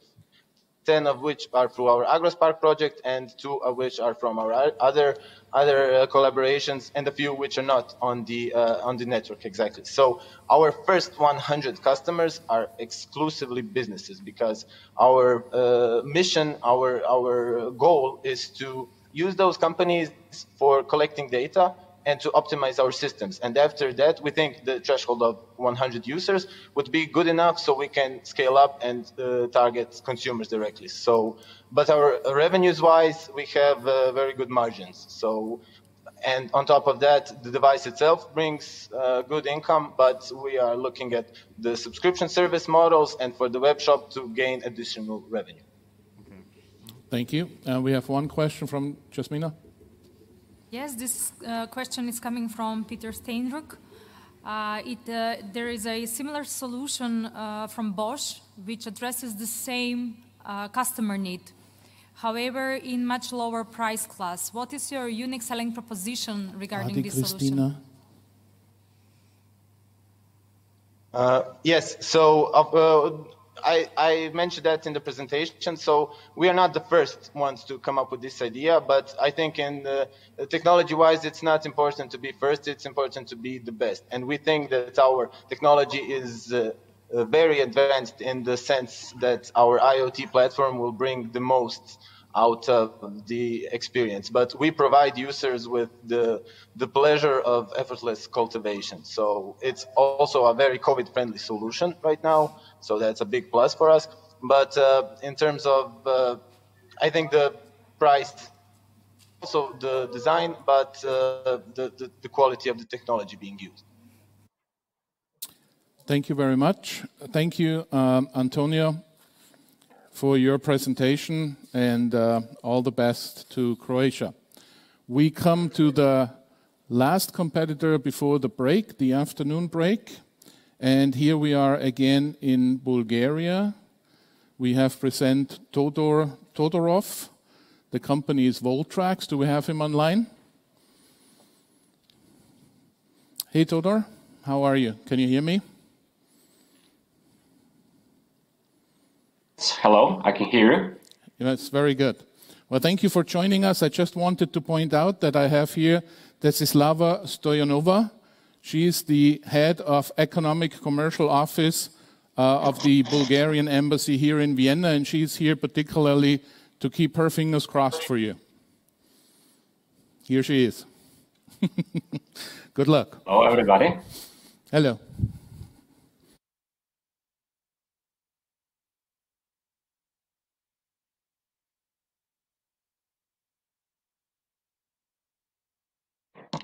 First, I would like to thank you for the honor to be part of this event and to have the chance to present our company, Voltrax.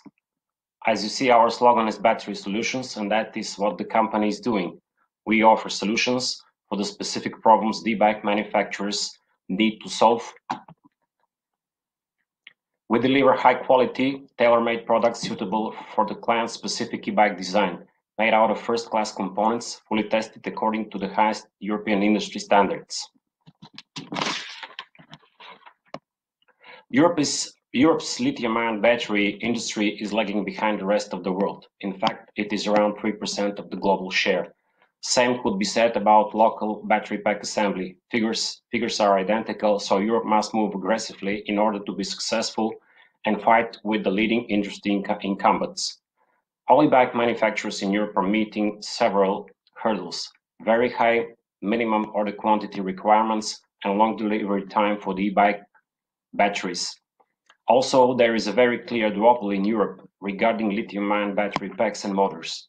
Currently, most of the young e-bike manufacturers have no choice and are forced to buy them mainly from China, which results in long delivery time, poor and costly customer service.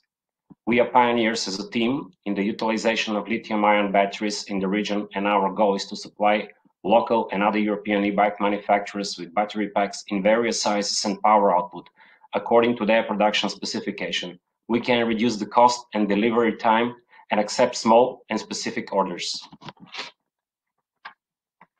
Support for the local European battery manufacturing is essential in order not to miss the expected growth in the market demand in Europe.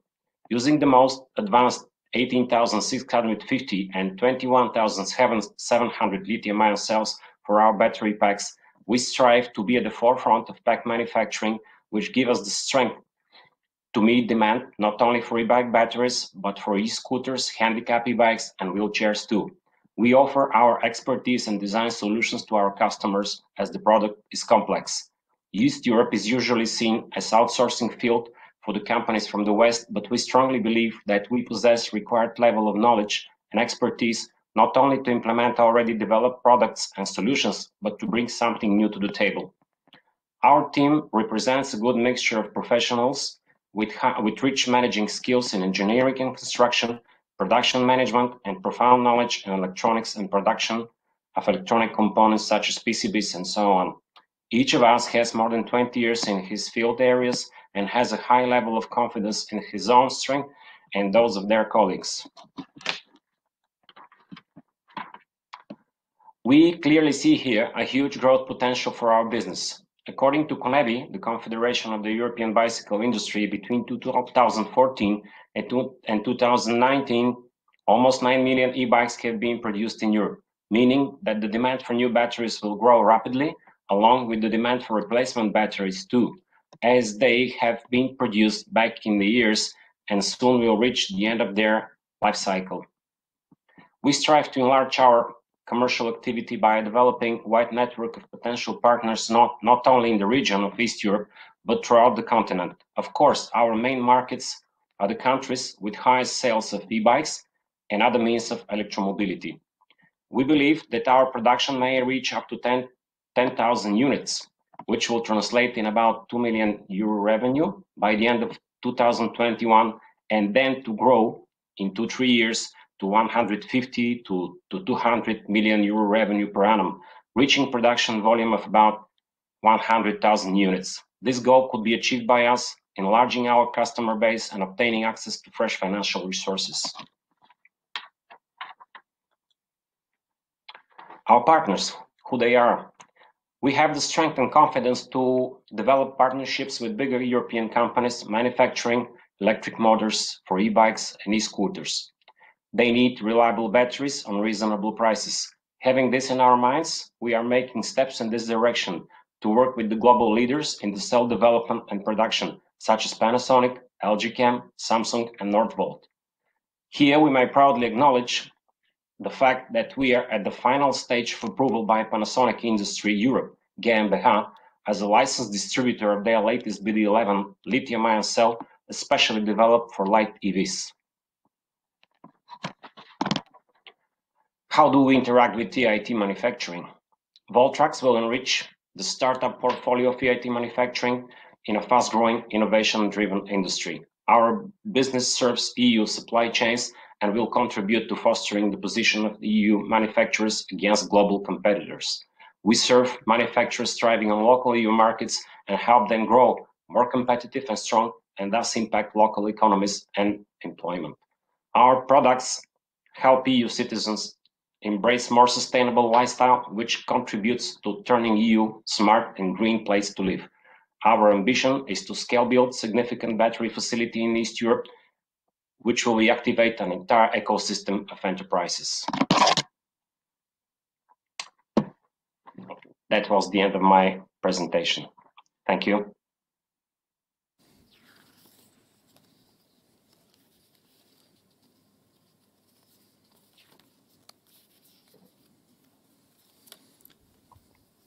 Thank you so much, Todor. Any questions from the jurors, please? Hans. This is a very competitive environment, not only looking right at the Chinese, but also in Europe. What is your competitive advantage? Our competitive advantage may be a subject of 2 points of view. First, we are the cheapest destination in Europe in terms of labor cost, which is a very strong point, as the part of the labor included in the pack manufacturing is very significant. Second, we don't rely entirely on this. We are ready to step up with higher level of automation, which will reduce the involvement of manual labor and significant quantities. So thus we will have a better financial result for our products and batteries. So we believe that we possess a very strong competitive advantage here. Thank you. Peter. Yeah. increasing the production by factor 10 is ambitious. I guess there is a lot of discussion ongoing also on quality assurance issues and so on if you want to reach this step of production. But how you are dealing with your main supplier of the cells? Because at the moment you are producing around 10,000, then you go to 100,000, and so you really become a main competitor to other ones. That is our point. We would like to become a real competitor, a strong one. As I said, we are in talks with Mans AG company, which is a very renowned manufacturer of automation machinery for different industries. We've signed with them an NDA, and we're stepping up in negotiation with them in order to help us, facilitate us, in order to enlarge our production output in times, many times. So we have also other companies which are dealing with production of different type of machinery related to the automation. So I think we've made quite a significant progress in this area. Okay, well, the cell producers would also go with you on these quantities? Or would they think about running their own business? Absolutely. As I said, we are at the final stage with Panasonic about very serious numbers, very serious figures of battery cells, which should be delivered and guaranteed by us, financially guaranteed. So we are committed, absolutely strongly committed to do that, to execute this goal. And we, as I said, very high. Says the Are certifications also an issue? Because I believe each battery pack or each new model on a battery pack for a scooter needs a certification. Exactly. That's why we had a very serious talks with Bulgarian Agency of Metrology and Standardization. They also, along with several other laboratories located in Western Europe, of course, their service is much more expensive to that of the Bulgarian Agency of Standardization. So we will do the first steps with them, and then, if not possible, of course, we will pay to a company specialized in this. Thank you. We have one more question from the online jurors. First, can you explain a bit what are the revenues for this year? And if they're coming from the products that you are presenting today? All right. To be honest with you, absolutely, I made a mistake fulfilling the application form. That we had revenue by the end of 2019, like 170,000 euro, which is the truth, but it's not on behalf of Voltrax company, because the Voltrax was set in November 2019, and we kept the company clean until the end of the year, not to load it with some accountant steps that the accountancies should do for us. But instead of this, we continue working with the other company that we are operating as a team. So it is a combined revenue, so to say. More of it goes to the other company, which is not mentioned here. But we are operating for 4 years already with that company. Since that company is having various activities, we wanted to focus the battery pack assembly in only one company. That's why we set the Voltrax company, which main activity is the battery pack assembly. That's why the situation with the revenue is a bit slippery here. Thank you. And we have one more question from Mr. Steinruck. Is the e-bike market, in your opinion, not already flooded by the big companies like Shimano, Bosch, Panasonic, Bros, that offer whole solutions for the drive unit, including battery and connectivity? So how do you deal with this kind of competition?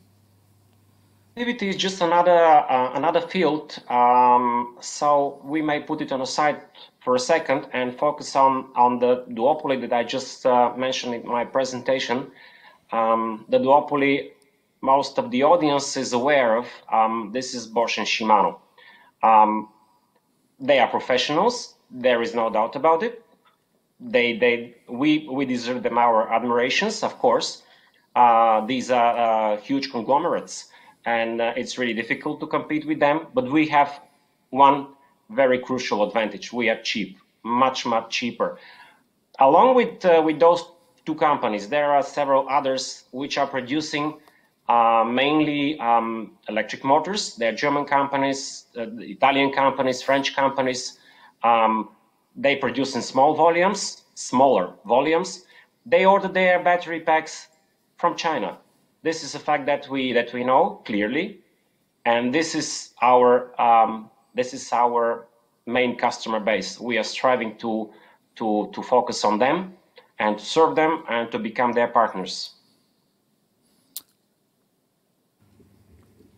One more question. If you have such a business case as you show, do you have already access to the normal financial market? It means, are banking interested in financing you? Oh, in fact, we do. It's not cheap. It's not cheap.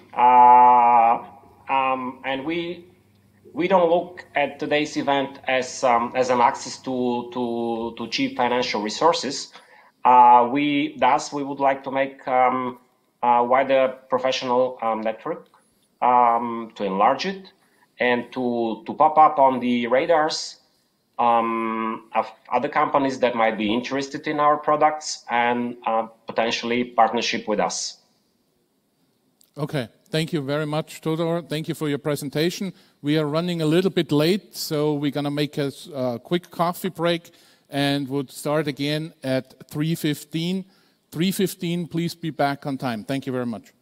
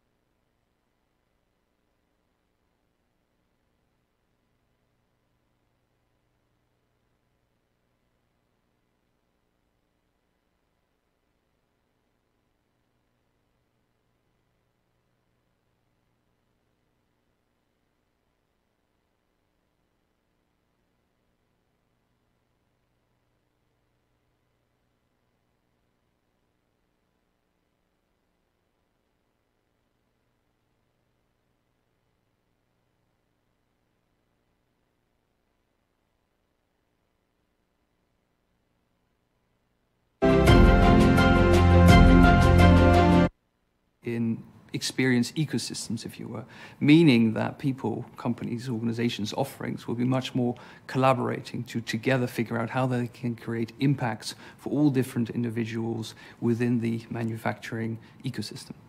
I'm really excited about the different technologies, but the most excited I'm about of the interaction of all the different technologies and disciplines.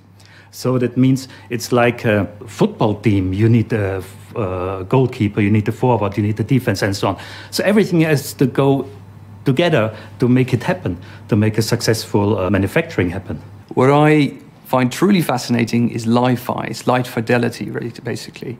And in short, it's basically internet connection, wireless connection, using light waves. It's much more stable, it's lower latency, there's much more speed that you can generate with that. And what I find interesting is also that you can have a very strong, very reliable connection in an environment where disruptions or disturbances are quite common, for instance, through concrete or through metal.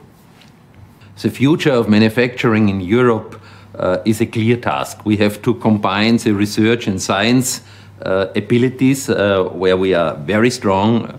I think a third of the publications in the science areas are coming from Europe. So the European Research Council, which is supporting this development in a very efficient way, has now the chance to go to the EIT, the European Institute of Technology, to take these inventions and new scientific results and make it to innovation to deliver for the people. And if the EIC, the European Innovation Council, also gives startups, gives a chance to grow up, to get new unicorns, as we say, then of course Europe could come out of the COVID crisis in a very strong way, and that's now the time to prepare it. And EIT Manufacturing, I think, is the best base for it.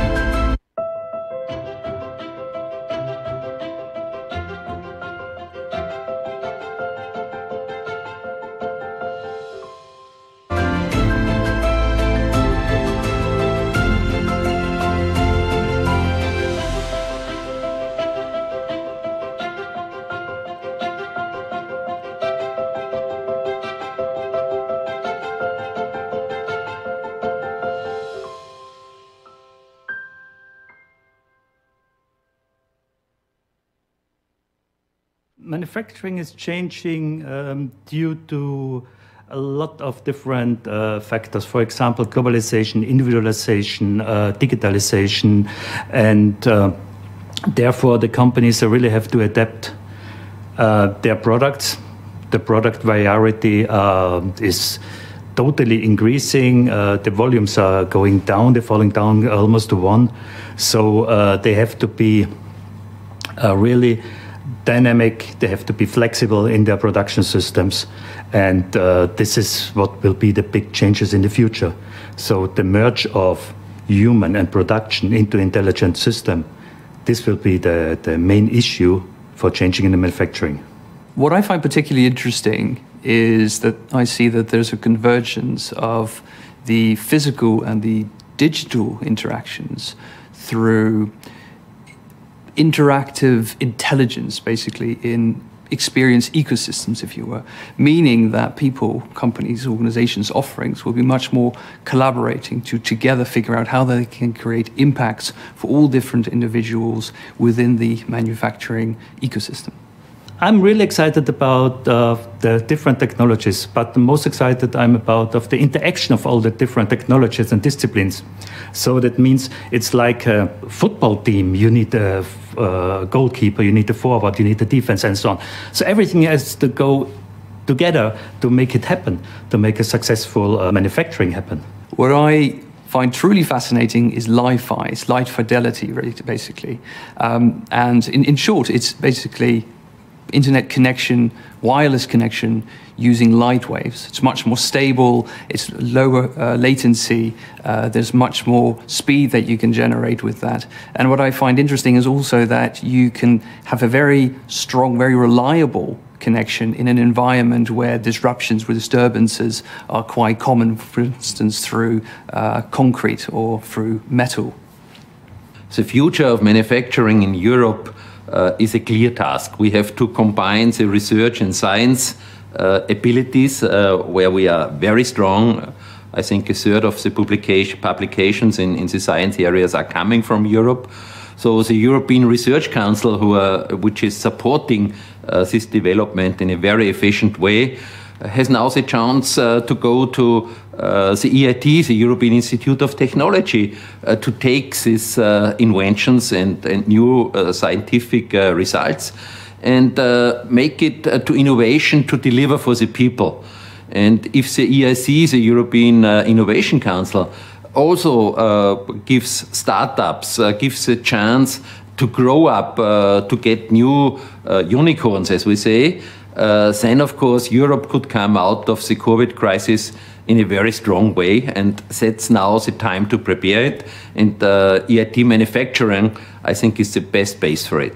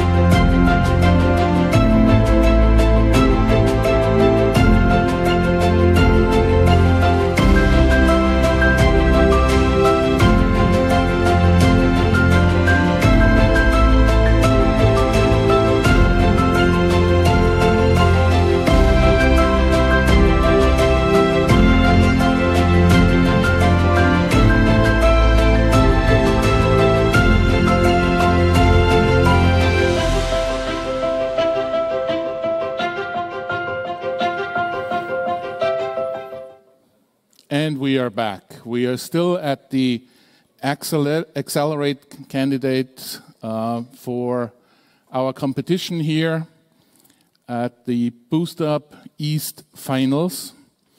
And we are having our last 4 competitors in this category, starting right now with a contribution from Serbia. It's David Stokic, and he talks about the company BizBass.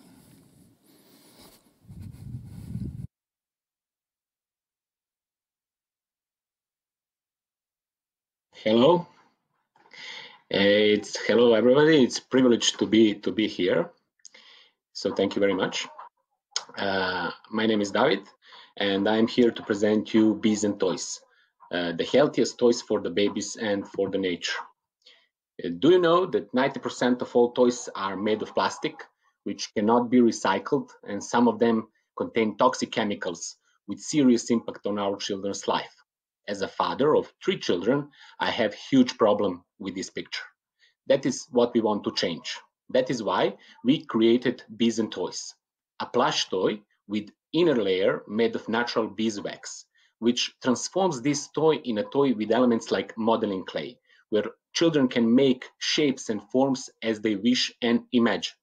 It is also antibacterial because no bacteria or fungi will develop around beeswax. With different tactile surface and honey scent, this toy will spark children's imagination. It is also made of 100% natural materials, and it's recyclable. This is our first model, Bee Bear, and we are now developing new models. This is our innovation, which is patent pending. It's a layer of beeswax inside of 2 layers of textile material. This is some of our happy customers that now enjoy in our toy. Our sales started last year through successful crowdfunding campaign on platform Indiegogo in the summer last year. And after that, our sales continued through online shop mostly. This year also, we participated at Fair Baby Welt in Hamburg, where we sold several hundred toys on the spot to the final customers. And few weeks ago, it's 2 weeks ago, we signed a significant contract with chain store Mercator and Idea Organic, which has more than 1,000 stores in this region. Well, why now? Well, market is growing and shifting towards eco-friendly and innovative products. 90% of new parents are millennials, and they're eager to buy products from the companies connected with a higher purpose. Market is strong, and it will reach 12.3 billion within 5 years, with a compound annual growth rate of 7.61%, as the prediction says. Our plan is to reach 3 million within 2 years. And our business model is premium positioning, premium price with premium quality, and sales channels are online, but as well as classical retail stores. This competition is very strong, but major players do not produce environmentally friendly toys. Well, that is changing right now, luckily. They are produced by the SMEs, and major models are wooden toys and waste-to-toy model. This is our experienced team, which is eager to bring this product to the market. We have experienced designer, logistics, also marketing director, which is very experienced with more than 10 years of experience, and myself with more than 10 years experience in the toy industry and baby toys, as a deputy director and with 3 years of experience as a CFO. This is where our advisors that help us on the path with economic knowledge and textile industry knowledge, with our partners that help us very much on the beginning to create this toy. Our goals are to finalize a group of products that we will introduce to the market, set up production process for at least 5,000 pieces per month, to start this distribution in Scandinavia, and to raise seed investment, which will be mostly used for the development of these products for the development of production process, for the marketing, hiring new people, and marketing. Thank you very much. Thank you very much, David. Any questions from the jurors, please? Yes, Yasmina? Could you please elaborate a bit more about the scalability opportunities and how you will grow in the coming years in order to have a high growth in revenues and clients? Is for now to get on this market in region. As I said, we managed to sign new contracts. Hopefully, that will be good for us. And next step, as I said, is Scandinavia. We had before Corona, I had good talks with some distributors over there, and hopefully we will finish those arrangements and start distribution in Scandinavia. So there are, as our tests showed, there are significant demand for our product. The customers are amazed by the quality, but we need to leverage the production process.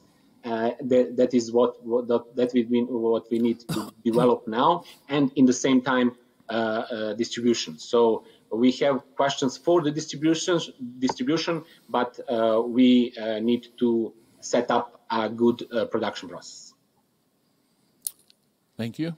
Any other questions? Yes, Jasmina.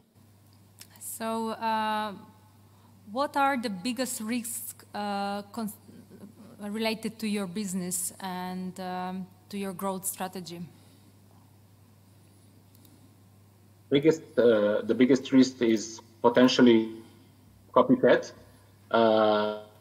Is this product?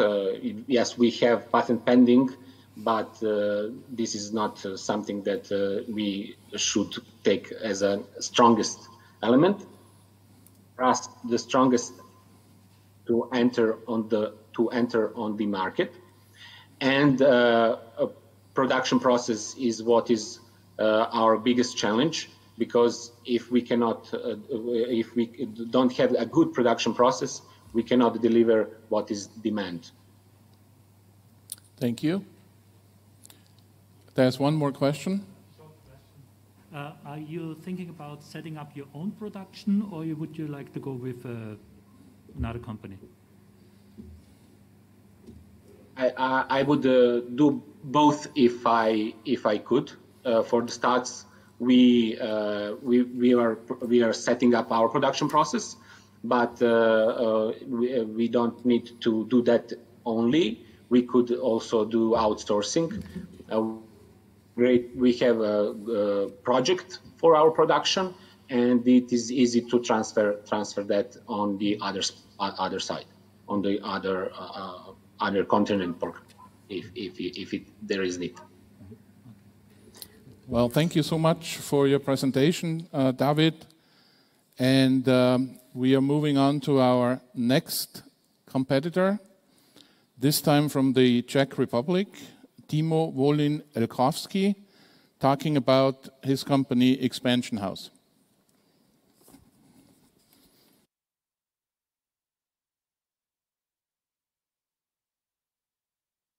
Hi there. One of the biggest competitive advantages in the manufacturing industry today is the continuous upskilling and reskilling of your workforce. The companies that are doing this the best way today, they always make sure that their trainers have access to quality and effective training tools. How to find such type of training tools? That's the thing that we are focusing on. We are at Quip, a digital marketplace for technical training equipment. We help supply to meet demand and demand to meet supply. My name is Timo Wolin-Elkovský. I'm the founder and CEO of Quip. I have 8 years of experience from the industry, and I've been running 2 different companies. So I have a good understanding about the market and the problem that we're trying to solve. Miroslav Kodet has 12 years software development experience and has been working a lot within e-commerce. The problem that we're looking to solve is the obscurity, the inefficiency, and the illiquidity of our industry. The way that it's currently structured is that every single equipment producer have different exclusive distributors country by country. And unfortunately, this model is very time-consuming and expensive, both from the producer side and the customer side. Furthermore, it's limiting the access for independent parties who can act as quality control. And this is a huge problem in our industry. Our solution is a digital marketplace, an aggregator of products, so to say. So what we do with our value proposition is that we help both the producer and the customer to save both time and money. Furthermore, we become the clearinghouse where you with us can find reviews and ratings of products and producers. The way that it works is that a customer can very, very easily search and find the type of equipment that they're interested in. They can compare different products to each other and look at the underlying parameters. They can request quotations straight from the producer. The producer, based on the information they get from the customer, can put together a customized bid that they send through to the customer. The customer receives bids from various different producers in what is a comparable format for easy evaluation and decisions upon the next steps. The market size here is quite interesting. We think it's a worthwhile problem to solve. Our niche, which is capital expenditure products, essentially products that are worth 10,000 euro and above, products that are normally not sold very easily on standard e-commerce. This is $3 billion on a yearly basis. Our target is to capture 1.5% of that within the next 3 years. Our business model is that we take a 10% commission on each transaction. Essentially, it's a success fee only base model, and it works very well in the current economic climate. The way we think about competition is that there are two parameters that are important for the customer. One of them is customization, and the other one is transparency and choice, essentially having a plethora of competing products to choose from. In our industry right now, the different players are set up in their whole structure of the company and the agreements they have with producers, etc., only to be able to serve one of these parameters. And some, they don't do it very well at all. So where we differ is that we marry the customization for each client with the transparency and choice into a full solution. And this is how we differ from everyone else. Marketplace dynamics are hard. You need to either have a lot of supply or a lot of demand to get to market in order to start going.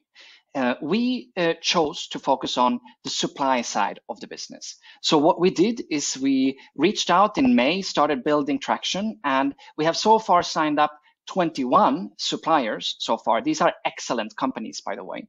And we have started listing their products, and we have an expected soft launch coming in November this year. So looking at the KPIs, they are both very focused and very logical to build the future growth of our company. And they're very well balanced between the supply side of the business and the demand side of the business. You can also see that it's having a financial impact, and we have switched that impact for 1 year later. And that has to do with the long sales cycles within our industry. That's what we wanted to tell you about today. Thanks a lot for your time, and look forward to taking any questions. Thank you very much, Timo, for this presentation, and I'm asking the jurors for any questions they may have. Jasmina? How would both sides be attracted? We can see that you work very hard with the suppliers, but how do you plan to attract the demand on the marketplace? Not hear anything.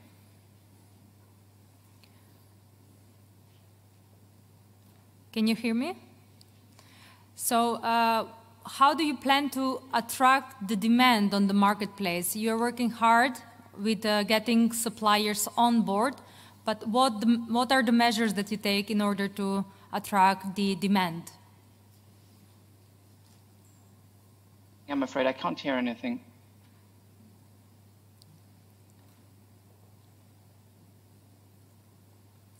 We are working on a technical problem. Timo, can you hear me? Chat says to take the headphones off. Hey, Timo, can you hear me? Can you hear me, Timo? Hello? Timo, can you hear me?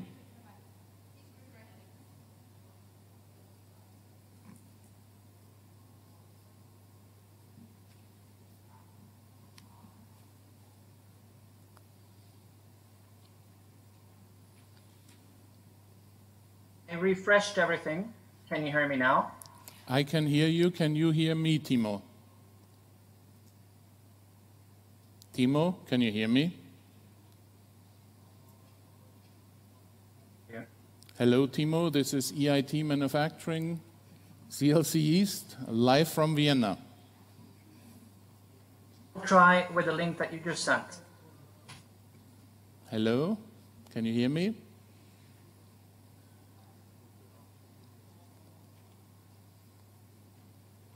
Can we move on with the next presentation and come back to Timo when you resolve the issue? I'm logged in. I don't hear anything. Can you hear me, Timo? Hello?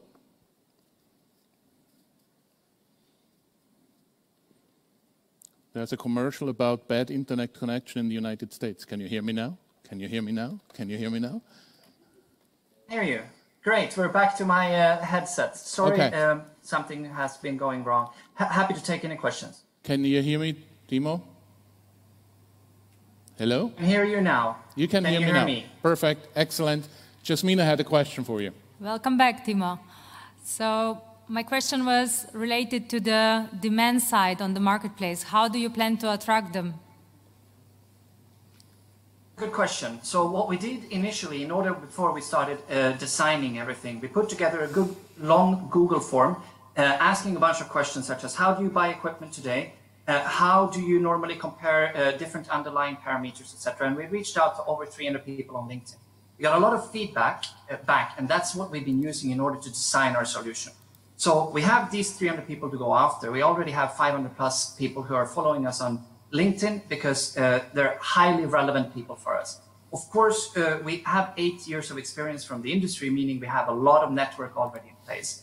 We have various kind of waves of how we're going to go to market.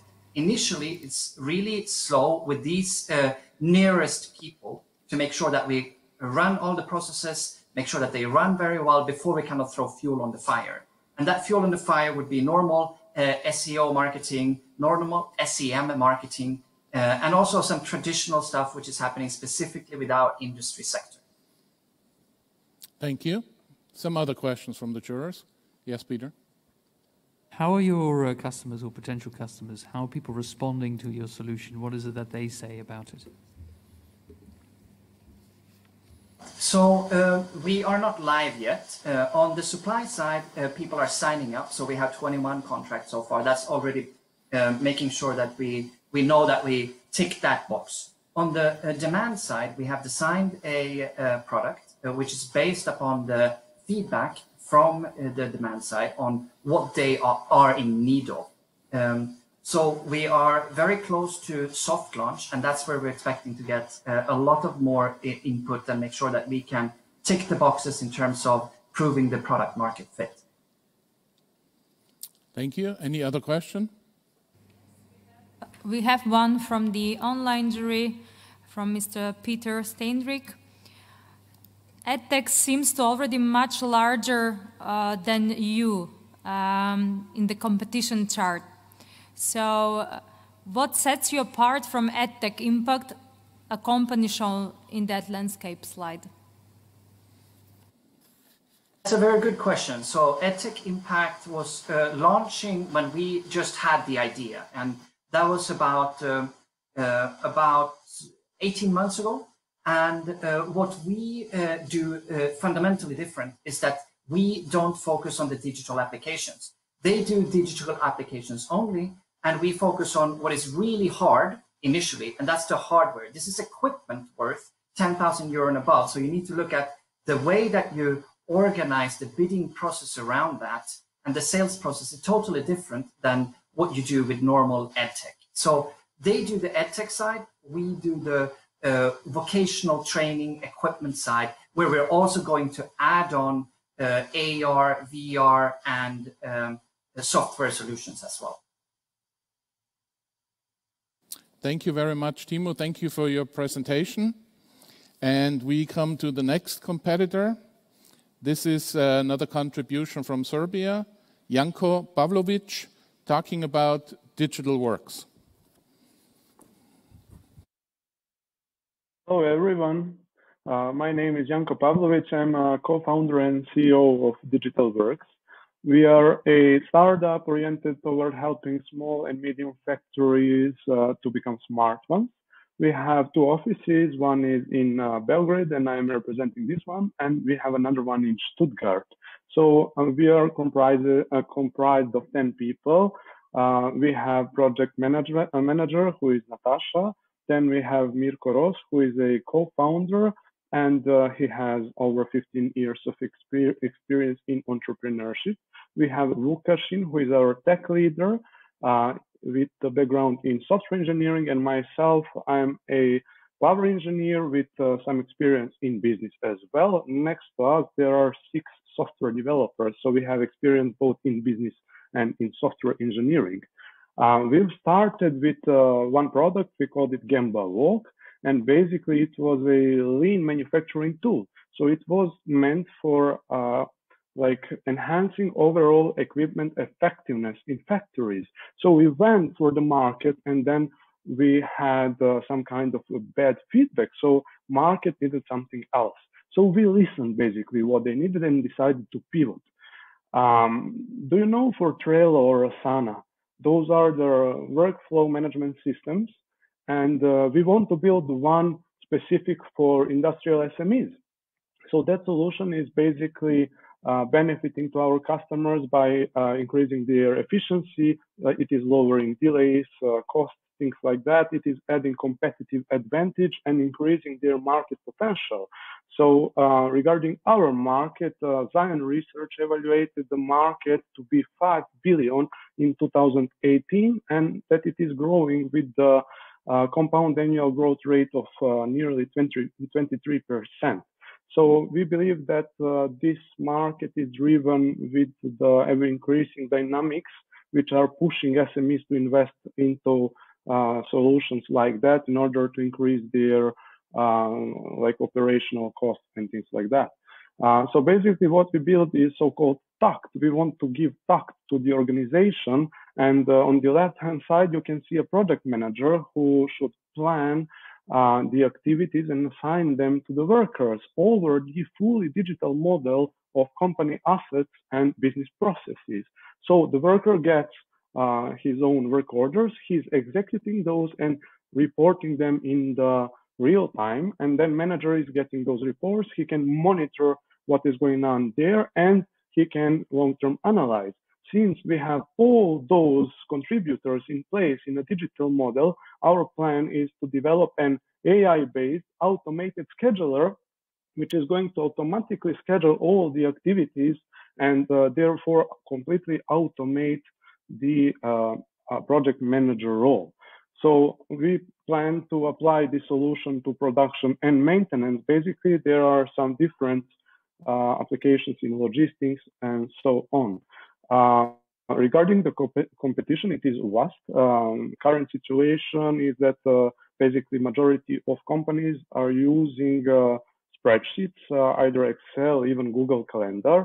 Then we have a completely new group of competitors. Those are the traditional ERP and asset management system providers. Usually they are web or desktop based, and by that they heavily rely still on the paperwork. So they do not have proper feedback from the employee.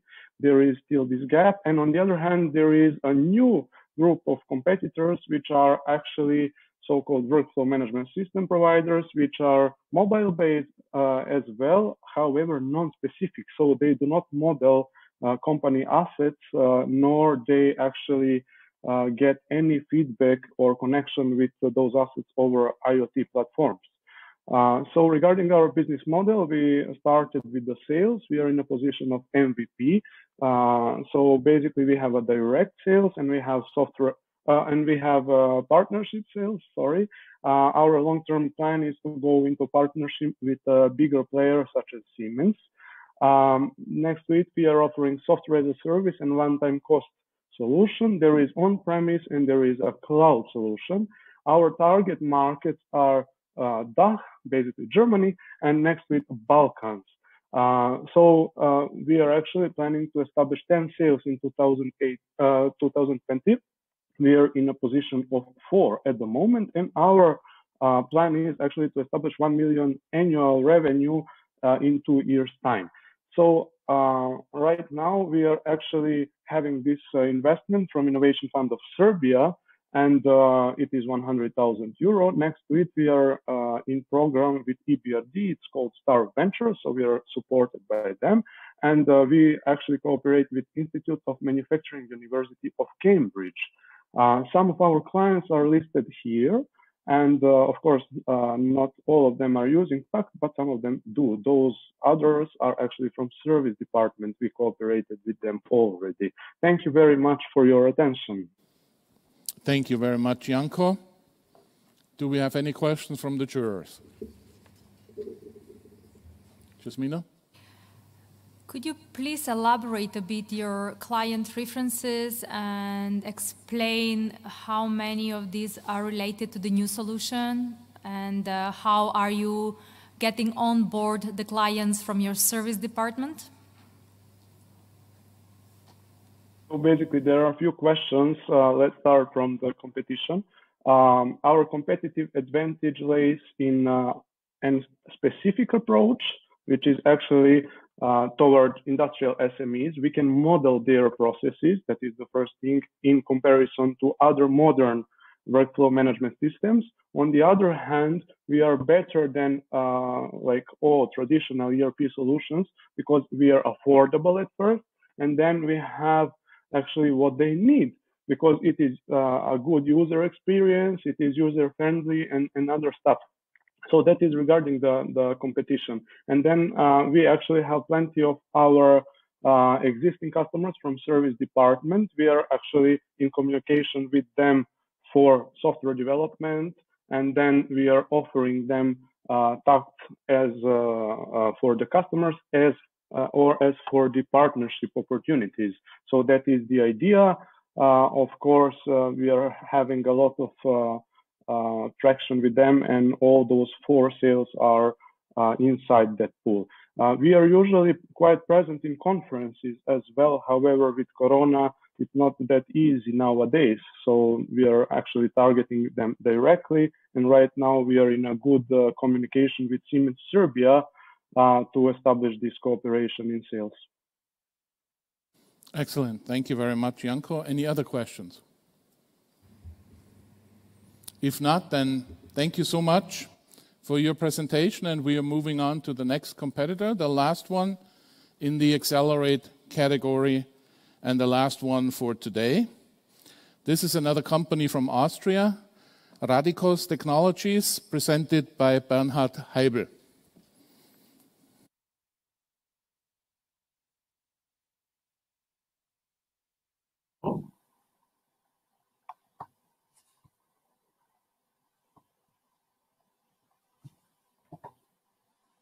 Technologies, presented by Bernhard Heibel.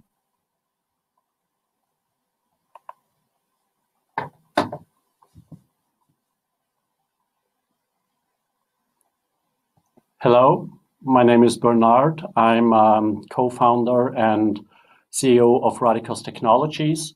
With Radikos, we have developed Twin. Twin is our patented sensor network technology to monitor the conditions of industrial assets, especially large ones and in harsh environment.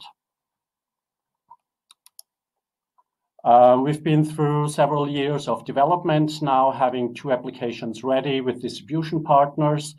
Important to understand is if we talk about the applications, we always mean industry solutions. That's part of our scalability concept. Our team is very experienced. It's located in Switzerland and Austria. Let me introduce you to the co-founding partners, Wu and Peter. Peter is an ultra-low power embedded electronics guru, widely known and acknowledged for his achievements. And Peter, he has invented and developed the predecessor technology, which was then internationally commercialized. He's our Mr. Twin. In the seed phase, we got then private investors and business angels on board, and we have strong support by public grants organizations. When you talk to operators, you will frequently hear the complaint that for certain types of industrial assets, they're not able to find monitoring solutions which give them a clear picture and current picture of what's going on the asset. So that's the reason why they have unplanned downtimes, which may cost up to $250,000 per hour. If it's a conveyor system standing still in a coal mine, that's why they are facing dangerous incidents or even catastrophic accidents. And this is where Twin comes into play, and that's a pain that Twin heals. Might sound like niche applications. If so, then at least niche applications with significant market potentials. Here we list only 4 applications where we are active, and the market potentials already sum up to more than 4 billion euros. Twin is a system consisting of several components. On the left, it's the data collection side, and then data on the right is handed over to the operator systems. Our core component is the Twin route, a cable that may be kilometers long and that connects the hundreds, soon 1,000 Twin sensors. Actually, the Twin sensor nodes are extremely miniaturized computers, which we have developed. And that's where our invention is home. And this is also why we are able to go into industrial application fields where no other sensor system has been before. How come? If you compare Twin to other sensor network technologies, you will see at first sight that the innovation leap is significant brought by Twin. Where do we stand business-wise in the moment? We are currently in market entry phase with 2 first applications. First one is the monitoring of the climates in greenhouses and animal houses. Second one is the monitoring of production lines and shop floors, where Twin is part of a larger solution by our customer, which is one of the big global tech corporations. There are 2 more applications in the pipeline. It's monitoring of medium and heavy conveyor systems, very large, 2, 5, 10, 20 kilometers long. And there are only 2 technologies worldwide which are technically apt to do that. And there is the early detection of container fires on container ships, where Twin is also already the reference system since 1 year when we talked at the industry conference 1 year ago. Translated into financials, this means that our revenues in the next year will be based on the first 2 applications, production line monitoring and agri-tech. We plan to develop our business to 4 applications and a revenue of 5 million euros in 2023. To reach those business development goals, we are looking for an investment round of 500,000 euros. That's it so far for the moment from my side, and I'm happy now to listen and answer to your questions. Thank you very much for your presentation, Bernhard. Any questions from the jurors? Yes, Hans, please. You're in the business since 2011, have received substantial funding of almost 3 million euros, have been granted patents, and still have not achieved any dollar turnover. What's the reason for that? The development took so long. We have now achieved to finish the development for 2 actual applications, but the base, the development of the base technology took us longer than we originally expected. Could it be that your marketing is not strong enough? No, it was really the development of the technology. Okay, thank you. Norbert. You have entered 4 different markets, which at the first glance do have no interfaces. Why did you enter these 4 markets? Was it happened by chance, or was it deliberate, or what was the reason? Why did you choose these 4 markets to enter? Let's go through. Agritech, this was a bit by chance through a company that is market leader in Switzerland for poultry houses. Started this project together. Then the production line monitoring happened through active marketing. We approached this one tech corporation, and they asked us if we could realize this production line monitoring solution for them, or actually it's a sensor system for their solution.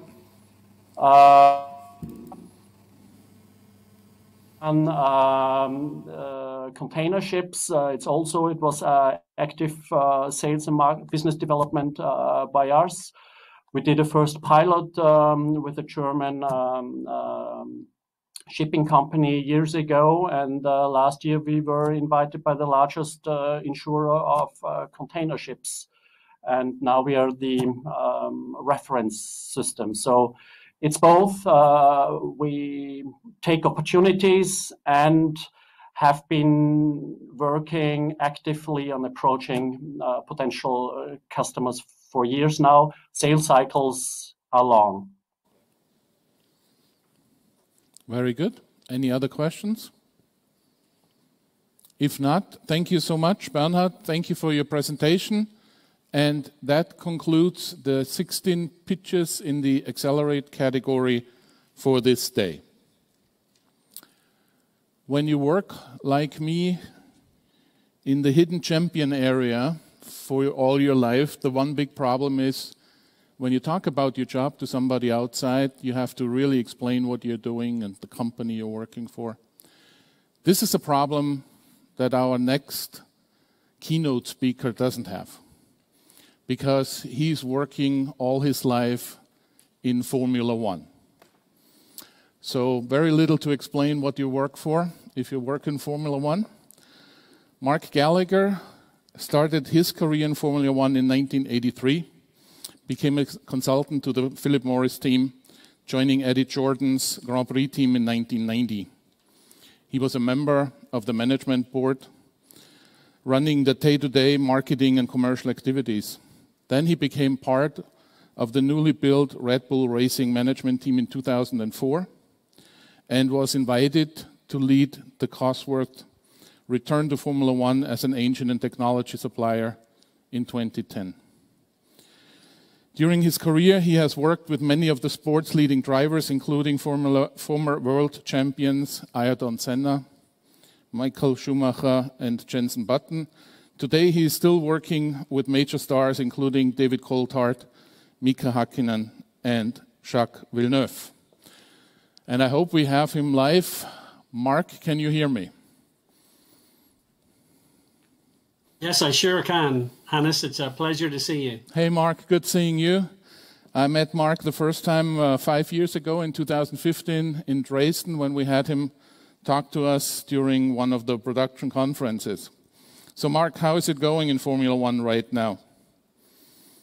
Well, it depends what way you look at it, because from a sporting perspective, it's a sport very much dominated by one team, Mercedes-Benz, and one driver in Lewis Hamilton. But from a business perspective, actually, that's incredibly impressive, because they're simply doing a better job than everyone else. And innovation is absolutely at the center of their competitive advantage. So actually, Hannes, when you called me and explained the EIT Manufacturing BoostUp activity today, I thought, what a great opportunity to share some insights from a world in which innovation is at the center of generating competitive advantage. And actually, it's at the center of how we make a successful business.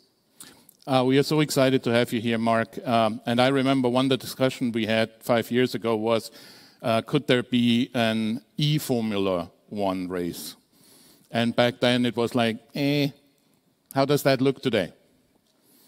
Well, you'll be very pleased to know that I'm going to touch on this topic during the presentation, because I'm going to talk about past innovations and current examples of innovation. But one of the big future challenges for Formula One is finally switching off our dependence on fossil fuels and moving to a future in which we actually can play a role in helping society to give up the habit of using fossil fuels and actually moving to greener technologies. And those technologies aren't just going to be about putting a big battery in a racing car. We're looking at a range of opportunities to innovate exciting solutions, which will not only help Formula One to move into the future, but also hopefully play a part in helping the world of transport and mobility test out some of the longer-term solutions that we know are so necessary. This sounds great and very encouraging. I'm sure everybody here in Vienna and everybody joining us online on our live stream can't wait to hear your presentation. Please, Mark, go ahead. Thank you, Mark. Any other questions? I have no more questions here from the audience, Mark. Thank you so much for doing that. I really appreciate that. And I wish you all the best. And maybe one day we're going to have another discussion about what developed over time, okay? Thanks, Mark. Bye-bye. Much, Hannes, and good luck to everyone. Thanks.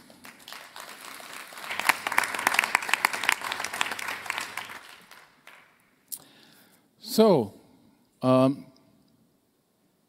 yes, I get signs. Okay, good. So we are coming to the award ceremony, and one of the setbacks for doing those pitches online is that we don't have the winners that we can present here for you on stage. So we're going to bring them back one by one, and we virtually award them here with the awards so that we have prepared. And helping me out here is Mrs. Eva Czarnochowski, who is a member of the supervisory board of EIT Manufacturing. Please welcome with me Eva Czarnochowski.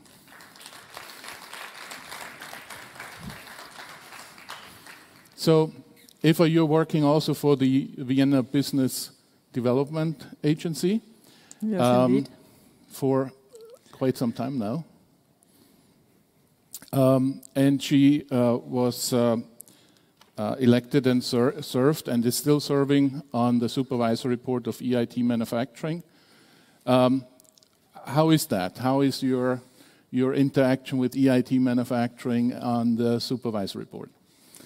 It's a huge honor for me to be part of this exciting journey.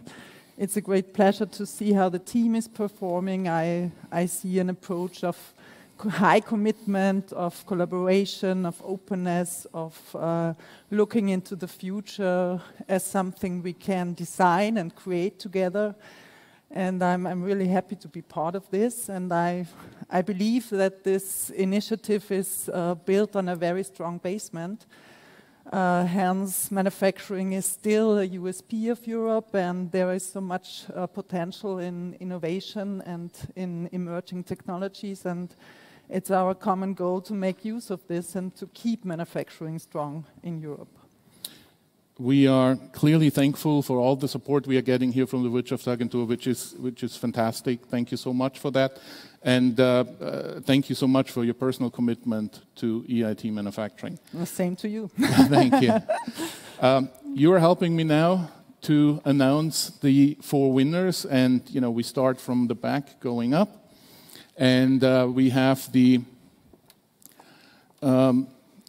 here the awards, and we're gonna bring in the first award winner, number 4, Inkus from Austria.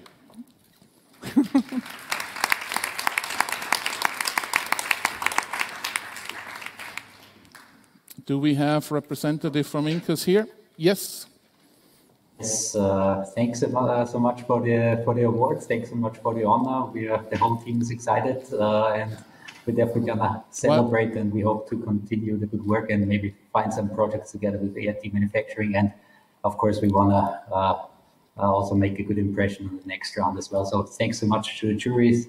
Thanks so much for the EIT team. And yeah, awesome. Thank you. And I'm going to bring the award personally on Monday with me because he's a neighbor out in the Seestadt, so I can give you that on Monday personally. Thank you again. Number 4, Inkus.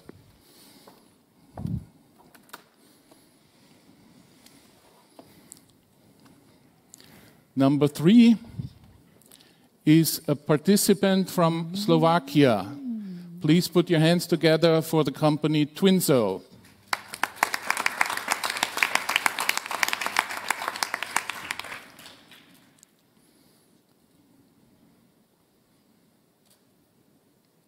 Do we have somebody from Twinso joining us? Yes, hello. Hey, how are you? Good, thank you very much. We have elected you as the 3rd place winner in our competition here, but what I'm hearing is that you are one of the front racers for the Best Performer Award, for the Animated Performer Award. So let's wait for that tomorrow. But for today, congratulations, 3rd place winners in the Accelerate category, Twinso from Slovakia. Again, so I didn't know what you were saying. So thank you for the 3rd place. The one thing with the front racers, that's when the sound got cut off. If you could try to repeat it, maybe I can hear it again. The front runner for the best presentation. I said okay. You're the front runner for the best performer, the most animated performer so far. Okay, yeah, I was singing. Yeah, that helped. Well, congratulations, 3rd place winner in the accelerated category, Twinso.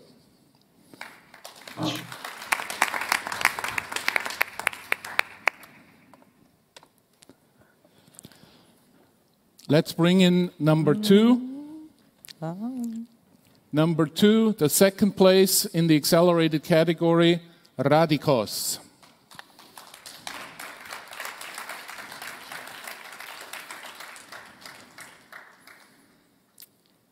Do we have somebody from the management team of Radikos with us?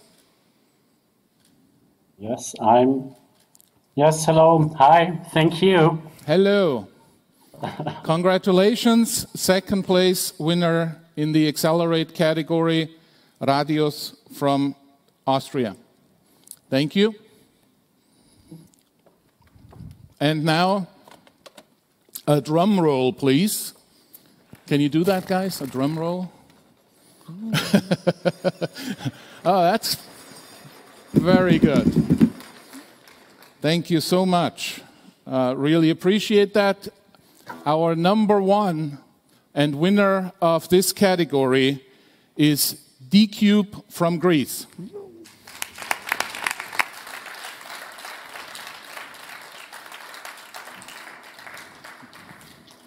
Hello to Greece. Congratulations. You are the winner of the Accelerate competition of the CLC BoostUp Finals East.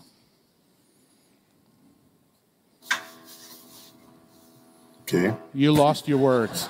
Okay. Well, that's quite an exciting remark here.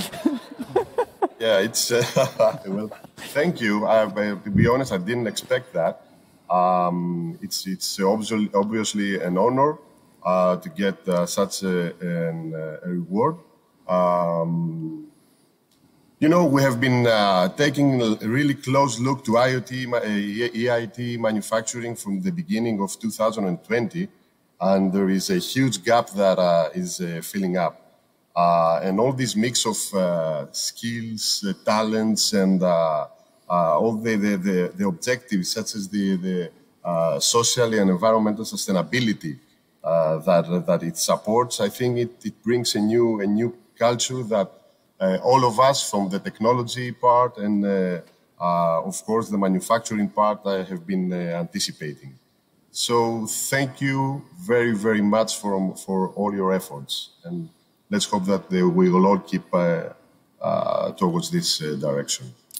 Thank you so much, Konstantinos, for those nice words. My team will reach out to you next week, and we're going to get together and find one or the other way to celebrate that together, okay? Congratulations, being number one, accelerated category, D-Cube.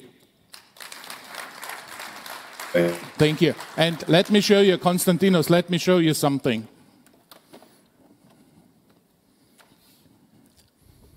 This is for your bookshelf. Are you still with us, Konstantinos? Yes. Can you see that? Okay. Yeah, great. Thank you so much. Yeah. This is when Konstantinos is excited. Yes, this is. Thank you so much, Konstantinos. Thank you, Eva. Thank you. Another round of applause for the winners, and another round of applause for Eva Czarnochowski, our member of the supervisory board. Thank you so much for helping me out here. Thank you for having me.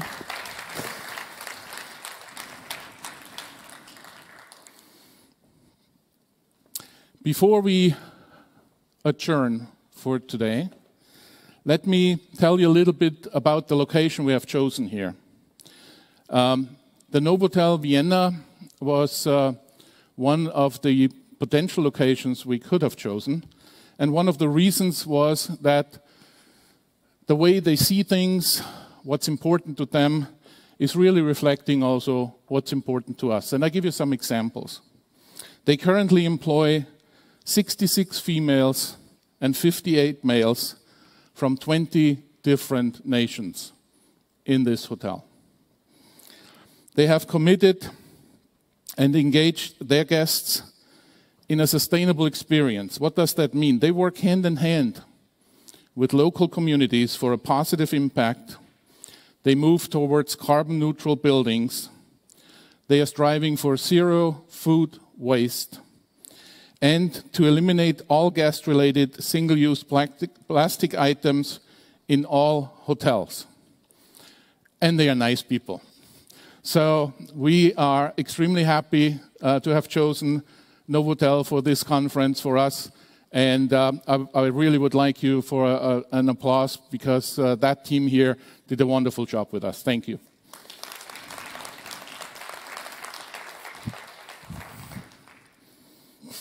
Remember the quiz. Don't forget the quiz. If you still have to find answers to one or the other question, again, a very good resource for that is our EIT Manufacturing website, or you just guess.